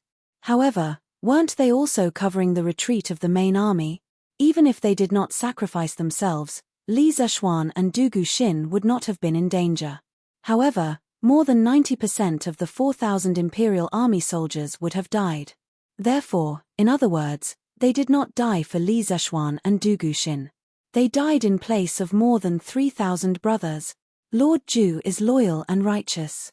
We have wronged Lord Zhu. We deserve to die. A white-haired old man cupped his hands at Han Yushi and said in a trembling voice. Earlier, when he saw how pitiful these widows were, he followed suit and shouted a few slogans. Now that he heard Han Yushi's explanation, he immediately blamed himself. We have wronged Lord Zhu. We deserve to die. Even such an old man could take the initiative to admit his mistake. How could the others have the nerve to continue being ostriches? Therefore, those who blindly followed suit and apologized. Everyone, you don't have to do this. You were just fooled by Jiang Tsuehua's flowery words. It's not your fault. The one who is truly guilty is Jiang Tsuehua. Han Yushi waved her hand at those people, then turned her head and ordered, Pang Sage, bring her to the Supreme Court for interrogation. I want to see who is deliberately smearing my husband's name. As the head of the Li residence's guards, Pang Feiji had already run out when he heard the commotion. When he heard Han Yushi's order, he quickly cupped his hands and said loudly, Yes. Young mistress. After saying that, he waved his hand and said fiercely, Go. Take her down. Stop. Jiang Tsuehua widened her eyes and said in panic, You can't take me down. I'm just helping them seek justice. I'm not guilty. I'm not guilty. You're guilty. At this moment, an angry snort came from outside the crowd. Everyone looked over and saw an old lady in black clothes walking over shakily with a walking stick. Mother. Why are you here? Xia Wanqing, who was in the crowd, turned pale with fright when she saw who it was. She hurriedly got up and wanted to help the old lady. If I didn't come, Siwei's reputation would be ruined. Wanqing, you're really muddle-headed. How could you believe Jiang Tsuehua's slanderous words? That's right, this old lady was Zhao Siwei's mother. According to custom, elders were not allowed to wear mourning clothes for the younger generation, so she only wore black clothes. At this moment, when Xia Wanqing walked in front of her, the old lady did not intend to give her daughter-in-law any face in front of others. She sternly reprimanded her. Mother. Son is wrong, don't be angry. Xia Wanqing's eyes were red. She quickly supported the old lady and said gently, I'll talk to you later. The old lady used her walking stick to knock on the ground, then shakily walked in front of Jiang Tsuehua. Without saying a word, she raised her walking stick and hit her. Jiang Tsuehua, you blabbermouth, I'll let you deceive my daughter-in-law Tilda. I'll let you ruin my Siwei's reputation Tilda. You're still asking for justice Tilda? My Siwei protected his master and was not afraid of death. Although his corpse is gone, he sacrificed his life for the country. Even if he died honorably. Why would he need a blabbermouth like you to seek justice Tilda? It was obvious that the old lady was very angry. Every time she hit with her walking stick, she used a lot of strength. When Jiang Tsuehua saw the old lady walking over, she already realized that something was wrong. She quickly ran away, not daring to resist at all. The ancients valued filial piety. Although Jiang Tsuehua occasionally dared to bully her mother-in-law at home, if she dared to hit such an old lady in front of so many people, then even if the bystanders came up and beat her to death on the spot, the imperial court would not punish them for their crimes. At this time, the old people's social status was quite high. She did not expect that even if she did not make a move, others would want to beat her to death. When the surrounding crowd heard the old lady's words, they could not help but cheer loudly. Good Tilda. What a good sacrifice for the country, even if he died honorably Tilda. The old lady is deeply righteous. Good job Tilda. Yes, yes, yes Tilda. Jiang Tsuehua deserves to die Tilda. She actually used the pain of someone else's husband to achieve her own unspeakable goals. She deserves to die Tilda. Beat her to death Tilda. Beat her to death Tilda. Go and help catch her. Don't let her escape Tilda. Brother Ji originally wanted the two marquis beside him to catch Jiang Tsuehua with both hands, but who knew that before he could give the order, the surrounding crowd had already made their move. Therefore, the old lady did not need to waste any effort to chase after her. She only needed to hit Jiang Tsuehua with her walking stick. In a short while, Jiang Tsuehua was beaten until her face was bruised and swollen, crying for her father and mother. Sob sob, Siwei's mother, don't hit her Tilda. Don't hit her Tilda. I know I was wrong Tilda. Jiang Tsuehua tilted her head to prevent the walking stick from hitting her head as she cried and begged for mercy. Han Yushi saw that if she continued to hit her, she would die. She quickly came over and said, Auntie Tilda, don't hit her anymore. I will send Jiang Tsuehua to the Supreme Court. She will be punished Tilda. Chapter 525. Mrs. Li, today's matter is the fault of my Zhao family. Wanqing's personality is simple and she doesn't know much about the world. That's why she was bewitched by Jiang Tsuehua. Please don't hold a grudge in your heart. I apologize to you on behalf of Wanqing. The old lady also felt that she couldn't hit her too hard, so she put down her walking stick. She turned around and looked at Han Yushi with a guilty expression. After saying that, she even wanted to kneel down and beg for forgiveness. Mother, no, all of this is my fault. Xia Wanqing was shocked and quickly pulled the old lady back, not letting her kneel down. Han Yushi was also shocked. She ran over and held the old lady's hand, saying, Mrs. Zhao, you don't have to do this. Your son and my husband can be considered brothers who fought side by side and shared life and death together. And you're so righteous. I can't even thank you enough. How can I blame you? The old lady waved her hand and said stubbornly, Mrs. Li, this matter isn't settled like this. Although my son has made contributions to the war under Lord Zhu, that's that. If my son knew that after he died, someone was still using his name to ruin Lord Zhu's reputation, my son would definitely die with a grievance. Lord Zhu loved his soldiers like his children. Sai Wei was a person who valued relationships and righteousness when he was alive. It was his honor to be able to serve under Lord Zhu. It was also his misfortune to die in battle on Snake Spirit Mountain. This old lady knows that Lord Zhu has already done his best. You don't owe this old lady anything. Instead, this old lady owes Lord Zhu. Han Yushi was both happy and heartbroken to meet such a righteous old lady. A white-haired person sending off a black-haired person. What in the world could compare to this kind of grief? Old Lady Zhao could still maintain her rationality and understand things when she was in great sorrow. No one could compare to this kind of benevolence. Mrs. Zhao, please don't say that. Sister Wanqing only believed the slanderous words of a villain. This was an unintentional mistake. My husband and I won't take it to heart. On the other hand, Mrs. Zhao, You're so righteous and helped my husband resolve the crisis. This junior still has to thank you. Xiao He, help Auntie Zhao into the house. It's hot outside. Han Yushi patiently comforted old Madame Zhao with a few words, and then wanted Xiao He to help the old lady into rest. The fast this morning had developed to this point. Basically, the crisis had been resolved, and Li Zishuan's reputation would not be affected because of this. Next was some finishing work. No, Madam Li, you're magnanimous enough to not bicker with us, but this old woman doesn't have the face to enter this door. You just said that you would give my family 10 strings of money every year. Don't mention this again. Sai Wei's spirit in heaven would definitely not agree.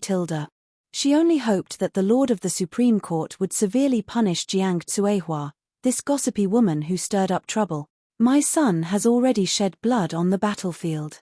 We can't let him shed tears in the netherworld because of these villains who use his name to do whatever they want.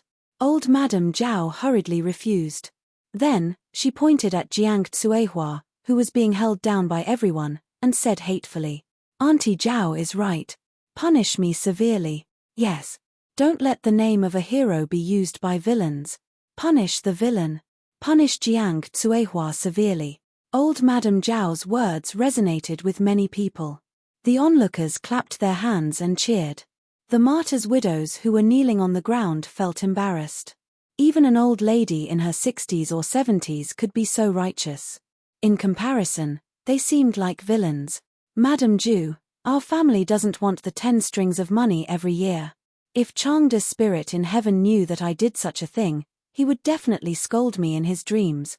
Madam Zhu, our family doesn't want the pension anymore. Previously, I listened to Jiang Tsuehua's rumors. I didn't mean to ruin Lord Zhu's reputation. Our family doesn't want it either. We have offended you previously. Please forgive us, Madam Zhu. Xu Xinhe was the first to stand up. She wanted to decline the 10 strings of money every year that Han Yushi had mentioned earlier. Although without a man and a pillar of support, her future days would definitely be very difficult. However, if she took this kind of money, she would be criticized by others behind her back. Instead of living under the scolding of others for the rest of her life, Xu Xinhe felt that it was better to work hard and live freely. If there was one, there would be a second. Some thin-skinned and kind-hearted women stood up one after another and declined Han Yushi. The remaining dozen or so sat on the mattress as if they were sitting on pins and needles. Their faces were burning. Han Yushi first smiled and said to old Madame Zhao, Madame Zhao, don't worry. I will hand Jiang Tsuehua over to the Supreme Court and let them interrogate her properly. When my husband returns, he will also go to the Supreme Court to personally inquire about this matter. Then, she said to the group of women, as for the pension, it's a little token of appreciation from my husband and I.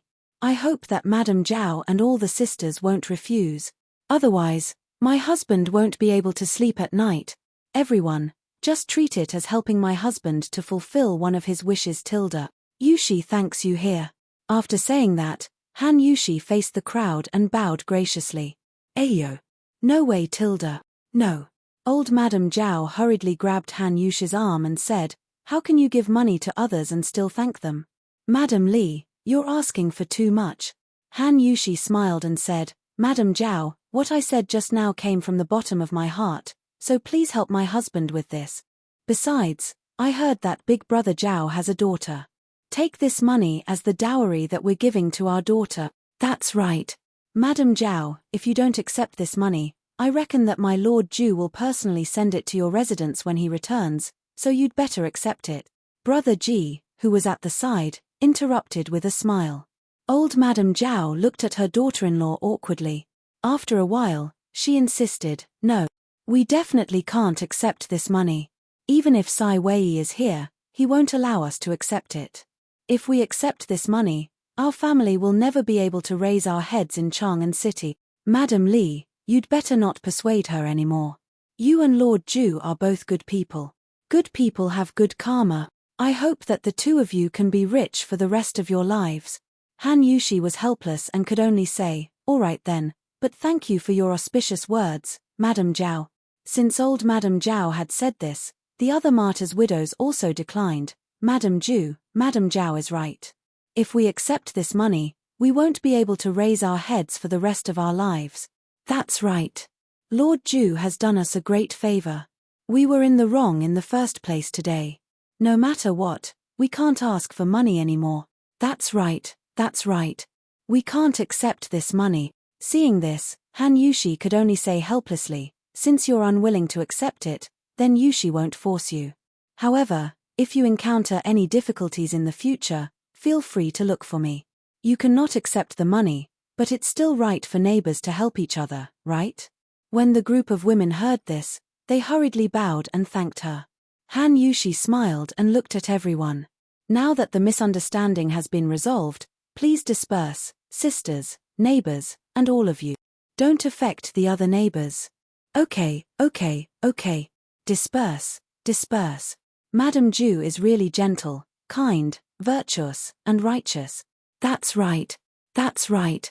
County Li's man has married a good wife. Haha. A talented man and a beautiful woman. This is a match made in heaven. Yes. A big show came to a successful end.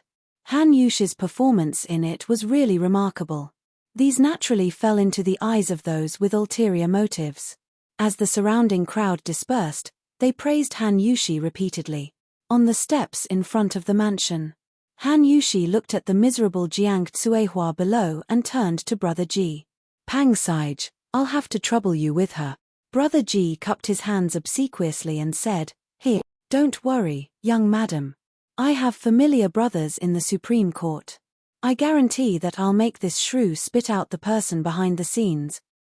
Also, young madam, you can call me Xiao Pang in the future. Han Yushi. Chapter 526.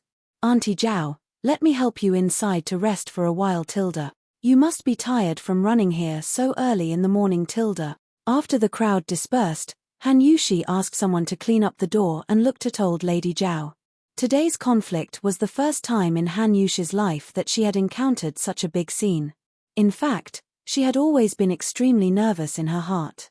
In the end, she was able to resolve this matter perfectly. In addition to her adaptability and extraordinary performance, the righteous old Madame Zhao also played a role in it. There weren't many of those martyrs' widows who had bad intentions. They were just at a loss after encountering a great tragedy in their lives and were then used by a villain. At this time, with old Lady Zhao as a clear example, it was easy to awaken the original kindness in their hearts. I won't sit. Fortunately, I heard the news in time today and didn't let Xianqing make a big mistake. Otherwise, I wouldn't have the face to see Sai Wei after a few years tilde. Old Lady Zhao leaned on her walking stick and said with some heartache. At this time, she had returned from a messenger of justice to her original identity, a mother who had just lost her son tilde. Mother tilde. Don't say that, it's all my fault tilde. You will definitely be healthy and live a long life tilde. Xia Wanqing held old Lady Zhao's hand and cried. Han Yushi also said softly, Auntie Zhao, Sister Xianqing was just carelessly used by a villain. Don't blame her, and don't blame yourself. I still have to thank you for coming all the way here to help today tilde. Sigh tilde. This is what I should do. It's not much help tilde. Old Lady Zhao shook her head and said, Mrs. Li, I stayed because I have something to tell you. Don't think I'm long-winded tilde. Of course not tilde. Auntie, if you have something to say, just say it tilde. This junior is all ears tilde. Han Yushi stroked the hair in front of her forehead and said with a smile. Old Lady Zhao looked to the east. Her gaze was slightly bleak. She sighed and said, although you didn't tell me clearly, I guessed that my son had already been buried in the snake's stomach and not even his bones were left tilde. As for the 7 cultivators of true virtue sect, I wish I could personally go to their sect and perish together with them. As for that 7-headed giant snake, I dream of eating its flesh and drinking its blood even in my dreams. Everyone says that Lord Zhu values friendship. This time, the Imperial Court has sent a large number of troops to attack Snake Spirit Mountain. Based on Lord Zhu's usual behavior, he will definitely avenge my son and the soldiers who died.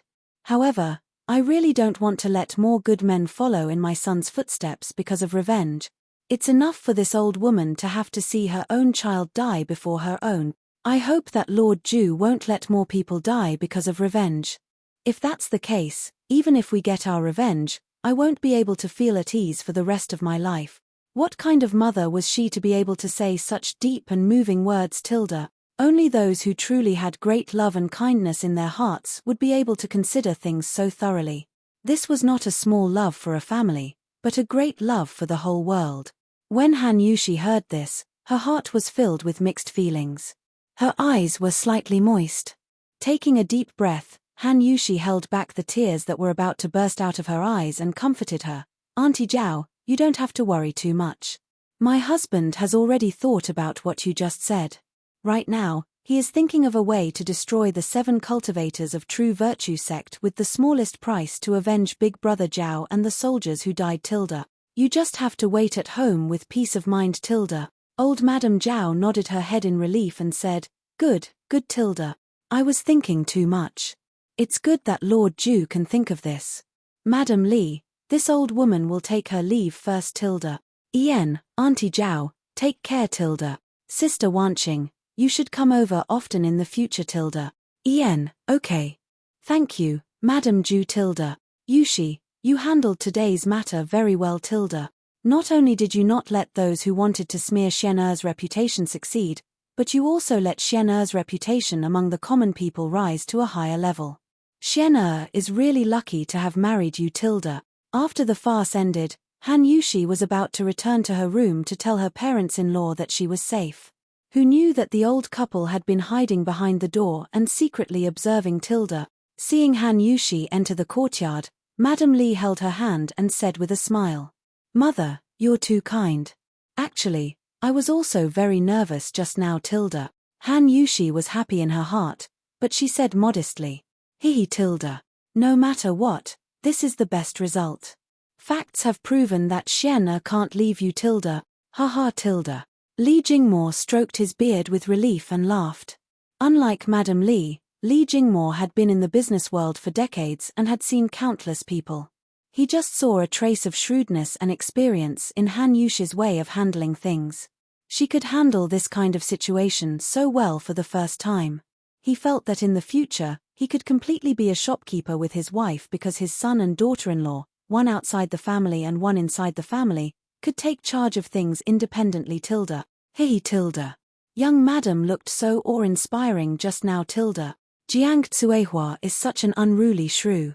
Didn't she have to obediently beg for mercy when she saw young Madam Xiao he came over to join in the fun with a smile. The whole family couldn't help but laugh heartily. While they were happy, the mysterious man in the alley opposite the Li residence had a constipated expression. Bastard. Trash. This Jiang Tsuehua is really a stupid woman. She could even fail in such a good situation. Why would I find such a trash. The mysterious man kicked over a jar placed by someone by the roadside and cursed loudly. After venting for a long time, his mood finally calmed down a little. He muttered, Forget it. Since this plan didn't work, I can only wait until the day after tomorrow to negotiate with the other families. Fortunately, that Jiang Tsuehua doesn't know my true identity. Otherwise, wouldn't I have gone for wool and come home shorn this time. What bad luck. After saying that, he flicked his sleeves and left. Sigh. Which heartless bastard, who gave birth to a son without PIs, kicked over the pot that I had just washed. Come out. Come out if you have the guts. See if I don't crush you to death.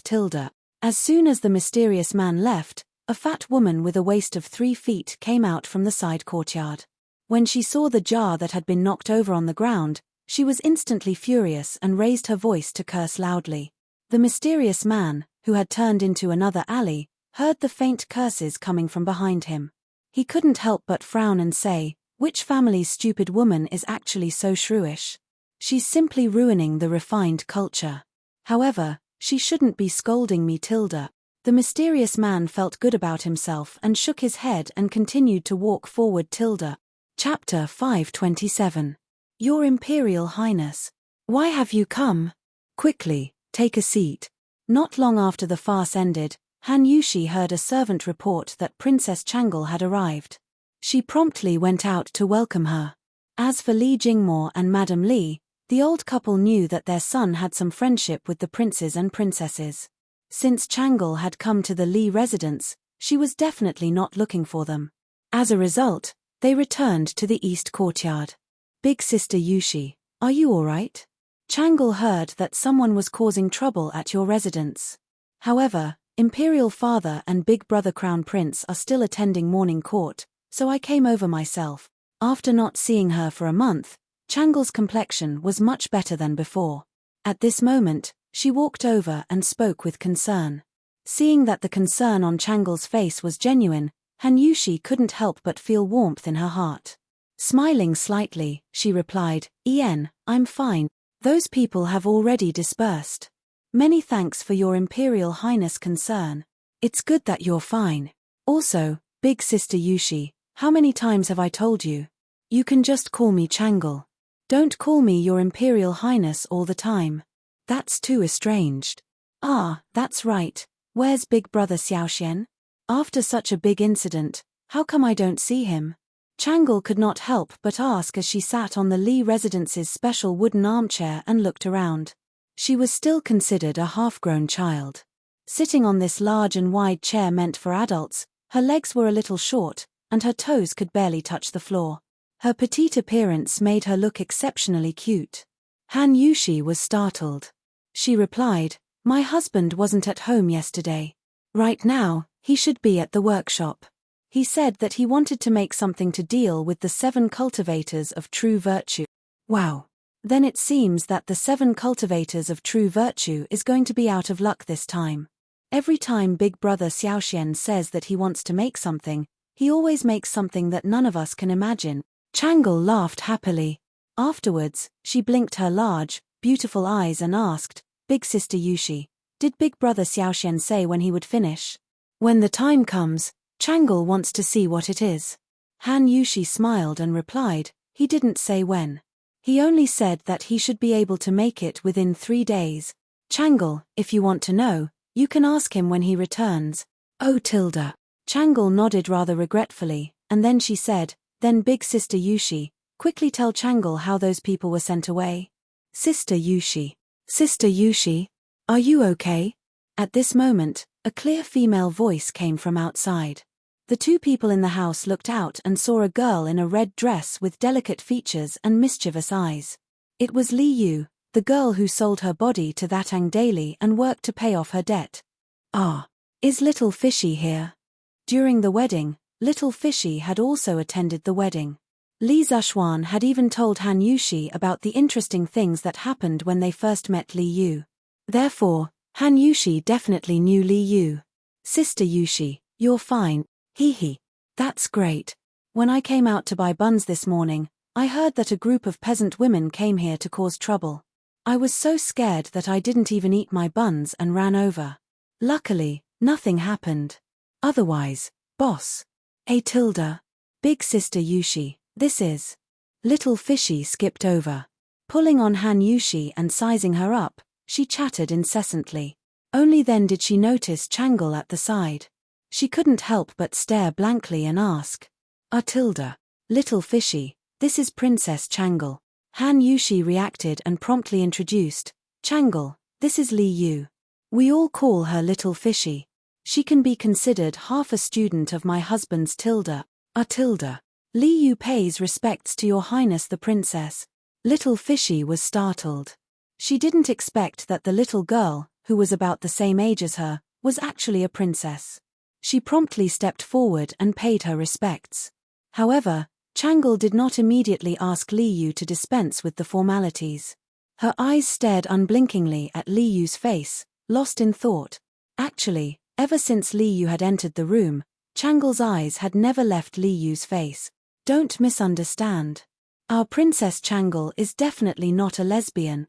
Cough, cough. Changle. After waiting for a long time and seeing no reaction from Changle, not only did Li Yu feel that something was wrong, but Han Yushi also saw that something was wrong. She couldn't help but cough dryly and remind Changle. Oh. Changle finally awoke from her reverie. Somewhat flustered, she said, dispense with the formalities, Tilda. Since you are Big Brother Xiaoshuan's student, there is no need to be overly courteous. Speaking of which, you and Big Brother Qinkyu can be considered half of the same school tilde. Hehe tilde. Since your highness says so, then I won't be courteous tilde. Li Yu had an easygoing personality. Hearing Changle's words, she promptly straightened her body.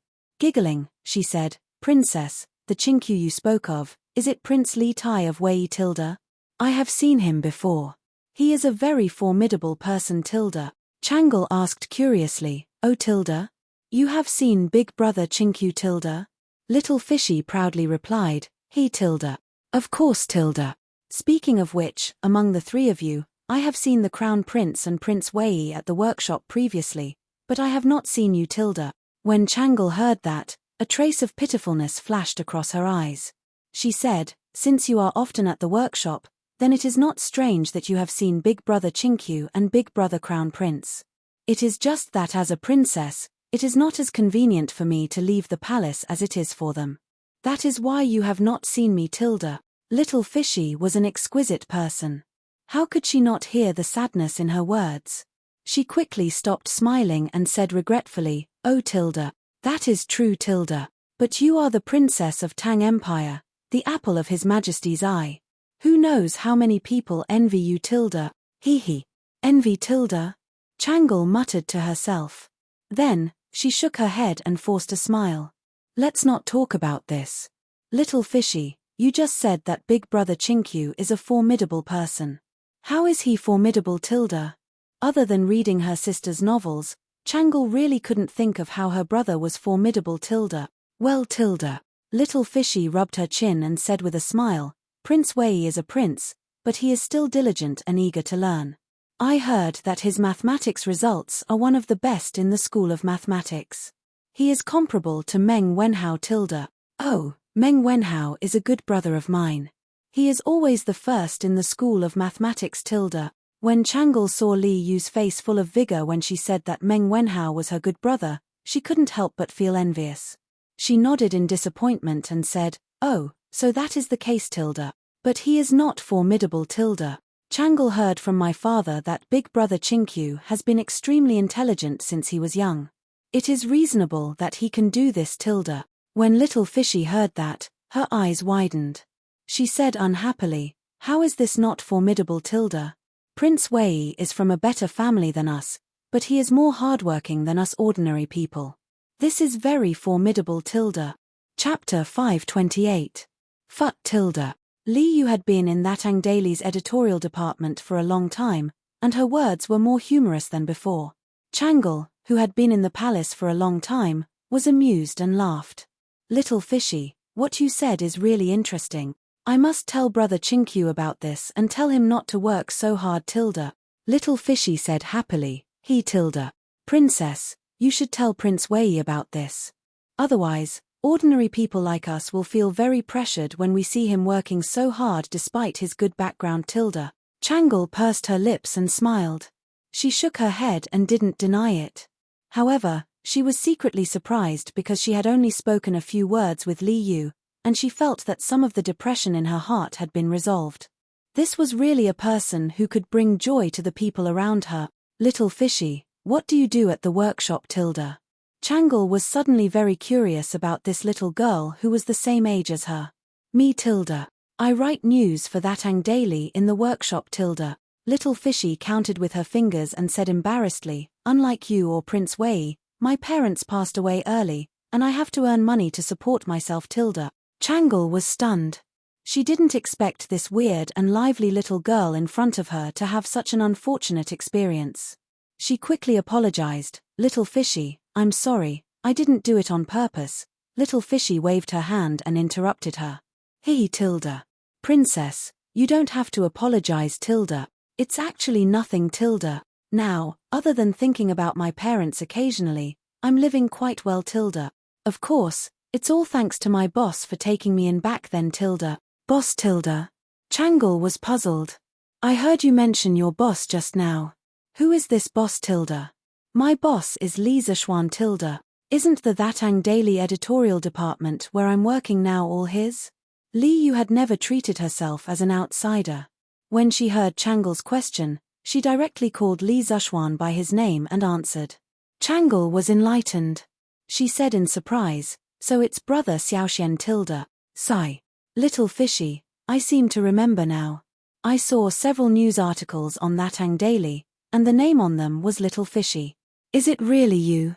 Originally, she only came to see Han Yushi, but she met a princess. Moreover, this princess was her own reader. Li Yu shouted excitedly, yes, yes, yes, it's me, it's me, it's me, it's me. Princess, do you also read that Ang Daily? Changle smiled and said, look tilde. Every day tilde. My father is watching too. Wow. That's great. Doesn't that mean I'm very famous? When Little Fishy heard that even Leah read that Ang Daily, she couldn't help but jump up in joy. She quickly asked, then, Princess, has His Majesty ever mentioned me? Tilde. I didn't. Changle said with an awkward expression.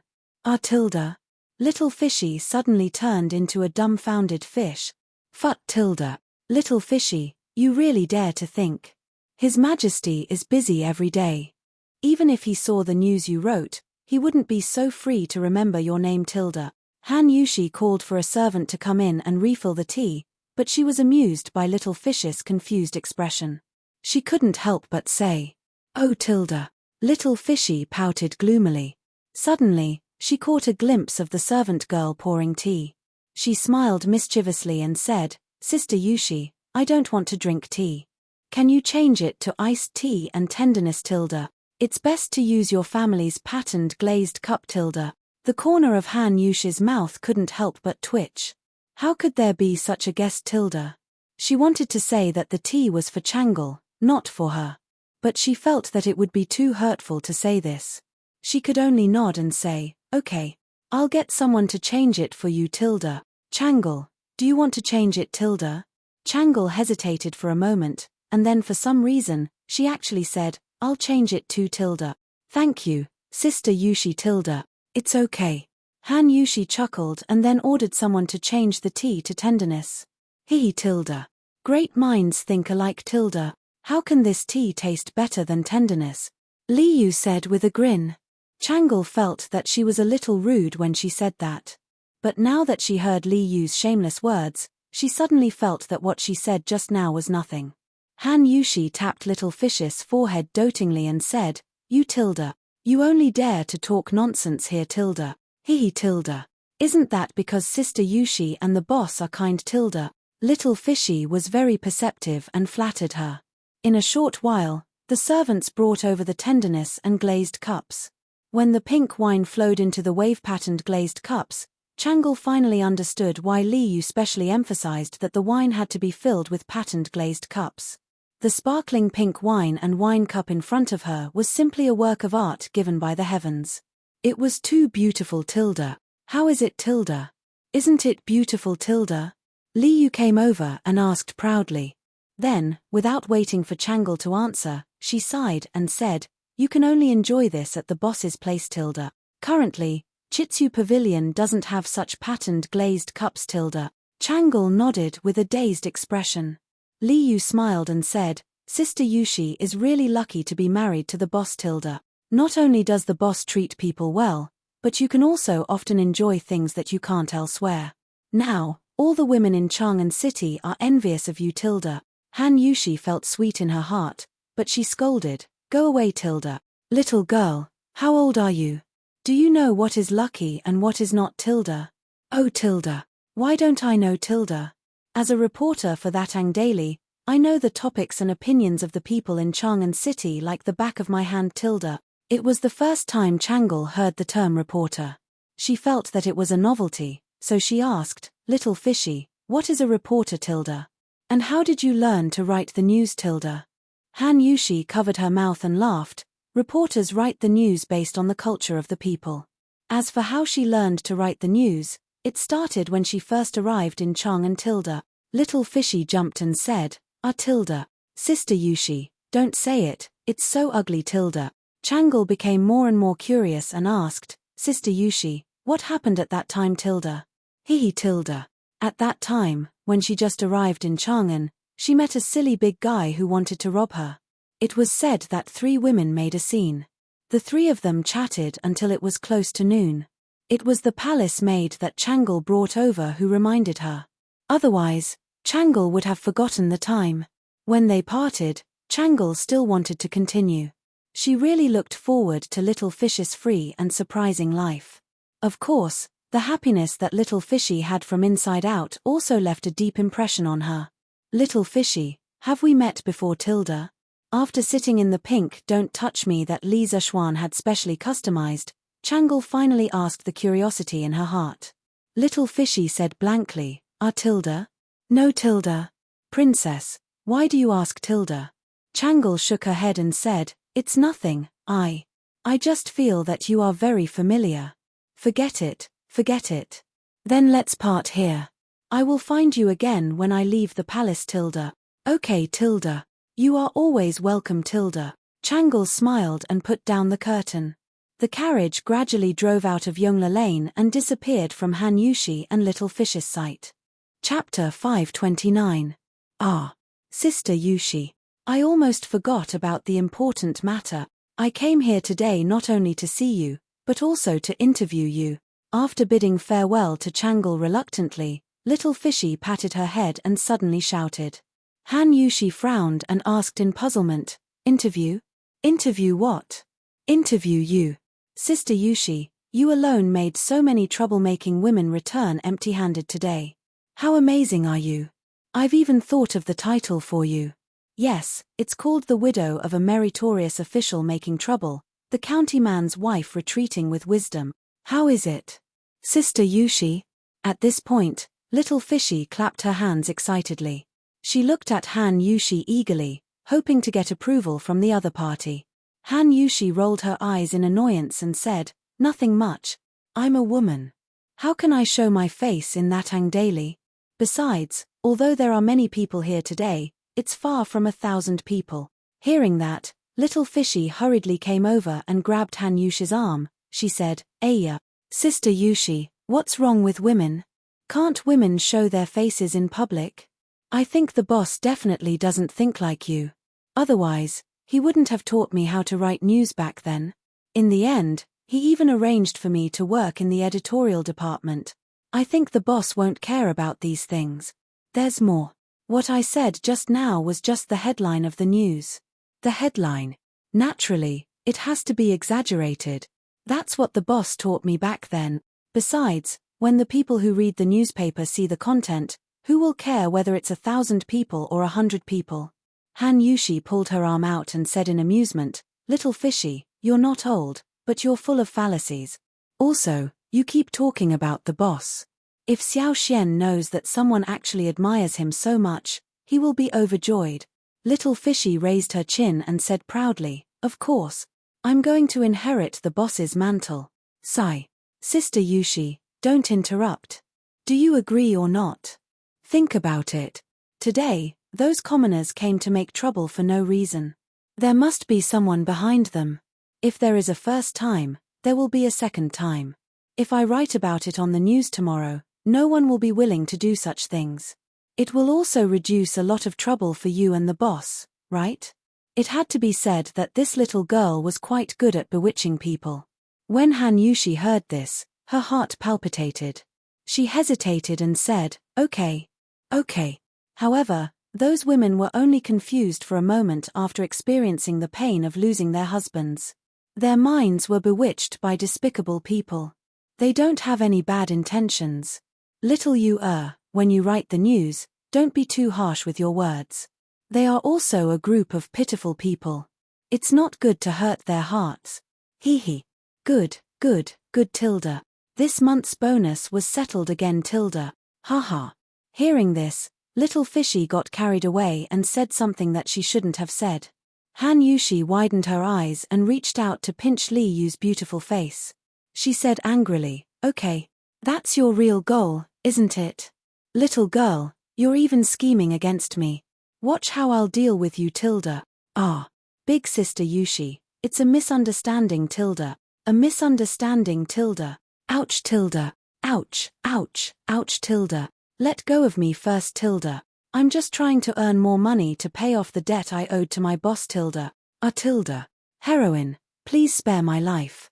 This little sister was wrong Tilda. Wrong. What Tilda? Such a thing actually happened Tilda? Why didn't you report to us earlier Tilda? Eastern Palace, Chengqian Hall. Li Chengqian pointed at an old eunuch at the bottom of the stairs and said angrily, Your Imperial Highness, please calm down. Previously, you were still in mourning court. That's why I had eunuch and wait here for you to return. If you want to blame someone, blame Yang Tilda. An exceptionally beautiful palace maid came over and bowed. Sigh Tilda. Forget it Tilda. Then what was the final result Tilda? Li Chengqian waved his hand and said helplessly, replying to Your Imperial Highness, it was daunting but not dangerous. When this old servant returned, that group of wicked women had already been persuaded to leave by the wife of County Magistrate Li. You need not worry Tilda. Moreover, it is said that Princess Changle has already paid a visit. Madame Li was not offended Tilda. The old eunuch wiped his sweat and promptly replied. Li Chengqian breathed a sigh of relief and said, Phew Tilda, that's good Tilda. That's good Tilda. Speaking of which, little sister Changle really cares about the matters of little Xian's family Tilda. Haha Tilda. How about this, us will also pay a visit to little Xian's family Tilda. Yang stammered for a long time before stammering, Your Imperial Highness. I'm afraid that Your Imperial Highness's actions are inappropriate Tilda. Li Chengqian frowned and said unhappily, What's inappropriate Tilda? Your Imperial Highness may not know, but County Magistrate Li has not been at home these past few days. Right now, only his wife is in charge of the Li estate. If Your Imperial Highness were to go now, it would be difficult to guarantee that there won't be vile people gossiping behind your back Tilda. Li Chengqian was furious. Scoundrel Tilda. Acting alone is righteous and sitting upright. Why should I fear others gossiping Tilda? Yang shrunk her neck and persisted, Your Imperial Highness may not fear these things, but there are some things that you should pay attention to Tilda. This servant is doing this for your own good Tilda. Li Chengqian was immediately depressed. He also knew that Yang words were reasonable. As the Crown Prince, he knew this better than anyone else. After cursing these annoying etiquette twice in his heart, Li Chengqian finally waved his hand and said, All right. That's fine Tilda. Yang go to the storeroom and prepare some gifts. Go to little Xian's family on my behalf Tilda. Yes Tilda. Your Imperial Highness Tilda. Yang hurriedly accepted the order as if she had been granted amnesty Tilda. In the hall. Li Chengqian thought for a while and then asked, Yang just said that little Xian hasn't been at home these past few days. Did he go to Snake Spirit Mountain again Tilda? The old eunuch bowed and replied, Your Imperial Highness, Lord Ju isn't in the army. It's said that he's in the workshop of the Strange Taste Pavilion Tilda. Workshop Tilda? Li Chengqian was puzzled. Imperial Father sent 6,000 soldiers to surround Snake Spirit Mountain 2 days ago. At that time, little Xian said that he had a way to deal with the 7 cultivators sect alone. I thought he was in the army Tilda. Why is he in the workshop Tilda? This old servant doesn't know Tilda. Li Chengqian shook his head and said, It's fine. Fortunately, I have nothing to do in the afternoon. I'll go to the workshop to see what little Xian is up to Tilda. Speaking of this, he actually had to thank Li Zhuan. Ever since Li Tai became addicted to mathematics, he rarely paid attention to the Imperial Palace. Now that the little fatty had left Chang'an City to experience life at the Cloud Mountain construction site, Li Chengqian didn't have to worry about competing with Li Tai for favor anymore. Now, he only needed to listen to the morning court and deal with the government affairs that Li Erpai sent him. He could be considered to be free and unfettered Tilda. Yes Tilda. This old servant will arrange a carriage for your Imperial Highness Tilda. Chapter 530. Oh. Li Zhuan married a good wife. She knows when to advance and retreat, uses both the carrot and the stick, and handles it with ease. This girl actually turned a very unfavorable situation for Li Zhuan around. Amazing. Amazing Tilda. Haha. Li Zheng Palace, Li who was freeloading at Empress Zhangxuan's place, had obviously heard about the farce in front of the Li residence today. Empress Zhongsun smiled and said, haha, who said it wasn't? Previously, when Xiaoxian married Han Yushi, many people felt that their family background was not right. Although there was news that Han Yushi was Han Qinhu's great-granddaughter and Du Daoling's granddaughter, many people still felt that this girl was not worthy of Xiaoxian. Now, it seems that this girl is better than many young ladies from rich families. The situation that Zhongsun said was not groundless because whether it was Han Qinhu or Du Daoling, they were now just fleeting clouds. They only represented the glory of the past and could not let Han Yushi escape the fact that she was born a peasant girl. A dignified county man who founded the country married a peasant girl. In this era where status and family background were valued, it was inevitable that people would gossip. Previously, Li Zishuan held a grand wedding for Han Yushi that caused a sensation in Chang'an, as well as his meticulous care for Han Yushi after marriage, made Han Yushi feel happy and sweet at the same time. She also felt immense pressure. Therefore, she did not slack off after marriage and kept learning from Mrs. Li. She just wanted to become a woman worthy of Li Zishuan's love. That was all. Sometimes, Li Zishuan could not help but feel embarrassed when he saw her diligence. Of course, there was a reward for effort. If it had been a few months ago, Han Yushi definitely would not have been able to handle this sudden incident on the spot. I didn't expect Li Zishuan, this brat, to be so good at judging people. But Zhao Siwei's mother is also very important. She deserves a reward. Li saw things very accurately and got to the crux of the matter in one sentence. However, the first half of his sentence was wrong. When Li Zishuan married his wife back then, he did not consider whether the girl was of equal status or whether she was capable or not. He only pursued congenial feelings. Indeed, if it wasn't for that old lady's righteousness, that girl from the Han family would have to go through a lot of trouble. But Xiaoxian is too generous. He took out more than 100,000 strings of cash just like that. Did he tell your majesty before? Empress Zhongsun asked with a frown.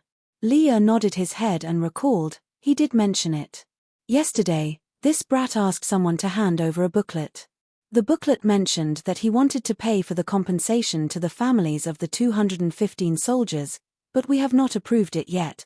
But this kid definitely didn't expect that those people would take the initiative to ask for money before he even gave them the money, right? Li Zishuan was right. This was something that Li Zishuan had not expected. If he had been present today, he definitely would not have mentioned the 100,000 strings of cash. As someone who had transmigrated from modern society, he hated things like moral kidnapping the most. Because strictly speaking, he didn't owe those people money at all. If he gave it, it was out of sympathy. If he didn't give it, it was only right. No one could force him to give money that he shouldn't have. Empress Zhongsun thought for a while and suddenly said, Your Majesty, it is said that the reason why these women went to the Li residence to cause trouble was mainly because they were instigated by someone called Jiang Tsuehua. I feel that this person's intentions are definitely not simple. Of course it's not simple. I'm afraid that some people don't like that brat recently. How dare you do such a thing right under my nose? How dare you? Li could obviously see this kind of problem that could be figured out with his butt.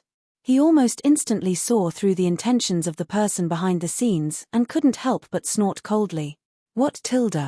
I've only been away for a few days and so many big things have happened in Chang'an. Duke Lu's residence. Cheng Chumo grabbed the food in his bowl and shouted with his cheeks puffed up. In the past few days, this guy had gone hunting with Li Huiran, Yuchi Baolin, and a bunch of other second-generation generals in Zhongnan Mountain. He had just returned near noon today. During lunch, this guy heard Cheng Yaojin talk about what had happened in the past 2 days and immediately exploded. Eat. What are you shouting for? Cheng Yaojin knocked on the bowl and said angrily. Cheng Chumo slammed the bowl and chopsticks on the table and said unhappily, No, Dad, how can I eat? My brother is being bullied, and my brother's wife is being harassed. Tell me, how can I still eat? Eat. Madam Cheng glared at this bastard son and said faintly, but the fierce look on her face disappeared in a flash. Cheng Chumo immediately withered. He looked at his father, But Cheng Yarojin only cared about eating and didn't care about him at all. He had no choice but to sit down again. But at this moment, looking at the food in front of him, he no longer had any appetite. No tilde. After a few seconds, Cheng Chumo stood up again. He stretched his neck and said, "Dad, Mom, I have to go to Snake Spirit Mountain to take a look tilde. Also, Butler Liang, bring some gifts in the afternoon and visit Uncle Li and Aunt Li tilde." After that, he didn't wait for Madam Cheng and Madam Cheng to say anything and directly went out tilde. Hey tilde. Wait tilde. Finish eating before you leave tilde. Madam Cheng reached out to stop him but couldn't. She could only roll her eyes at Cheng Yarojin and complain, "Vampich tilde. Look at the good son you taught. He's as impatient as you all day tilde. Chu Liang, don't learn from your brother tilde. Oh tilde." Cheng Chu Liang, who was at the side, grunted sullenly. Cheng Yarojin was unhappy. He glared and said, "So what if he's like me tilde? If my son doesn't look like me, does he have to look like old Wang next door tilde? What the f***ck is this tilde?" When Madam Cheng heard that, she angrily threw the chopsticks in her hand at him and said, "What nonsense are you saying tilde? How can you say such things so carelessly tilde?" Cheng Yarojin tilted his head to avoid the hidden weapon and laughed dryly. He knew that he was in the wrong and didn't dare to quibble. He buried his head and continued to eat. Cough tilde. "Madam, what about the Li residence tilde?" Butler Liang wiped the sweat on his forehead and said hesitantly. Obviously, he knew who was in charge at this moment, so he directly asked Madam Cheng instead of Cheng Yarojin. "You don't have to go tilde. I'll go personally in the afternoon tilde." Madam Cheng thought for a while and said lightly. Putting everything else aside, her relationship with Li Zexuan's mother was quite good. "Yes, Madam tilde." Butler Liang heaved a sigh of relief and cupped his hands. Chapter 531. Afternoon. The Li residence was very lively. Carriages came one after another. There were carriages from the Cheng residence, the Qin residence, the Yuqi residence, the Niu residence, and the Li residence. What shocked the passers-by the most was that someone from the East Palace also came. Although it was only a palace maid, the meaning behind it was very shocking tilde. This was the social network Li Zexuan operated. Today, he was no longer the young boy who could only rely on his parents when he first arrived in Chang'an. Now, whoever wanted to touch him would have to consider whether they could afford to offend the hidden forces behind him tilde. Today, the matriarchs of both the Qin and Cheng manors had personally come. This caused everyone to be secretly shocked. Those who participated in the disturbance in the morning couldn't help but feel their hearts tremble. On one hand, they regretted listening to the rumors and causing trouble, but on the other hand, they were glad that they declined the compensation from the Li family. Otherwise, they wouldn't have the face to see anyone in the future tilde. "Baolin, are you going or not tilde?" "Yes tilde. Yes tilde. Haha tilde. Good tilde. Good brother tilde." This bullshit 7 cultivators of true virtue bullied little Xian. "Let's go and kill them all tilde." Yes tilde. Kill tilde. Kill them all tilde. Obviously, Cheng Chumo didn't forget to find a companion when he went out to cause trouble. This guy came to Bu Jingfang and tricked Yuqi Baolin tilde. Bar tilde. Kill your head tilde. "Cheng Chumo, you stinking brat, you came to kidnap my family's Baolin again tilde. This time, when we went to Mount Zhongnan, you all came back fine. Why did my family's Baolin have a few marks on his face tilde?" At this time, Yuqi Jingde came out of nowhere and scolded Cheng Chumo.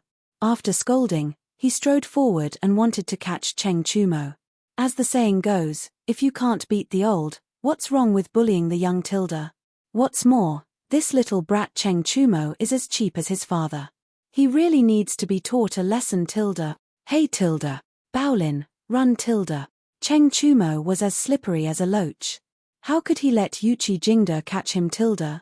When Yuqi Jingde was still 3 feet away, Cheng Chumo could already tell that something was wrong and scampered off. However, he didn't forget the mission he came here for today. As he ran, he yelled at the back. "Ah tilde. Oh. Wait for me, ugly bull." Yuqi Baolin hurriedly followed after him. "Sigh. Baolin, Don't go. Even little Xian can't beat you. What can you do there? Yuqi Jingde was so anxious that he stomped his feet. In the end, the two of them ran further and further away, and very soon, their figures disappeared. The only thing left in the air was Cheng Chumo's shouting, "Uncle Yuqi Tilde, don't worry, we'll be back soon." Yuqi Jingde almost vomited blood. He yelled at the direction Cheng Chumo disappeared, "Cheng Chumo, you better watch yourself. If Bao Lin gets hurt, I'll kill my way to your Cheng family." After yelling, Yuqi Jingde sighed softly, somewhat distressed. Sigh Tilde. How did I give birth to such a stupid son Tilde? On the other side, Li Chengqian was a man of his word. After lunch, he took a car to the workshop. Nowadays, sedan chairs were no longer popular among some of the rich families in Chang'an City. That thing was swaying and slow, and it was also very stuffy. How could it compare to the speed, coolness, and comfort of the Strange Interest Pavilion's Don't Touch Me? Although the production of Don't Touch Me was still very low, and the market was also very small, the rich had their own solutions. There was always a way. If 1,000 strings of cash couldn't buy it, then 2,000 strings of cash. If 2,000 strings of cash didn't work, then 3,000 strings of cash. As long as you had money, you wouldn't have to worry about not being able to buy a car Tilde. The black market, or rather, the scalper gang, existed in any era. Once he reached the entrance of the workshop, Li Chengqian called over a Wu who was guarding the workshop and asked, "Where is Li Zishuan Tilde?" When Li Zishuan assigned Pang Feige's team of Wu to Li Zishuan as his personal guards, the Right Marquis household sent another team of Wu to be responsible for the safety of the Strange Interest Pavilion workshop and the two sides of the Strange Interest culture. Replying to Your Highness, Lord Ju. Lord Ju is at the Drunken Wind Pavilion Tilde. That Wu had a difficult expression as he stammered out a reply. All right Tilde, I understand, you can leave. Li Chengqian didn't notice the strange expression on that Wu's face. After saying that, he walked in by himself. He had been to the Drunken Wind Pavilion before, so he didn't need anyone to lead the way. Sigh Tilde that Wu stretched out his hand, wanting to say something, but in the end, he didn't dare to say anything. Hee Tilde. I want to see what you're doing hiding in the workshop during this big battle Tilde. Looking at the Drunken Wind Pavilion not far away, Li Chengqian thought curiously. Greetings, Your Highness Tilde. Li Chengqian had been to the workshop more than once. Seeing his arrival, the two workshop servants at the entrance of the Drunken Wind Pavilion hurriedly bowed and greeted him. Dispense with the formalities Tilde. Is Li Zishuan inside Tilde? Li Chengqian didn't expect that there would be two gatekeepers here, so he asked in passing. Your Highness, Lord Ju is inside Tilde. Song Xiaoxi cupped his fists and replied. That's good Tilde. Li Chengqian nodded in satisfaction and was about to walk in. Your Highness, please wait. Song Xiaoxi gritted his teeth and hurriedly flashed in front of Li Chengqian. He stopped him and said, Forgive me, Your Highness, but you can't go in. Lord Ju had instructed me earlier that no one is allowed to enter this courtyard for the next 3 days. Lord Ju's meals can only be delivered to the door for these 2 days. Li Chengqian was a little displeased. Even I can't go in Tilde. Plop Tilde. Song Xiaoxi dragged his other companion and knelt on the ground. He said, I don't dare to stop Your Highness, but I don't dare to disobey Lord Ju's orders either Tilde. Your Highness, if you insist on going in, you can step on my body to go in Tilde. With that, he hit his head on the ground and prostrated himself on the ground. Li Chengqian said angrily, Bastard. Are you threatening me Tilde? At the end of the day, this child was also a person above everyone else. He could be a little patient with his friends, but not with people like Song Xiaoxi who had nothing to do with him. Your Highness, please forgive me. I definitely didn't mean that Tilde. Song Xiaoxi hurriedly kowtowed. Li Chengqian said indignantly, Tilde, whether you mean it or not, I still want to go in and take a look Tilde. With that, he planned to go around the person in front of him and go in directly. Boom Tilde. At that moment, a loud bang suddenly exploded in the Drunken Wind Pavilion. Li Chengqian could feel a huge wave of heat coming from outside the courtyard, and he could even feel the ground trembling. Just as Li Chengqian was about to shout the Earth Dragon is here, loud laughter came from inside. Waha tilde. I did it tilde. I finally did it tilde. Li Chengqian recognized the identity of that voice and seemed to understand something. He wiped his sweat and said glumly, all right, as you wish. I won't go in any more tilde. With that, he ran off as if there was oil on the soles of his feet. This place is really too dangerous tilde. Li Chengqian sighed in his heart. Chapter 532. Cho Nyo, Bao Lin tilde. At the foot of Snake Spirit Mountain.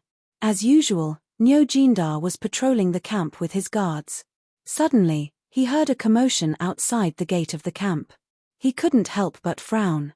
He had been in the army for many years, and he had always been strict with his troops. He had never seen a situation where he had to obey military discipline. With anger in his heart, Nyo Jindar arrived at the gate of the camp and saw Cheng Chumo arguing with the guards, as well as Yuchi Bao Lin behind Cheng Chumo. Uncle Nyo tilde. It's me tilde. Hurry up and tell this bastard to let us in tilde. When Cheng Chumo saw Nyo Jindar, he quickly waved his hands excitedly. This is the military camp. Cho Nyo, what are you doing here tilde? Nyo Jindar's expression didn't improve, and he was still very serious. Ahem. Uncle Nyo, that 7 cultivators sect bullied Xiaoxian. As his brothers, of course we're here to help him vent his anger tilde. Don't worry, we're here to help, not to cause trouble tilde. Cheng Chumo had no choice but to suck up to Nyo Nyo. Nyo Jindar secretly rolled his eyes and asked, do Jijia and Jingda know that you're here tilde? Cheng Chumo and Yuchi Jingda replied in unison, we know tilde. Seeing that the two of them were solemn and didn't look like they were lying, Nyo Jindar could only believe them. He waved his hand and motioned for the guards to let them in. Then, he said, come in tilde. Someone will arrange a tent for you later, but this old man will say the ugly words first. The army has its own rules. Don't break the rules and make things difficult for this old man tilde. Cheng Chumo nodded repeatedly and said, we know. Don't worry, Uncle Nyo. We definitely won't cause trouble for you tilde. Hehe, yes. We're here to help Xiaoxian get revenge, not to cause trouble tilde.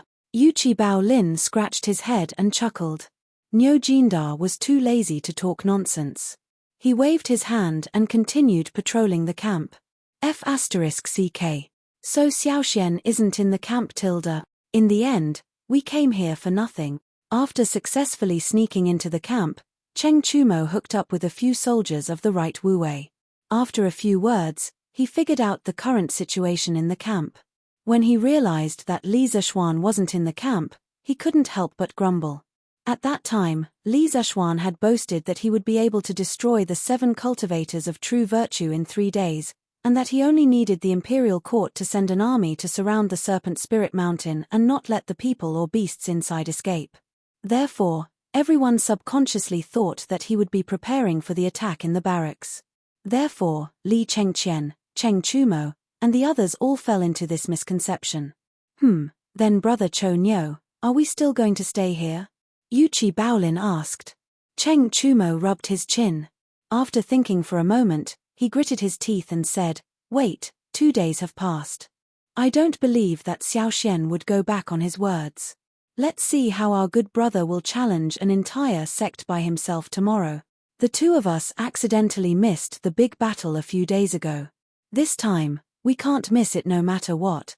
Yes, we can't miss it this time. I also believe that Xiaoxian can do it. Yuchi Bao Lin waved his fist and said firmly, newspaper for sale. Newspaper for sale. Today's headline of the newly published Thatang Daily, Hero's Widow Makes Trouble, Countyman's Wife Retreats with Wisdom tilde. 5 copper coins for a copy tilde. Early the next morning, the sound of newspaper sellers in the streets of Chang'an woke up the world's largest city. With the development of Thatang Daily today, it was no longer as low level as before where it had to rely on paperboards to sell newspapers. Now, at the intersection of every street in Chang'an, there was basically a kiosk. Firstly, it was convenient for people to buy newspapers as soon as possible. Secondly, it was convenient for readers to receive tips for novel authors. In the past, Readers who wanted to give tips had to go to the Strange Interest Pavilion workshop in the east of Chang'an City. Now, there was no need to go through so much trouble. You only needed to go to the kiosk near your home, tell the person in charge how much you wanted to give, and then pay the money to receive the fan badge. It couldn't be more convenient. Of course, if you were worried that the person in charge of the kiosk would embezzle the money you gave, it would only prove that you were thinking too simply. The distribution and sale of every fan badge in the workshop were recorded. Every month, there would be a professional to check the accounts. Once someone was found to be embezzling, there was nothing much to say. They would be fired immediately and never hired again. Obviously, no one was willing to give up such good benefits in the workshop to do such sneaky things. As a result, the number of fans of every author in that Enchanting Daily's novel section increased exponentially. This was especially true for A Mortal's Journey to Immortality. Up until now, the word count of A Mortal's Journey to Immortality had almost reached 1 million words, and the total number of fans had exceeded 30,000. This made the other authors envious and jealous. What do you mean by a county's man's wife retreating with wisdom? I don't care about that. Hurry up and get me a newspaper. I want to read A Mortal's Journey to Immortality.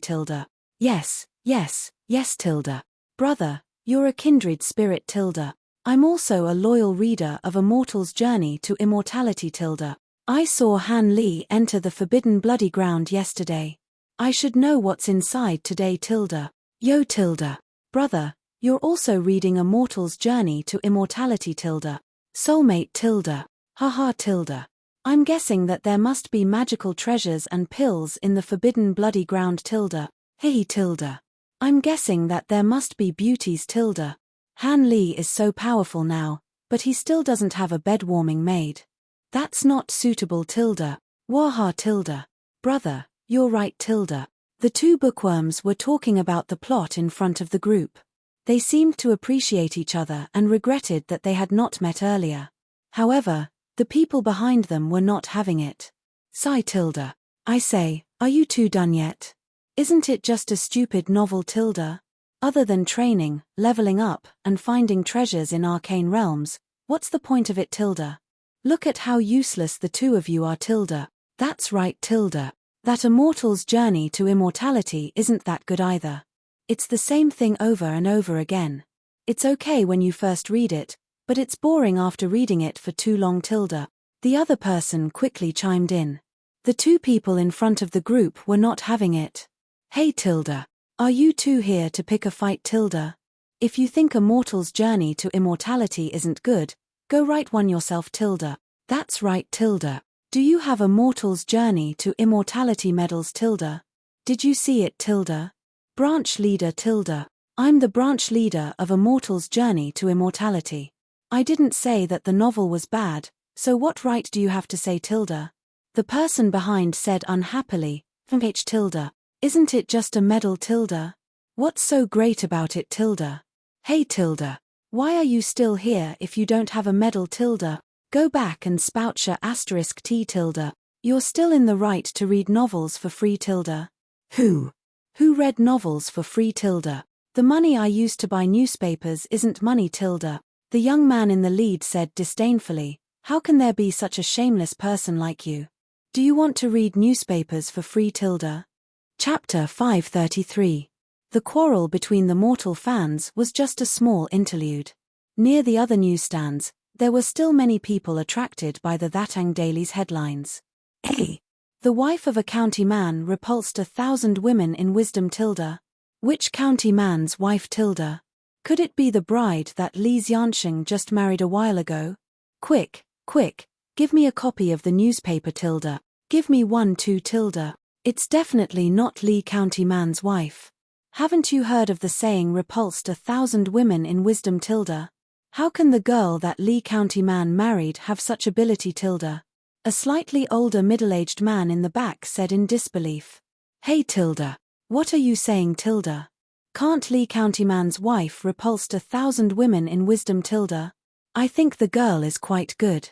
I heard that she's a beauty from the surrounding villages. Hey. Beauty. Can beauty be eaten? Ignorant.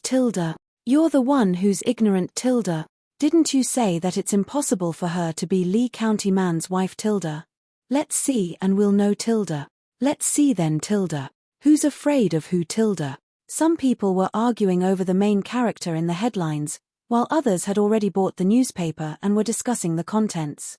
These shrews are really despicable, Tilda. Relying on their husband's military achievements, they actually bullied Lee County man's family, Tilda. He's the benefactor of us poor children, Tilda. How dare they, Tilda? Yeah, Tilda. Yeah, Tilda. How despicable, Tilda. The Imperial Court can't blame Lee County man for losing the war. I really don't know what they're thinking, Tilda. Under the arbor of a tea house, a few young people couldn't help but complain as they read the newspaper. Luckily, Lee County man's wife is quite quick-witted. Otherwise, Lee County man's reputation would have been ruined by these people, Tilda. Indeed, but this old Madame Zhao also came at the right time, Tilda. And she's much more righteous than those shrews, Tilda. Hey, Tilda. I know this old Madame Zhao, Tilda. Her son is in the Imperial Army and lives in the south of the city. I didn't expect that. Fei Chen, you know her, Tilda. Then when you have time, bring us to visit this old Madame, Tilda. I'm afraid that even scholars like us can't compare to such a person who understands the principles of righteousness. That's right, these three were Jinyu Academy's Hua Hongyi, Chen Tianhua, and Liao Fei Chen. However, the three of them were no longer as poor as they used to be. Chen Tianhua and Liao Fei Chen both published novels on that Ang daily. Although they were not as popular as The Legend of a Mortal's Journey to Immortality, their monthly income was still slightly higher than ordinary people. So now, they could occasionally drink tea and go shopping, Tilda. Yeah. Especially when the auntie said, "My son has already shed blood on the battlefield. We can't let him shed tears in the underworld because of these vile people who use his name to do whatever they want." I was very touched, Tilda. To be able to say such words, this Auntie Zhao is a person worthy of my, Chen Tianhua's, respect, Tilda. That's right, Tilda. However, those women still have a conscience and didn't ask for the compensation money from the Li family. Otherwise, I, Hua Hongyi, would personally go and judge these people, Tilda. That's right, Tilda. At least they have a conscience, Tilda. The widow of a meritorious official is being unreasonable, and the wife of a county magistrate is retreating with wisdom? What widow of a meritorious official, Tilda? What retreating with wisdom, Tilda? How arrogant, Tilda. Laifu, go buy a newspaper for this old man, Tilda. A vigorous voice came from a dark red carriage on the road. Yes, Tilda. Old master, Tilda. The coachman outside the carriage responded and trotted to the newsstand to buy the newspaper. 15 minutes later. Preposterous, Tilda. This group of shrews is really unreasonable, Tilda. Even if Li Zishuan is responsible for the defeat of the Imperial Army in the Battle of Snake Spirit Mountain, he can't take full responsibility. Besides, the Imperial Court has already given them compensation, and this group of people actually ran to Li Zishuan's house to ask for money. How insatiable, Tilda. These wicked people should be arrested and punished, Tilda. That's not right, Tilda. These people can actually gather in front of the Li family's house at such a time. There must be some dirty tricks behind this, Tilda. The person in the carriage was Wei Zheng, who was rushing to the morning court. At this moment, he was muttering to himself as he read the headlines. From a certain perspective, the appearance of that Ang daily could be said to have provided Wei Zheng with a lot of material to remonstrate with. In the past, he had to personally go to the grassroots and find out where the officials were neglecting their duties, taking bribes, or where the citizens were being bullied. Then, he would organize them into memorials and impeach them in the morning court. But now, he only needed to find some unfair or illegal matters in the newspaper and then bring it to the Imperial Court to ask for the Empress judgment. Haha, Tilda. Good, Tilda. This granddaughter of Du Dowling is really not ordinary, Tilda. Not only does she make good wine, but she also has such quick wit. She's really not simple, Tilda. Wei Zheng couldn't help but laugh when he saw Han Yushi arguing with the group of women. Good, Tilda. Good, Tilda. This Madame Zhao is really a hero among women. She gave birth to a Chilean son who fought for the country and sacrificed his life. She is also deeply righteous. How rare, Tilda. She deserves a reward, Tilda. She deserves a reward tilde. This old man wants to ask for a reward for this person tilde. When he saw old Madame Zhao appear later, Wei Zheng couldn't help but slam the table and shout loudly. Oh tilde. Don't let the hero bleed and cry. This person called Little Yue summed it up well in the end tilde. That Eng Daily is really full of talents tilde. Therefore, a morning court that was supposed to be very calm was stirred up again because of the headlines of that Eng Daily. After the ministers condemned Jiang Tsuehua and the other women, Wei Zheng stepped out of the crowd and asked for a reward for old Madame Zhao. It was rare for this old troll to ask for a reward for others. Li Er also gave face, mainly because he originally planned to give old Madame Zhao some rewards, and issued an edict on the spot to give old Madame Zhao the title of a 7th-rank noble lady. Yes, there was no doubt that the Tang dynasty already had the saying of a noble lady. Since the Han dynasty, the wives of the princes, dukes, and ministers, that is, those who were in power and above, were called madams. The Tang, Song, Ming, and Qing dynasties also gave the mothers or wives of high officials additional titles and were called noble ladies. The imperial edict as a royal document began in the Western Zhou dynasty. For example, the Shengshu times Zhu Shu contained the Great Edict, Tang Edict, Kang Wang's Edict, and so on. It was a document that the Zhou emperor used to warn his officials. Qin Dun did not use it. It was occasionally used in the Han dynasty and was not used regularly. The Tang dynasty used imperial edicts to punish and reward. However, the imperial edict system was gradually perfected during the Ming and Qing dynasties and formed a complete system. With Li Er's edict, the other families who had gone to the Li family to cause trouble were even more terrified. They didn't expect that such a small matter would be heard by the heavens. Moreover, Li Er rewarded Madame Zhao. Didn't he mean that he was dissatisfied with their actions? Therefore, Jiang Tsuehua, who was still in prison, was cursed over and over again by countless people. Chapter 534. F***ck. This godforsaken place is so unlucky. There are so many mosquitoes at night. Cheng Chumo raised his head, lying on the back of the horse, and said with a sad face. Unlike the other young masters of the rich and powerful families, Cheng Chumo was not someone who could not bear hardships. A few years ago, he had gone to war with Cheng Yarojin, Li Jing, and the others. Even so, the mosquitoes last night were still unbearable for him. Not only did the mosquitoes around Snake Spirit Mountain suck blood, they were also F***king poisonous. Although it was only mildly poisonous and not fatal, it was still enough to make one suffer. Cheng Chumo's face, which was not handsome to begin with, was already covered in red bumps. This fellow was still scratching everywhere, as if he would not stop until his skin was broken. Hee. I think this place is pretty good. Yuchi Baolin chuckled as he sat on his horse. Speaking of which, it was strange. Cheng Chumo slept in the same tent as him, but the mosquitoes only bit Cheng Chumo. Yuchi Baolin was completely fine. He was still white and chubby, no, black and chubby. It would have been better if Yuchi Baolin had not spoken, but the moment he did, Cheng Chumo was a little angry. F***ck, Baolin, you're still being sarcastic here. Why don't those mosquitoes bite you? Is it because you're too fat? Yuchi Baolin said embarrassedly, maybe it's because I'm too dark, and those mosquitoes can't see me at night. Why don't you bask in the sun more, brother Chonyo? You'll be like me then. Scram. Cheng Chumo scolded angrily. If I look like a coal ball like you, how am I going to find a wife? Hee. Yuchi Baolin laughed dryly. He looked at the sky and said, Brother Chonyo, today is the 3rd day. Why isn't Xiaoxian here yet?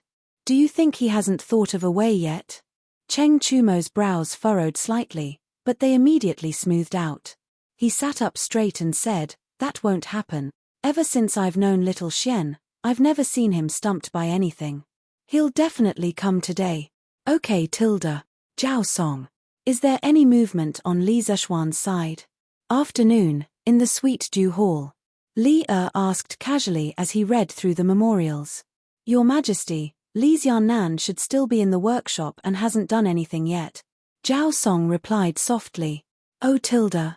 Isn't today the 3rd day tilde? Did I remember the wrong date? Li Er put down his brush and asked doubtfully. Your Majesty, You didn't remember wrongly. Today is the third day of the 3-day period proposed by Li Xiaonan. Hey. That's strange, Tilda. This kid is still cooped up in the workshop. Is he at his wit's end?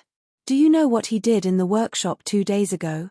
Leah furrowed his brows and asked in bewilderment. Zhao Song bowed and said, Your Majesty, Li Xiaonan is a martial arts grandmaster. This old servant's subordinates didn't dare to get too close to him and could only wait outside the workshop. Therefore, this old servant has no way of knowing what Li Xiaonan did in the past 2 days. I only know that he entered the workshop 2 days ago and hasn't come out since. Leah nodded. After pondering for a long time, he sighed and said, It's getting harder and harder to see through this kid Tilda. Right now, all the people of Chang'an are waiting for the results of the Imperial Army's second expedition against the 7 cultivators of true virtue.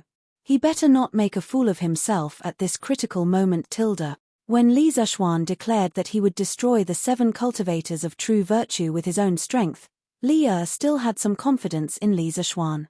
After all, Li Zishuan had given him too many surprises before. However, after so many days, Li Zishuan still hadn't made any move. Leah's heart turned cold. At this time, he only hoped that Li Zishuan wouldn't make a fool of himself and lose face for the imperial court. As for the 7 cultivators of true virtue, it wouldn't be too late to attack them after the army regroup. Senior Marshal Brother, how are your injuries, Tilda? Snake Spirit Mountain, inside the secret chamber of the 7 cultivators of true virtue. Snake King looked at the imposing Yin Batian in front of him and asked excitedly. Speaking of which, these 2 martial brothers could be considered as brothers in distress. Previously, Snake King was injured by Li Zishuan and returned to this secret room to recuperate. 2 days ago, it was Yin Baishan's turn. However, Yin Baishan's injuries weren't as serious as Snake King's. Moreover, the recovery ability of a peak Grandmaster Realm expert was even more outstanding. Therefore, he was able to recover in just a few days. Haha, Tilda. Junior Marshal Brother, you guessed right. My injuries are completely healed, Tilda. Yin Batian laughed and jumped down from the stone bed. Then, he asked with a concerned face, Junior Marshal Brother, how is your body, Tilda? Haha, Tilda. Senior Marshal Brother, it's good that you're fine, Tilda. As for my injuries, I'm already very lucky to be able to keep my life, Tilda. In the past few days, Yin Batian was the only one here to recuperate. Snake King felt that there was no hope for him to fully recover, so he gave up on recuperating. Yin Baishan's face darkened and he said hatefully, It's all because of that little bastard Li Zishuan. We were originally living in peace, but that brat wanted to destroy our sect. Now, both of us are injured and crippled. I, Yin Batian, am not a man if I don't take revenge, Tilda. Senior Marshal Brother is right, Tilda. I have no other wish in this life except to kill Li Zishuan. It's all up to Senior Marshal Brother, Tilda. Snake King's eyes flashed with a trace of fierceness as he hurriedly pleaded loudly.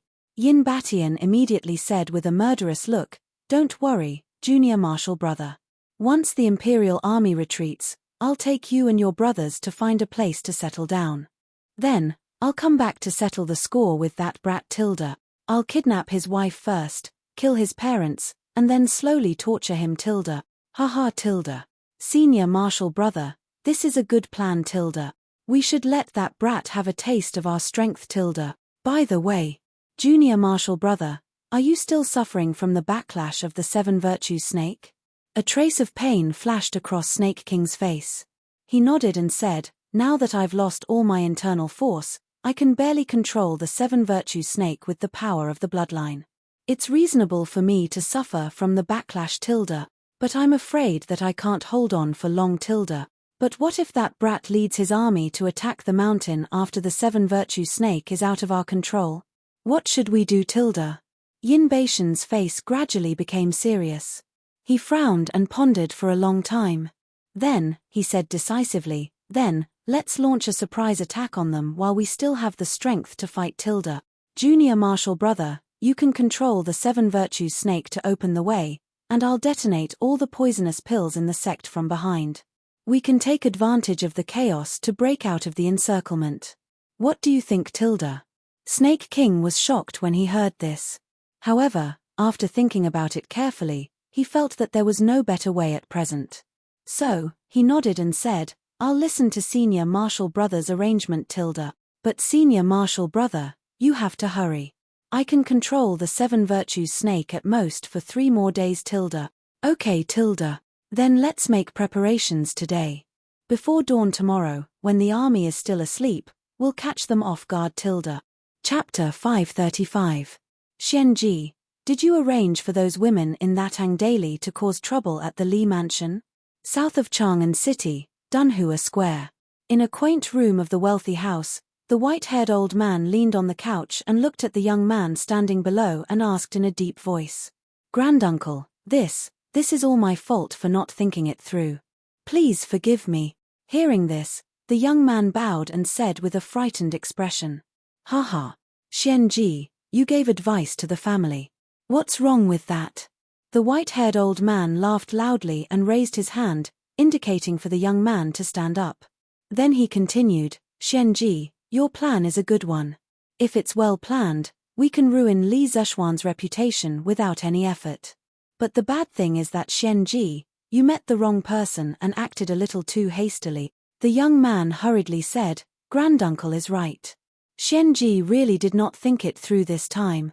The white-haired old man showed a gratified expression and said, those in power must learn to know how to use people well. Jiang Tsuehua is obviously not a person who can take on big responsibilities. Xianji, you must learn from this in the future. Don't ruin things because of these incompetent people. Yes, Granduncle. Although the young man disagreed in his heart, he did not show it on his face. He pretended very well. Oh, that's right. Have you arranged for the meeting of the big families tomorrow? The white-haired old man was suddenly startled and raised his eyes to ask. Granduncle, don't worry. Everything has been arranged. There won't be any mistakes. The young man said confidently. The white-haired old man nodded and laughed. Haha, Xianji, I still believe in your ability to do things. Tomorrow's meeting is also a good time for you juniors to get to know each other better.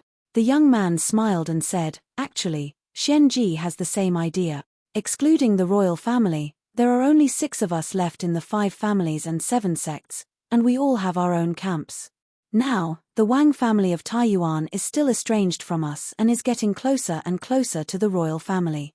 In the long run, we will be divided by the emperor. Therefore, I also think that the aristocratic families should contact each other. The white-haired old man agreed and said, Xianji, you understand it best, Tilda. Those old fellows are not as good as you, Tilda. Now that we can't count on Snake Spirit Mountain, it's up to you, Xianji, Tilda. Granduncle, speaking of the Snake Spirit Mountain, my father heard some news. The white-haired old man frowned and asked, what news, Tilda? The young man stepped forward and whispered, my father heard that the imperial court has sent 10,000 soldiers to surround the Snake Spirit Mountain.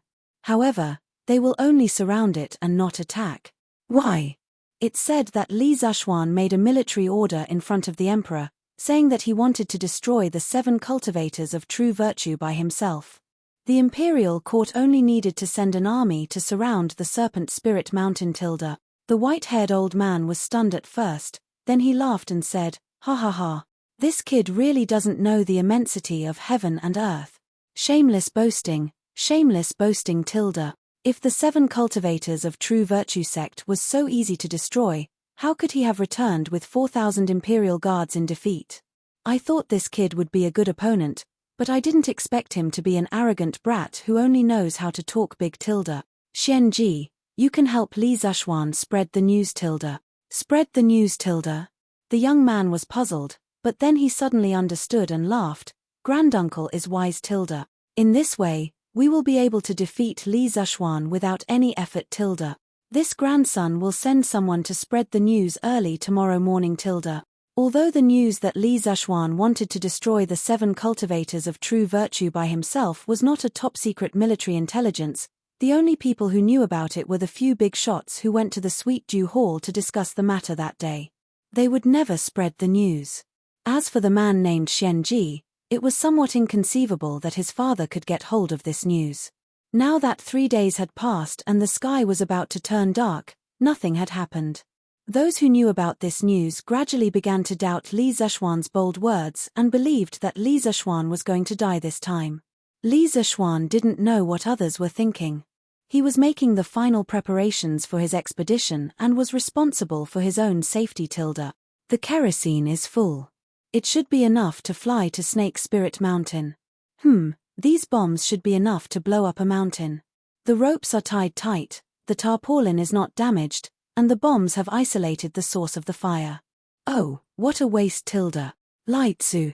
After Li Zishuan carefully checked everything from top to bottom, inside and out, he jumped into the square rattan basket. Ignite the fire. With a whoosh, the kerosene was ignited. The fuel tank that contained the kerosene was specially made by Li Zishuan, and it could control the intensity of the fire. Not long after, the huge, ball-shaped oilcloth quickly swelled up. Gradually, the rattan basket left the ground and slowly rose into the sky. The 3rd day of the 8th month of the 1st year of Zhengguan. It was a night with a light breeze. In the east of Chang'an City, a bright flame suddenly rose from the workshop of the Strange Interest Pavilion and slowly flew out of the city. The first to notice this strange scene was the spy sent by Zhao Song outside the Strange Interest Pavilion. Boss, look. Look. Look. There's a ghost fire in the sky. Bullsh *t. There's no ghost. What's that? The leader of the men was about to reprimand his subordinates when he inadvertently saw the flame in the sky and was instantly scared out of his wits. The night in this era was different from the modern era. There were no streetlights here and no nightlife. Once night fell, there was only pure darkness. Therefore, that flame looked extremely dazzling. Boh! Boss. That flame flew out of the workshop. Could it be that there's a ghost in the workshop? A short man couldn't help but cower and say, "Smack." The leader of the men slapped him and scolded, "Chen Nan, you little bastard, don't scare yourself. I've lived for so many years and have seen everything, but I've never seen a ghost. Yes, boss is wise. The leader of the men snorted and said, "You guys continue to keep an eye here. I'll go back and report the situation here to Zhao Song's husband. The eunuchs of the Tang dynasty were often referred to as husband. This husband is not that husband, don't get the wrong idea. Boss. Don't. It's better to let this little brother take care of such a troublesome matter." The rest of the men were stunned. By the time they reacted and said this, their boss had already disappeared without a trace. Speaking of which, even Li Zishuan himself probably didn't expect that the debut of his hot air balloon in Tang Dynasty would be mistaken as a ghost fire by these idiots. Chapter 536. Mother, brother, look, someone is releasing a sky lantern. Gi Lane, Meng Wenhao's house. After dinner, Yaya came to the courtyard and inadvertently saw a bright flame floating in the sky in the northeast direction. The little girl couldn't help but shout excitedly in that direction. The so-called sky lantern was another name for the Kongming lantern. It was commonly known as the wishing lantern or the praying lantern. It was an ancient handicraft of China. In ancient times, it was mostly used for military purposes, but some people would release it on major festivals such as the Lantern Festival and the Mid-Autumn Festival to make wishes and pray. There were 2 theories about the origin of the Kongming lantern. One was that during the 5 dynasties, there was a woman named Shen Qinyang. When she was fighting in Fujian with her husband, she used bamboo strips to make a square frame, pasted paper on it, and made it into a lamp. Burning pine resin was placed on the chassis, and the lamp flew into the sky with the hot air as a military communication signal. This kind of pine resin lamp was called the Kongming lantern in Sichuan. The main reason was that this kind of lantern looked like the hat worn by Zhuge Liang, hence the name. The other theory was that it was invented by Zhuge Liang during the 3 Kingdoms. At that time, Zhuge Liang was besieged in Pingyang and couldn't send troops out of the city to ask for help. Kongming calculated the direction of the wind and made a floating paper lantern. He tied the paper lantern with a message asking for help. After that, he really got out of danger, so the later generations called this kind of lantern the Kongming lantern. No matter which theory was correct, It was an indisputable fact that there were already Kongming lanterns in the Tang dynasty. That's true, but there are still more than 10 days before the Mid-Autumn Festival. Why would someone release a sky lantern at this time? Meng Wenhao's mother heard her daughter's scream and ran out to see the commotion. After seeing the flame clearly, she said with some doubts, "Mother, that's not a sky lantern." Meng Wenhao said sullenly at this time, and then he gestured with his hands. "That ball of fire is at least 4 to 5 miles away from us. Generally speaking, the farther something is, the smaller it looks. Now that we can see it so clearly from such a distance, it means that this thing is at least dozens of times bigger than an ordinary sky lantern. It's definitely not a sky lantern." Meng Wenhao's mother thought carefully and felt that her son's words made sense, but she still had some doubts. "But if it's not a sky lantern, what else can it fly so high?" "I don't know."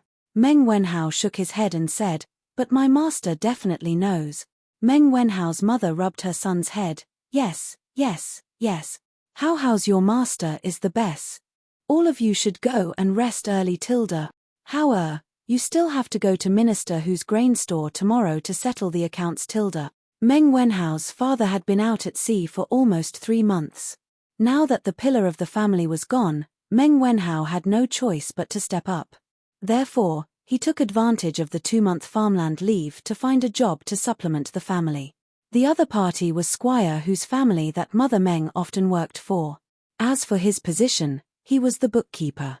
Relying on the glorious halo of being the top scorer in the School of Mathematics and the advanced mathematical knowledge in his mind, Meng Wenhao alone was equivalent to 10 of the Hu family's original bookkeepers. Thus, Squire Hu not only treated him with special respect, but also gave him an unusually high salary.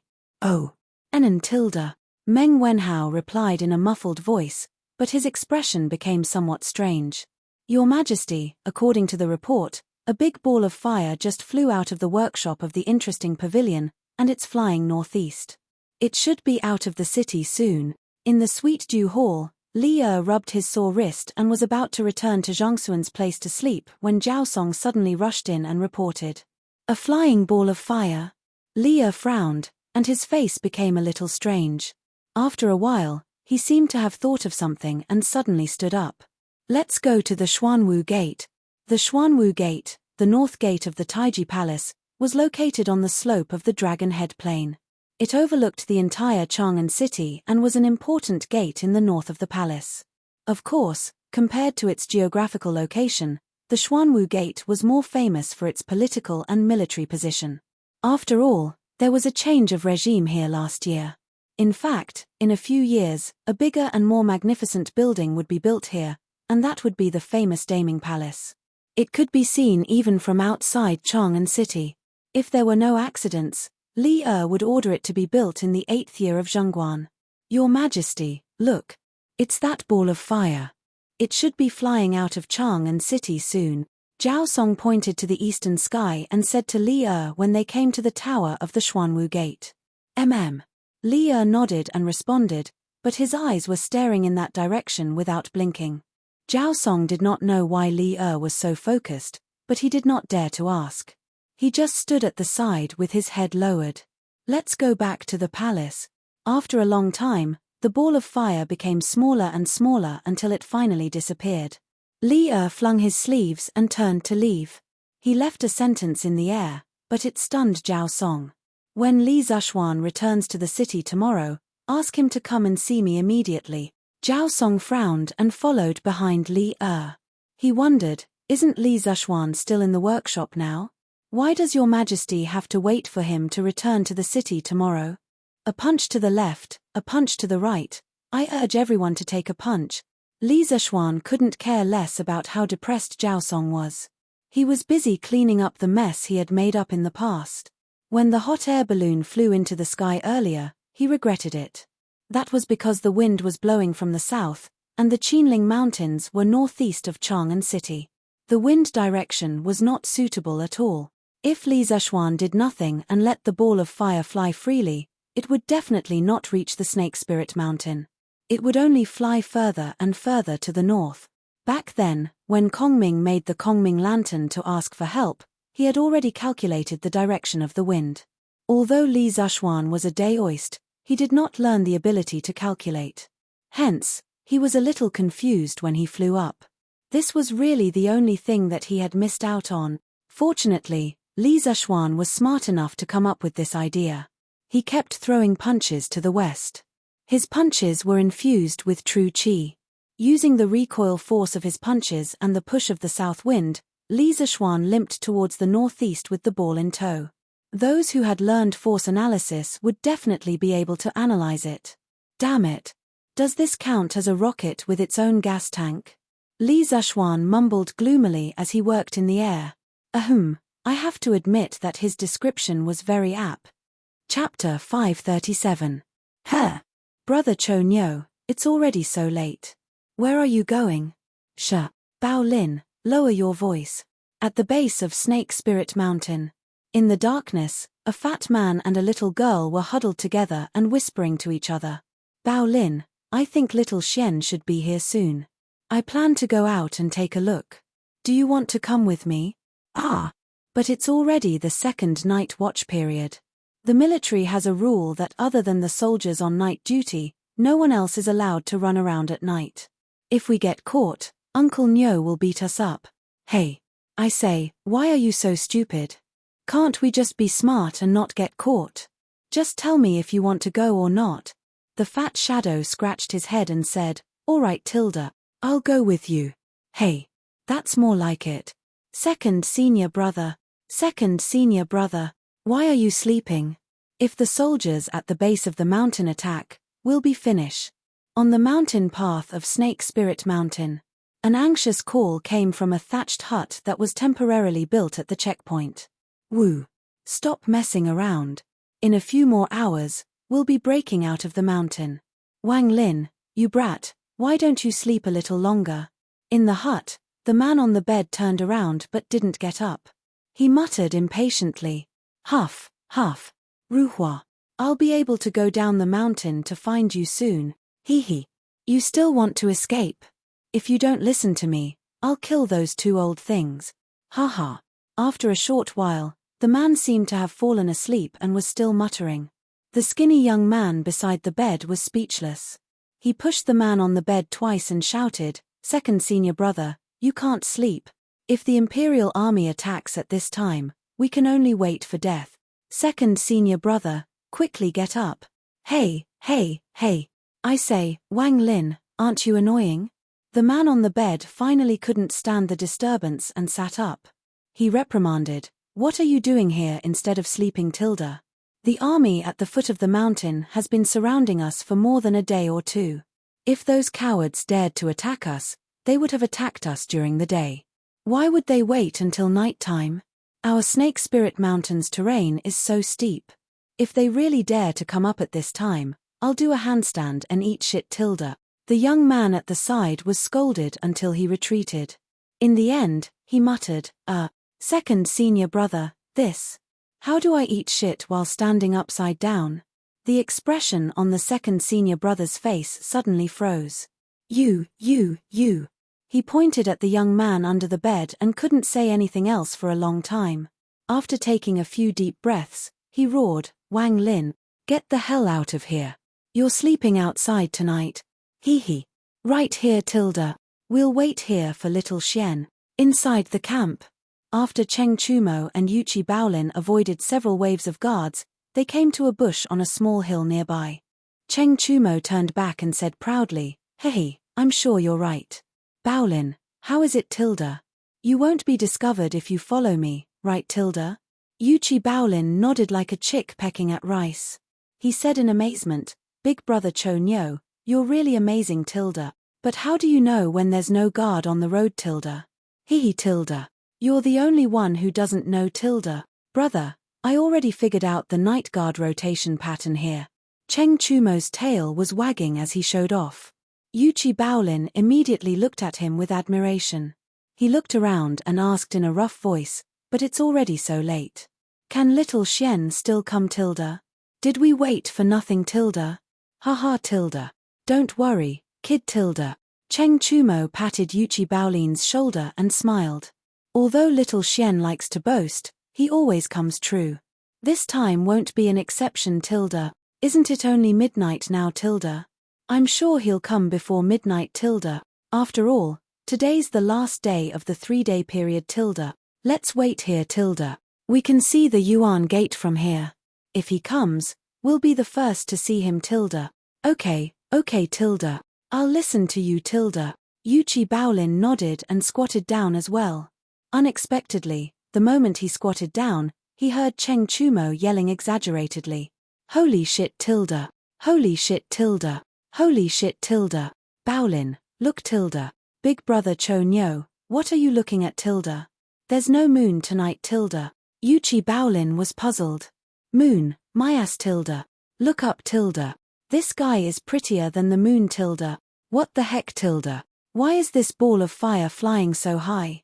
Cheng Chumo slapped the back of Yuchi Baolin's head, then raised his head and exclaimed in surprise. Out of curiosity, Yuchi Baolin looked up as well. What he saw was incredible. Roar, Tilda. Oh my god, Tilda. Brother Cho Nyo, let's run, Tilda. This ball of will-o'-the-wisp, we can't beat it, Tilda. Let's go back and call for help, Tilda. When Yuchi Baolin saw the flying ball of fire, he was so scared that he jumped up and shouted in panic. Shut up, Tilda. What will-o'-the-wisp, Tilda? There seems to be someone up there, Tilda. Coincidentally, the ball of fire was getting closer and closer to their heads. Cheng Chumo had good eyesight and could vaguely see someone dancing up there. He hurriedly covered Yuchi Baolin's mouth and scolded him. Woo woo woo, Tilda, Tilda. Shut up, Tilda. There seems to be a fairy up there. Yes, that's a fairy descending to the mortal world, Tilda. Oh my god, did the heavens see that I, old Cheng, am still single and sent me a fairy, Tilda? Hey, Tilda. Why did she run away, Tilda? Good and evil will be repaid, and the heavens will reincarnate, Tilda. Today, the heavens have bestowed justice upon me, and I'll use lightning and fire to purify you sinful sinners, Tilda. Silence reigned on Serpent Spirit Mountain. Just as everyone was about to fall asleep, a loud bellow came from the 9 heavens. Everyone immediately woke up from their dreams. Which scoundrel dares to behave atrociously in my 7 cultivators sect, Tilda? Yin Batian dashed out of his room and was shocked when he saw the flying ball of fire in the sky. However, he pretended to be calm and shouted. Hee Tilda. I'm your grandfather, Tilda. That wasn't the only thing that came from the sky. There were also 4 or 5 black iron balls with sparks on them. Child's play, Tilda. Yin Batian thought that they were hidden weapons. He took 2 steps back to avoid them and sneered at the sky. However, before he could finish his sentence, he felt several earth-shattering heat waves coming from all over his body. Boom, boom, boom, boom, Tilda. Sand and stones flew everywhere, and the sound shook the sky. The peaceful Serpent Spirit Mountain peak instantly turned into a living hell. Yin Batian, a peak Grandmaster Realm expert, was seriously injured in an instant. Ah, Tilda. Save me, Tilda. Save me, Tilda. My leg, Tilda. My leg, Tilda. This is the wrath of the heavens, Tilda. It's over. It's all over, Tilda. Damn it, Tilda. Why didn't you run down the mountain with Yun Da and the others last time, Tilda? Li Zishuan didn't show any mercy. He threw the bombs in the hanging basket down as if they were free. The mountain collapsed, and the ground caved in. All the houses couldn't withstand the explosion and collapsed in the blink of an eye. Many disciples of the 7 cultivators sect who didn't have time to get out of their houses were buried in the collapsed houses. For a moment, cries for help could be heard everywhere. Senior brother, how did this happen, Tilda? What happened, Tilda?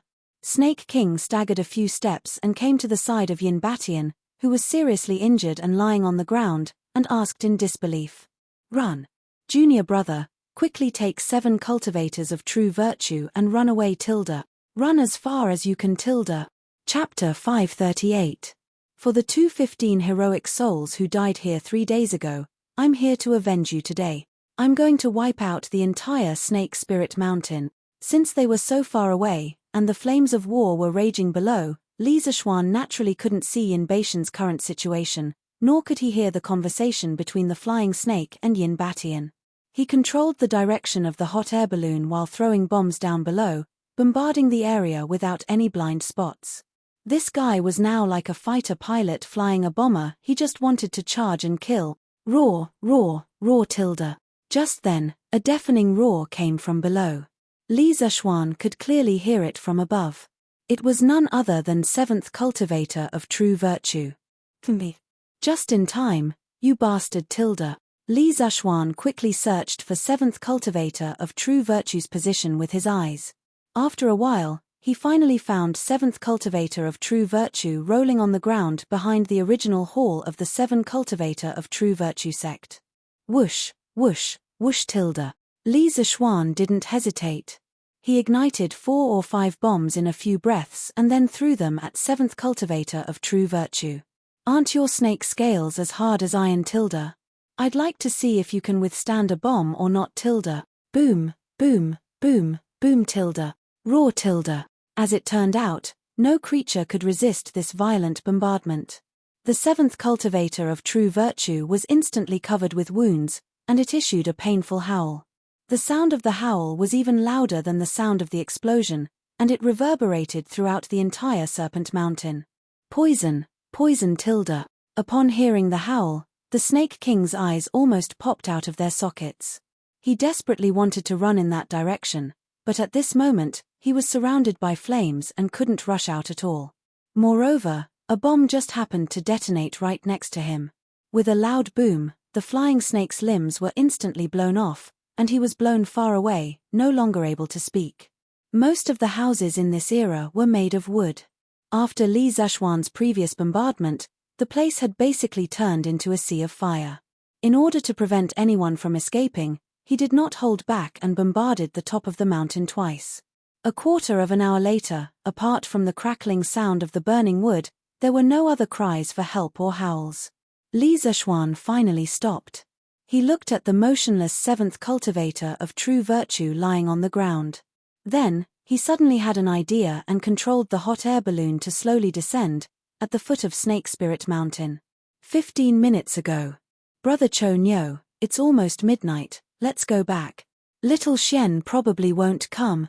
Yuchi Baolin pulled Cheng Chumo, who had been looking to the east, that was the direction Li Zishuan had just flown in the hot air balloon, and said in a muffled voice.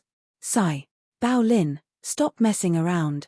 Didn't you see the fairy dancing for me on the fireball just now tilde? Cheng Chumo impatiently slapped Yuchi Baolin's hand away and said with an intoxicated look on his face. I didn't see anything tilde. Yuchi Baolin slightly despised Cheng Chumo in his heart. However, he really didn't see clearly whether there was anyone on the fireball just now. His vision was very blurry at night, and he only saw a ball of fire just now. This was more or less what modern people called night blindness. In ancient China, because the ancient people were malnourished, and carrots hadn't been introduced into China at that time, some people believed that the ancient people generally suffered from night blindness. Although this statement was slightly exaggerated, because night blindness was mainly caused by 3 things: disease, congenital heredity, and vitamin A deficiency. The ancient people mainly suffered from malnutrition due to insufficient protein, fat, and sugar intake. Vitamin A deficiency wasn't very serious. Otherwise, there wouldn't be so many cases of night battles in history books. However, it was an indisputable fact that the ancient people suffered from night blindness compared to modern people. Sigh. Baolin tilde. It's not that I want to nag at you, but with your eyesight, even if fate comes, you won't be able to see it. If you continue like this, you're probably destined to be single forever tilde. Cheng Chumo patted Yuchi Baolin's shoulder and said in a tone that was heavy, and not at all full of shame. If this fellow knew the truth, would he still be as calm as he was now? Her tilde. Yuchi Baolin glanced at Cheng Chumo with an innocent expression. He really got shot even when he was lying down tilde. Boom, boom, boom, boom tilde. At this moment, Cheng Chumo and Yuchi Baolin first saw a large patch of bright fire appear on the peak of Snake Spirit Mountain in the east. Right after that, they heard a loud rumble coming from there. The two of them were so shocked that they fell on their butts in the grass. Holy F***. Holy F***. There's thunder. There's thunder over there. This thunder is 2F** King Awesome, isn't it? Cheng Chumo couldn't be bothered to hide anymore. He jumped up and shouted, "That's not thunder, Tilda." At this moment, Cheng Chumo felt a gust of wind by his ear. Then, he heard an extremely calm voice. Cheng Chumo subconsciously spat out, "Bullsh asterisk T tilde. Other than thunder, what else can cause such a tilde?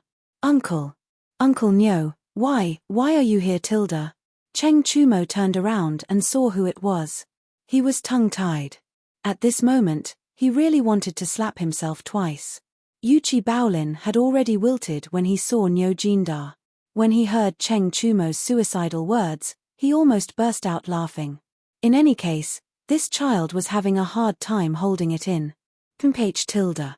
Why am I here, Tilda? This old man wants to ask the two of you, why are you here, Tilda? Not sleeping in the tent in the middle of the night and going out of the camp without permission.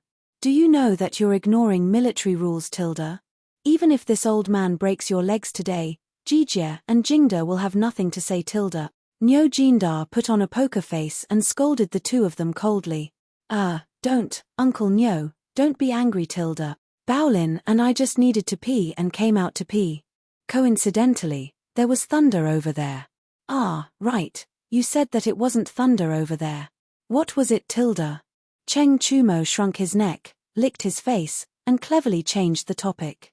Nyo Jindar glanced at this fellow. How could he not see that Cheng Chumo was changing the topic, Tilda? However, he was just scaring these two children just now. He didn't really want to use military law on them. At this moment, he snorted and said, "Although this old man doesn't know what it is, it's definitely not thunder, because there won't be rain in the next few days." At this point, he couldn't help but move his legs. When he said that there wouldn't be rain in the next few days, it wasn't because he saw the weather forecast, nor was it because he could predict the weather like Zhuge Liang. It was because he had a rheumatic leg. Besides, what kind of thunder can shake the earth and mountains? With this momentum, the peak of Snake Spirit Mountain is probably going to be flattened, Tilda. This is probably Xiaoshuan's method, Tilda. This child really can do what she says, Tilda. Nyo Jindar stroked his beard and guessed. "What, Tilda? It's Xiaoxian, Tilda. F*ck, vomit, Tilda." Cheng Chumo reacted with a face full of horror. Then, he staggered a few steps and ran to the side to vomit. "Hee Tilda. So, Brother Chonyo's fairy is Xiaoxian, Tilda." Yuchi Baolin scratched his head and laughed foolishly.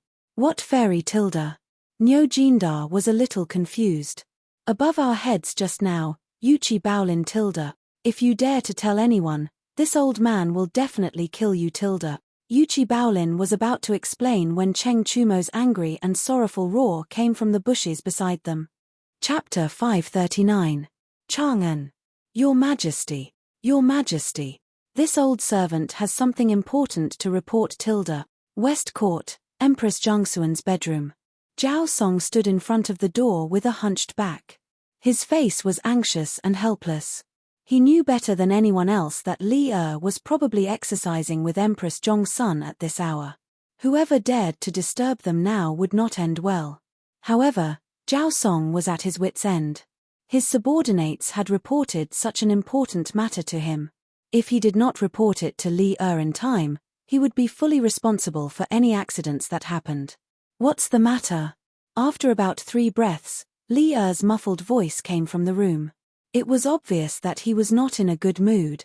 No one would be in a good mood if they were woken up in the middle of the night, let alone the ruler of a country. Zhao Song's heart sank. He secretly hated the subordinate who reported this to him. However, now that things had come to this, he had no choice but to say, "Your Majesty, there was thunder and fire in the northeast of Chang'an City. Half the sky is burning red, and that direction is Snake Spirit Mountain. I was worried that the army at the foot of Snake Spirit Mountain would be attacked and the situation would change. That was why I came to report in the middle of the night. I hope Your Majesty can forgive me." After Zhao Song finished speaking, the room fell into silence. Li did not say anything. Zhao Song could only wait outside the room, not daring to move. After an unknown period of time, Li's emotionless voice finally sounded, "I got it. You may leave." "Got it, Tilda? Would it be over just knowing about it, Tilda?" Zhao Song was full of doubts, but he did not dare to ask. He could only bow and yes, then carefully left the courtyard.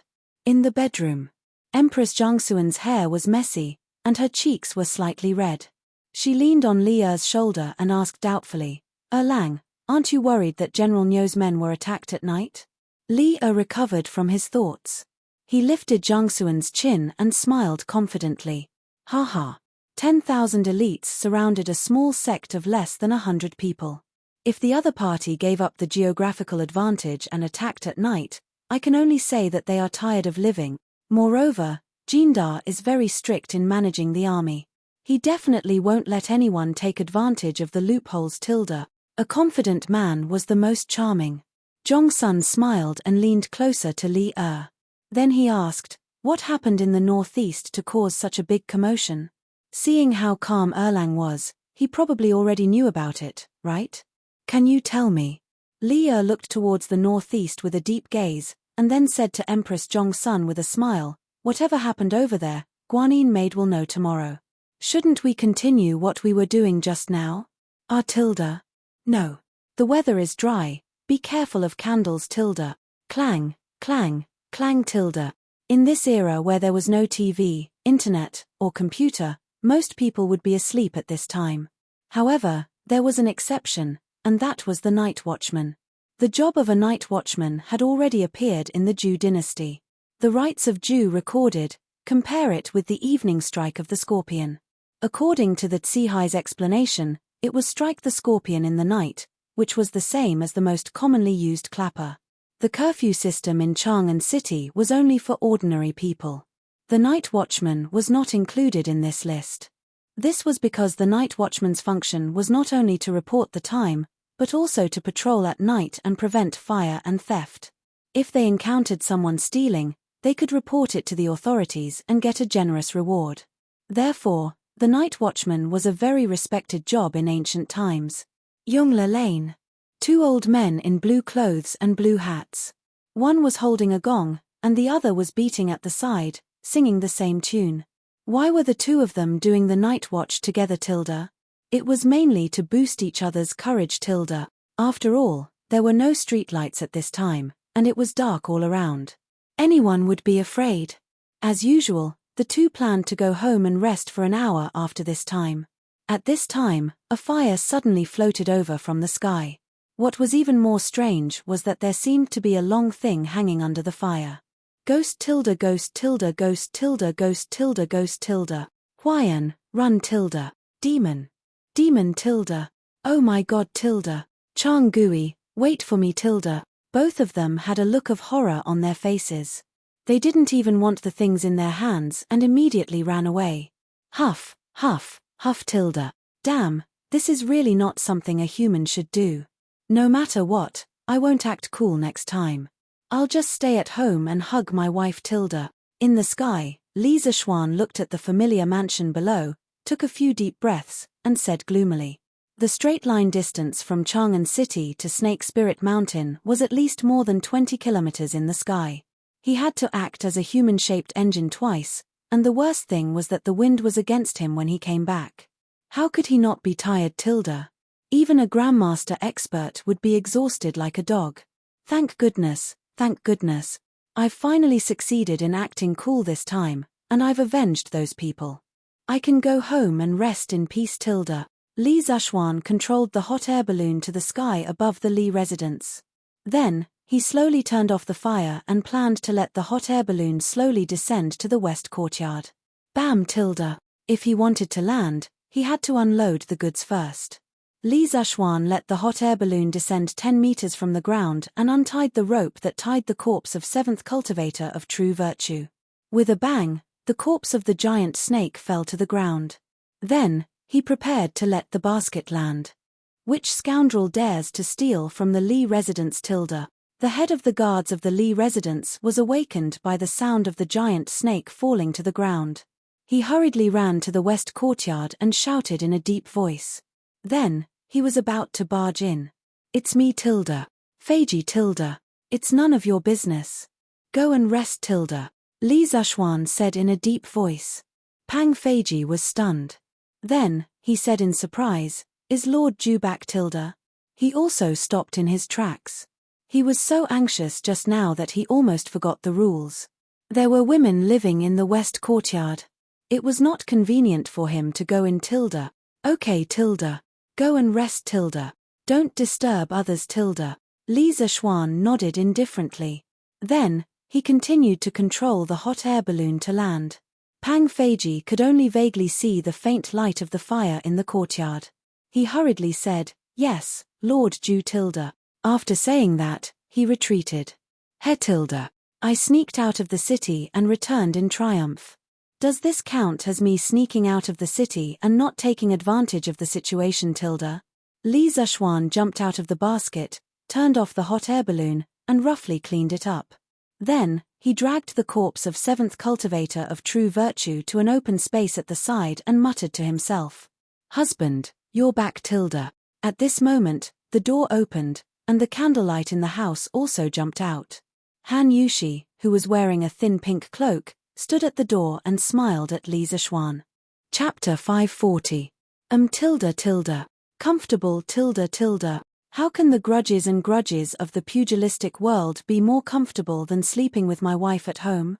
I won't leave home for so many days in the future Tilda. The next morning, Li Zishuan stretched lazily on the bed and moaned in an extremely satisfied manner.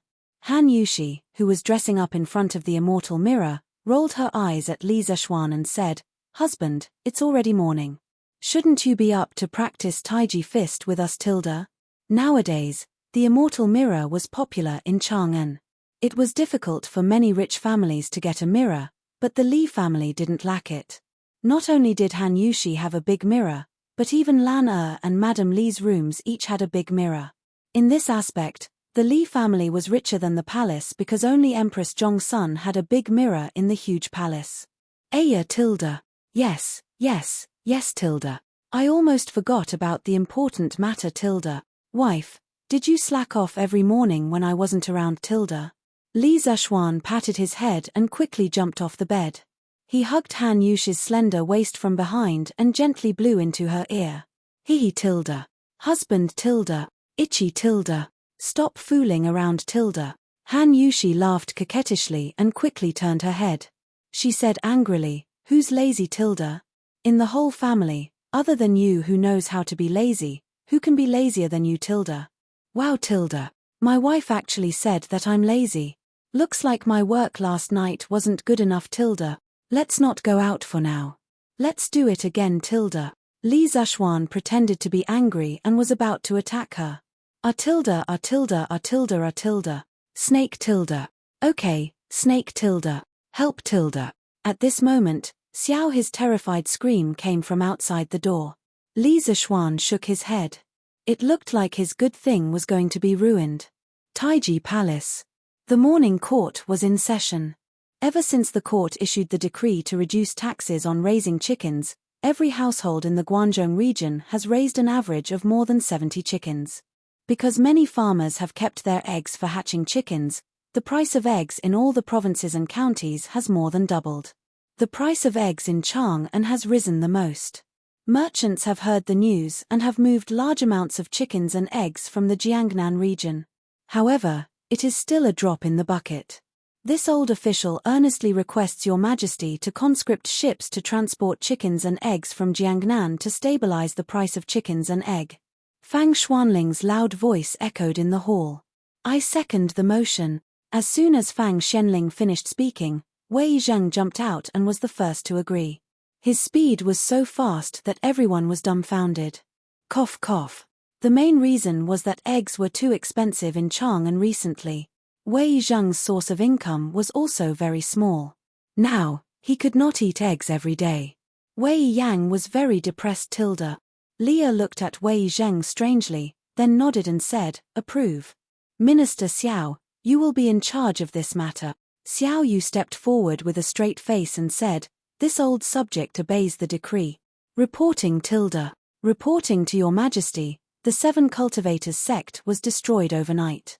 General Niu has led the army back in triumph Tilda." At this time, a soldier in bright armor entered the hall and reported loudly. Immediately, there was a buzz of discussion in the hall. He Tilda. General Niu is really amazing Tilda. He came back so quickly tilde. Yeah tilde. General Nyo and the others are still the best at war tilde. He's much faster than Li Zhanshe tilde.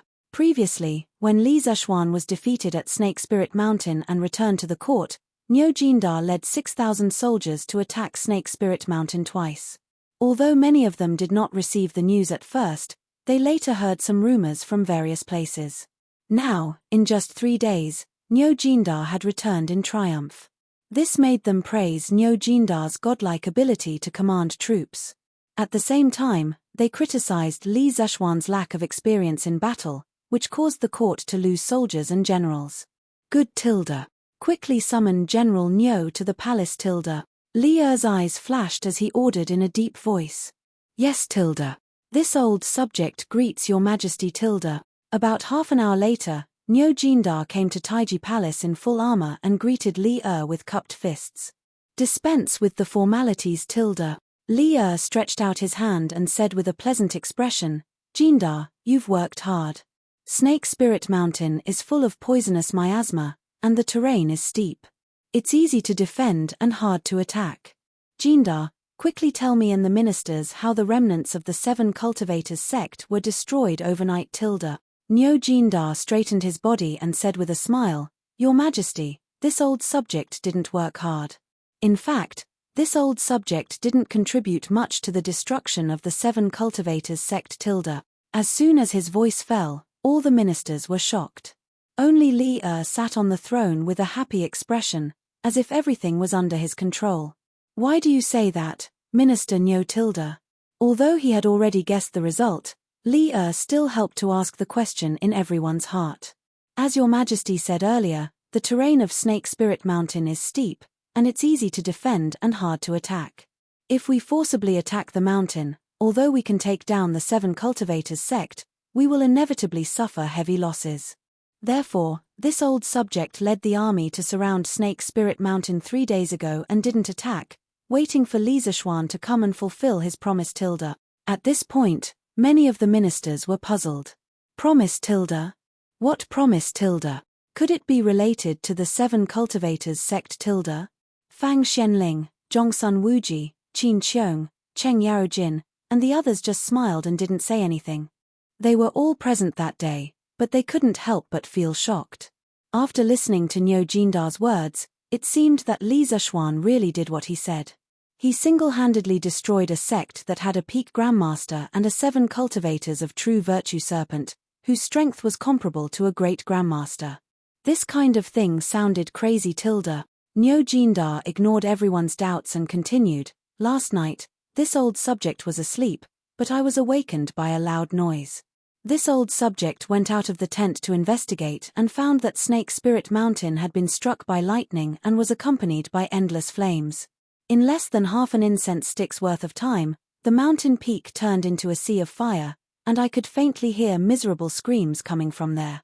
Today, at dawn, this old subject went up the mountain with the soldiers and found that all the houses of the 7 cultivators of true virtue sect had collapsed.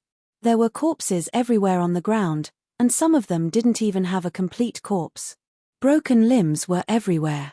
After Lu Baodan, a disciple of the 7 cultivators of true virtue sect who was captured earlier, identified them, the sect master of the 7 cultivators of true virtue sect, Yin Batian, Elder Fei Shi, and the other 30 or so bastards were all killed tilde. However, this old subject didn't find any trace of the giant beast of the 7 cultivators of true virtue sect, the 7 cultivators of true virtue serpent tilde. Hiss tilde. After Niu Jindar finished speaking, everyone couldn't help but suck in a breath of cold air. No wonder this old man vaguely heard the sound of thunder last night. At that time, I thought I was dreaming tilde. What exactly happened on Snake Spirit Mountain last night tilde? How could it be so tragic tilde? Who did this? How could they be so ruthless tilde? General Niu just said that he would wait for Li Zhanshe to fulfill his promise. Could it be that Li Zhanshe did all this?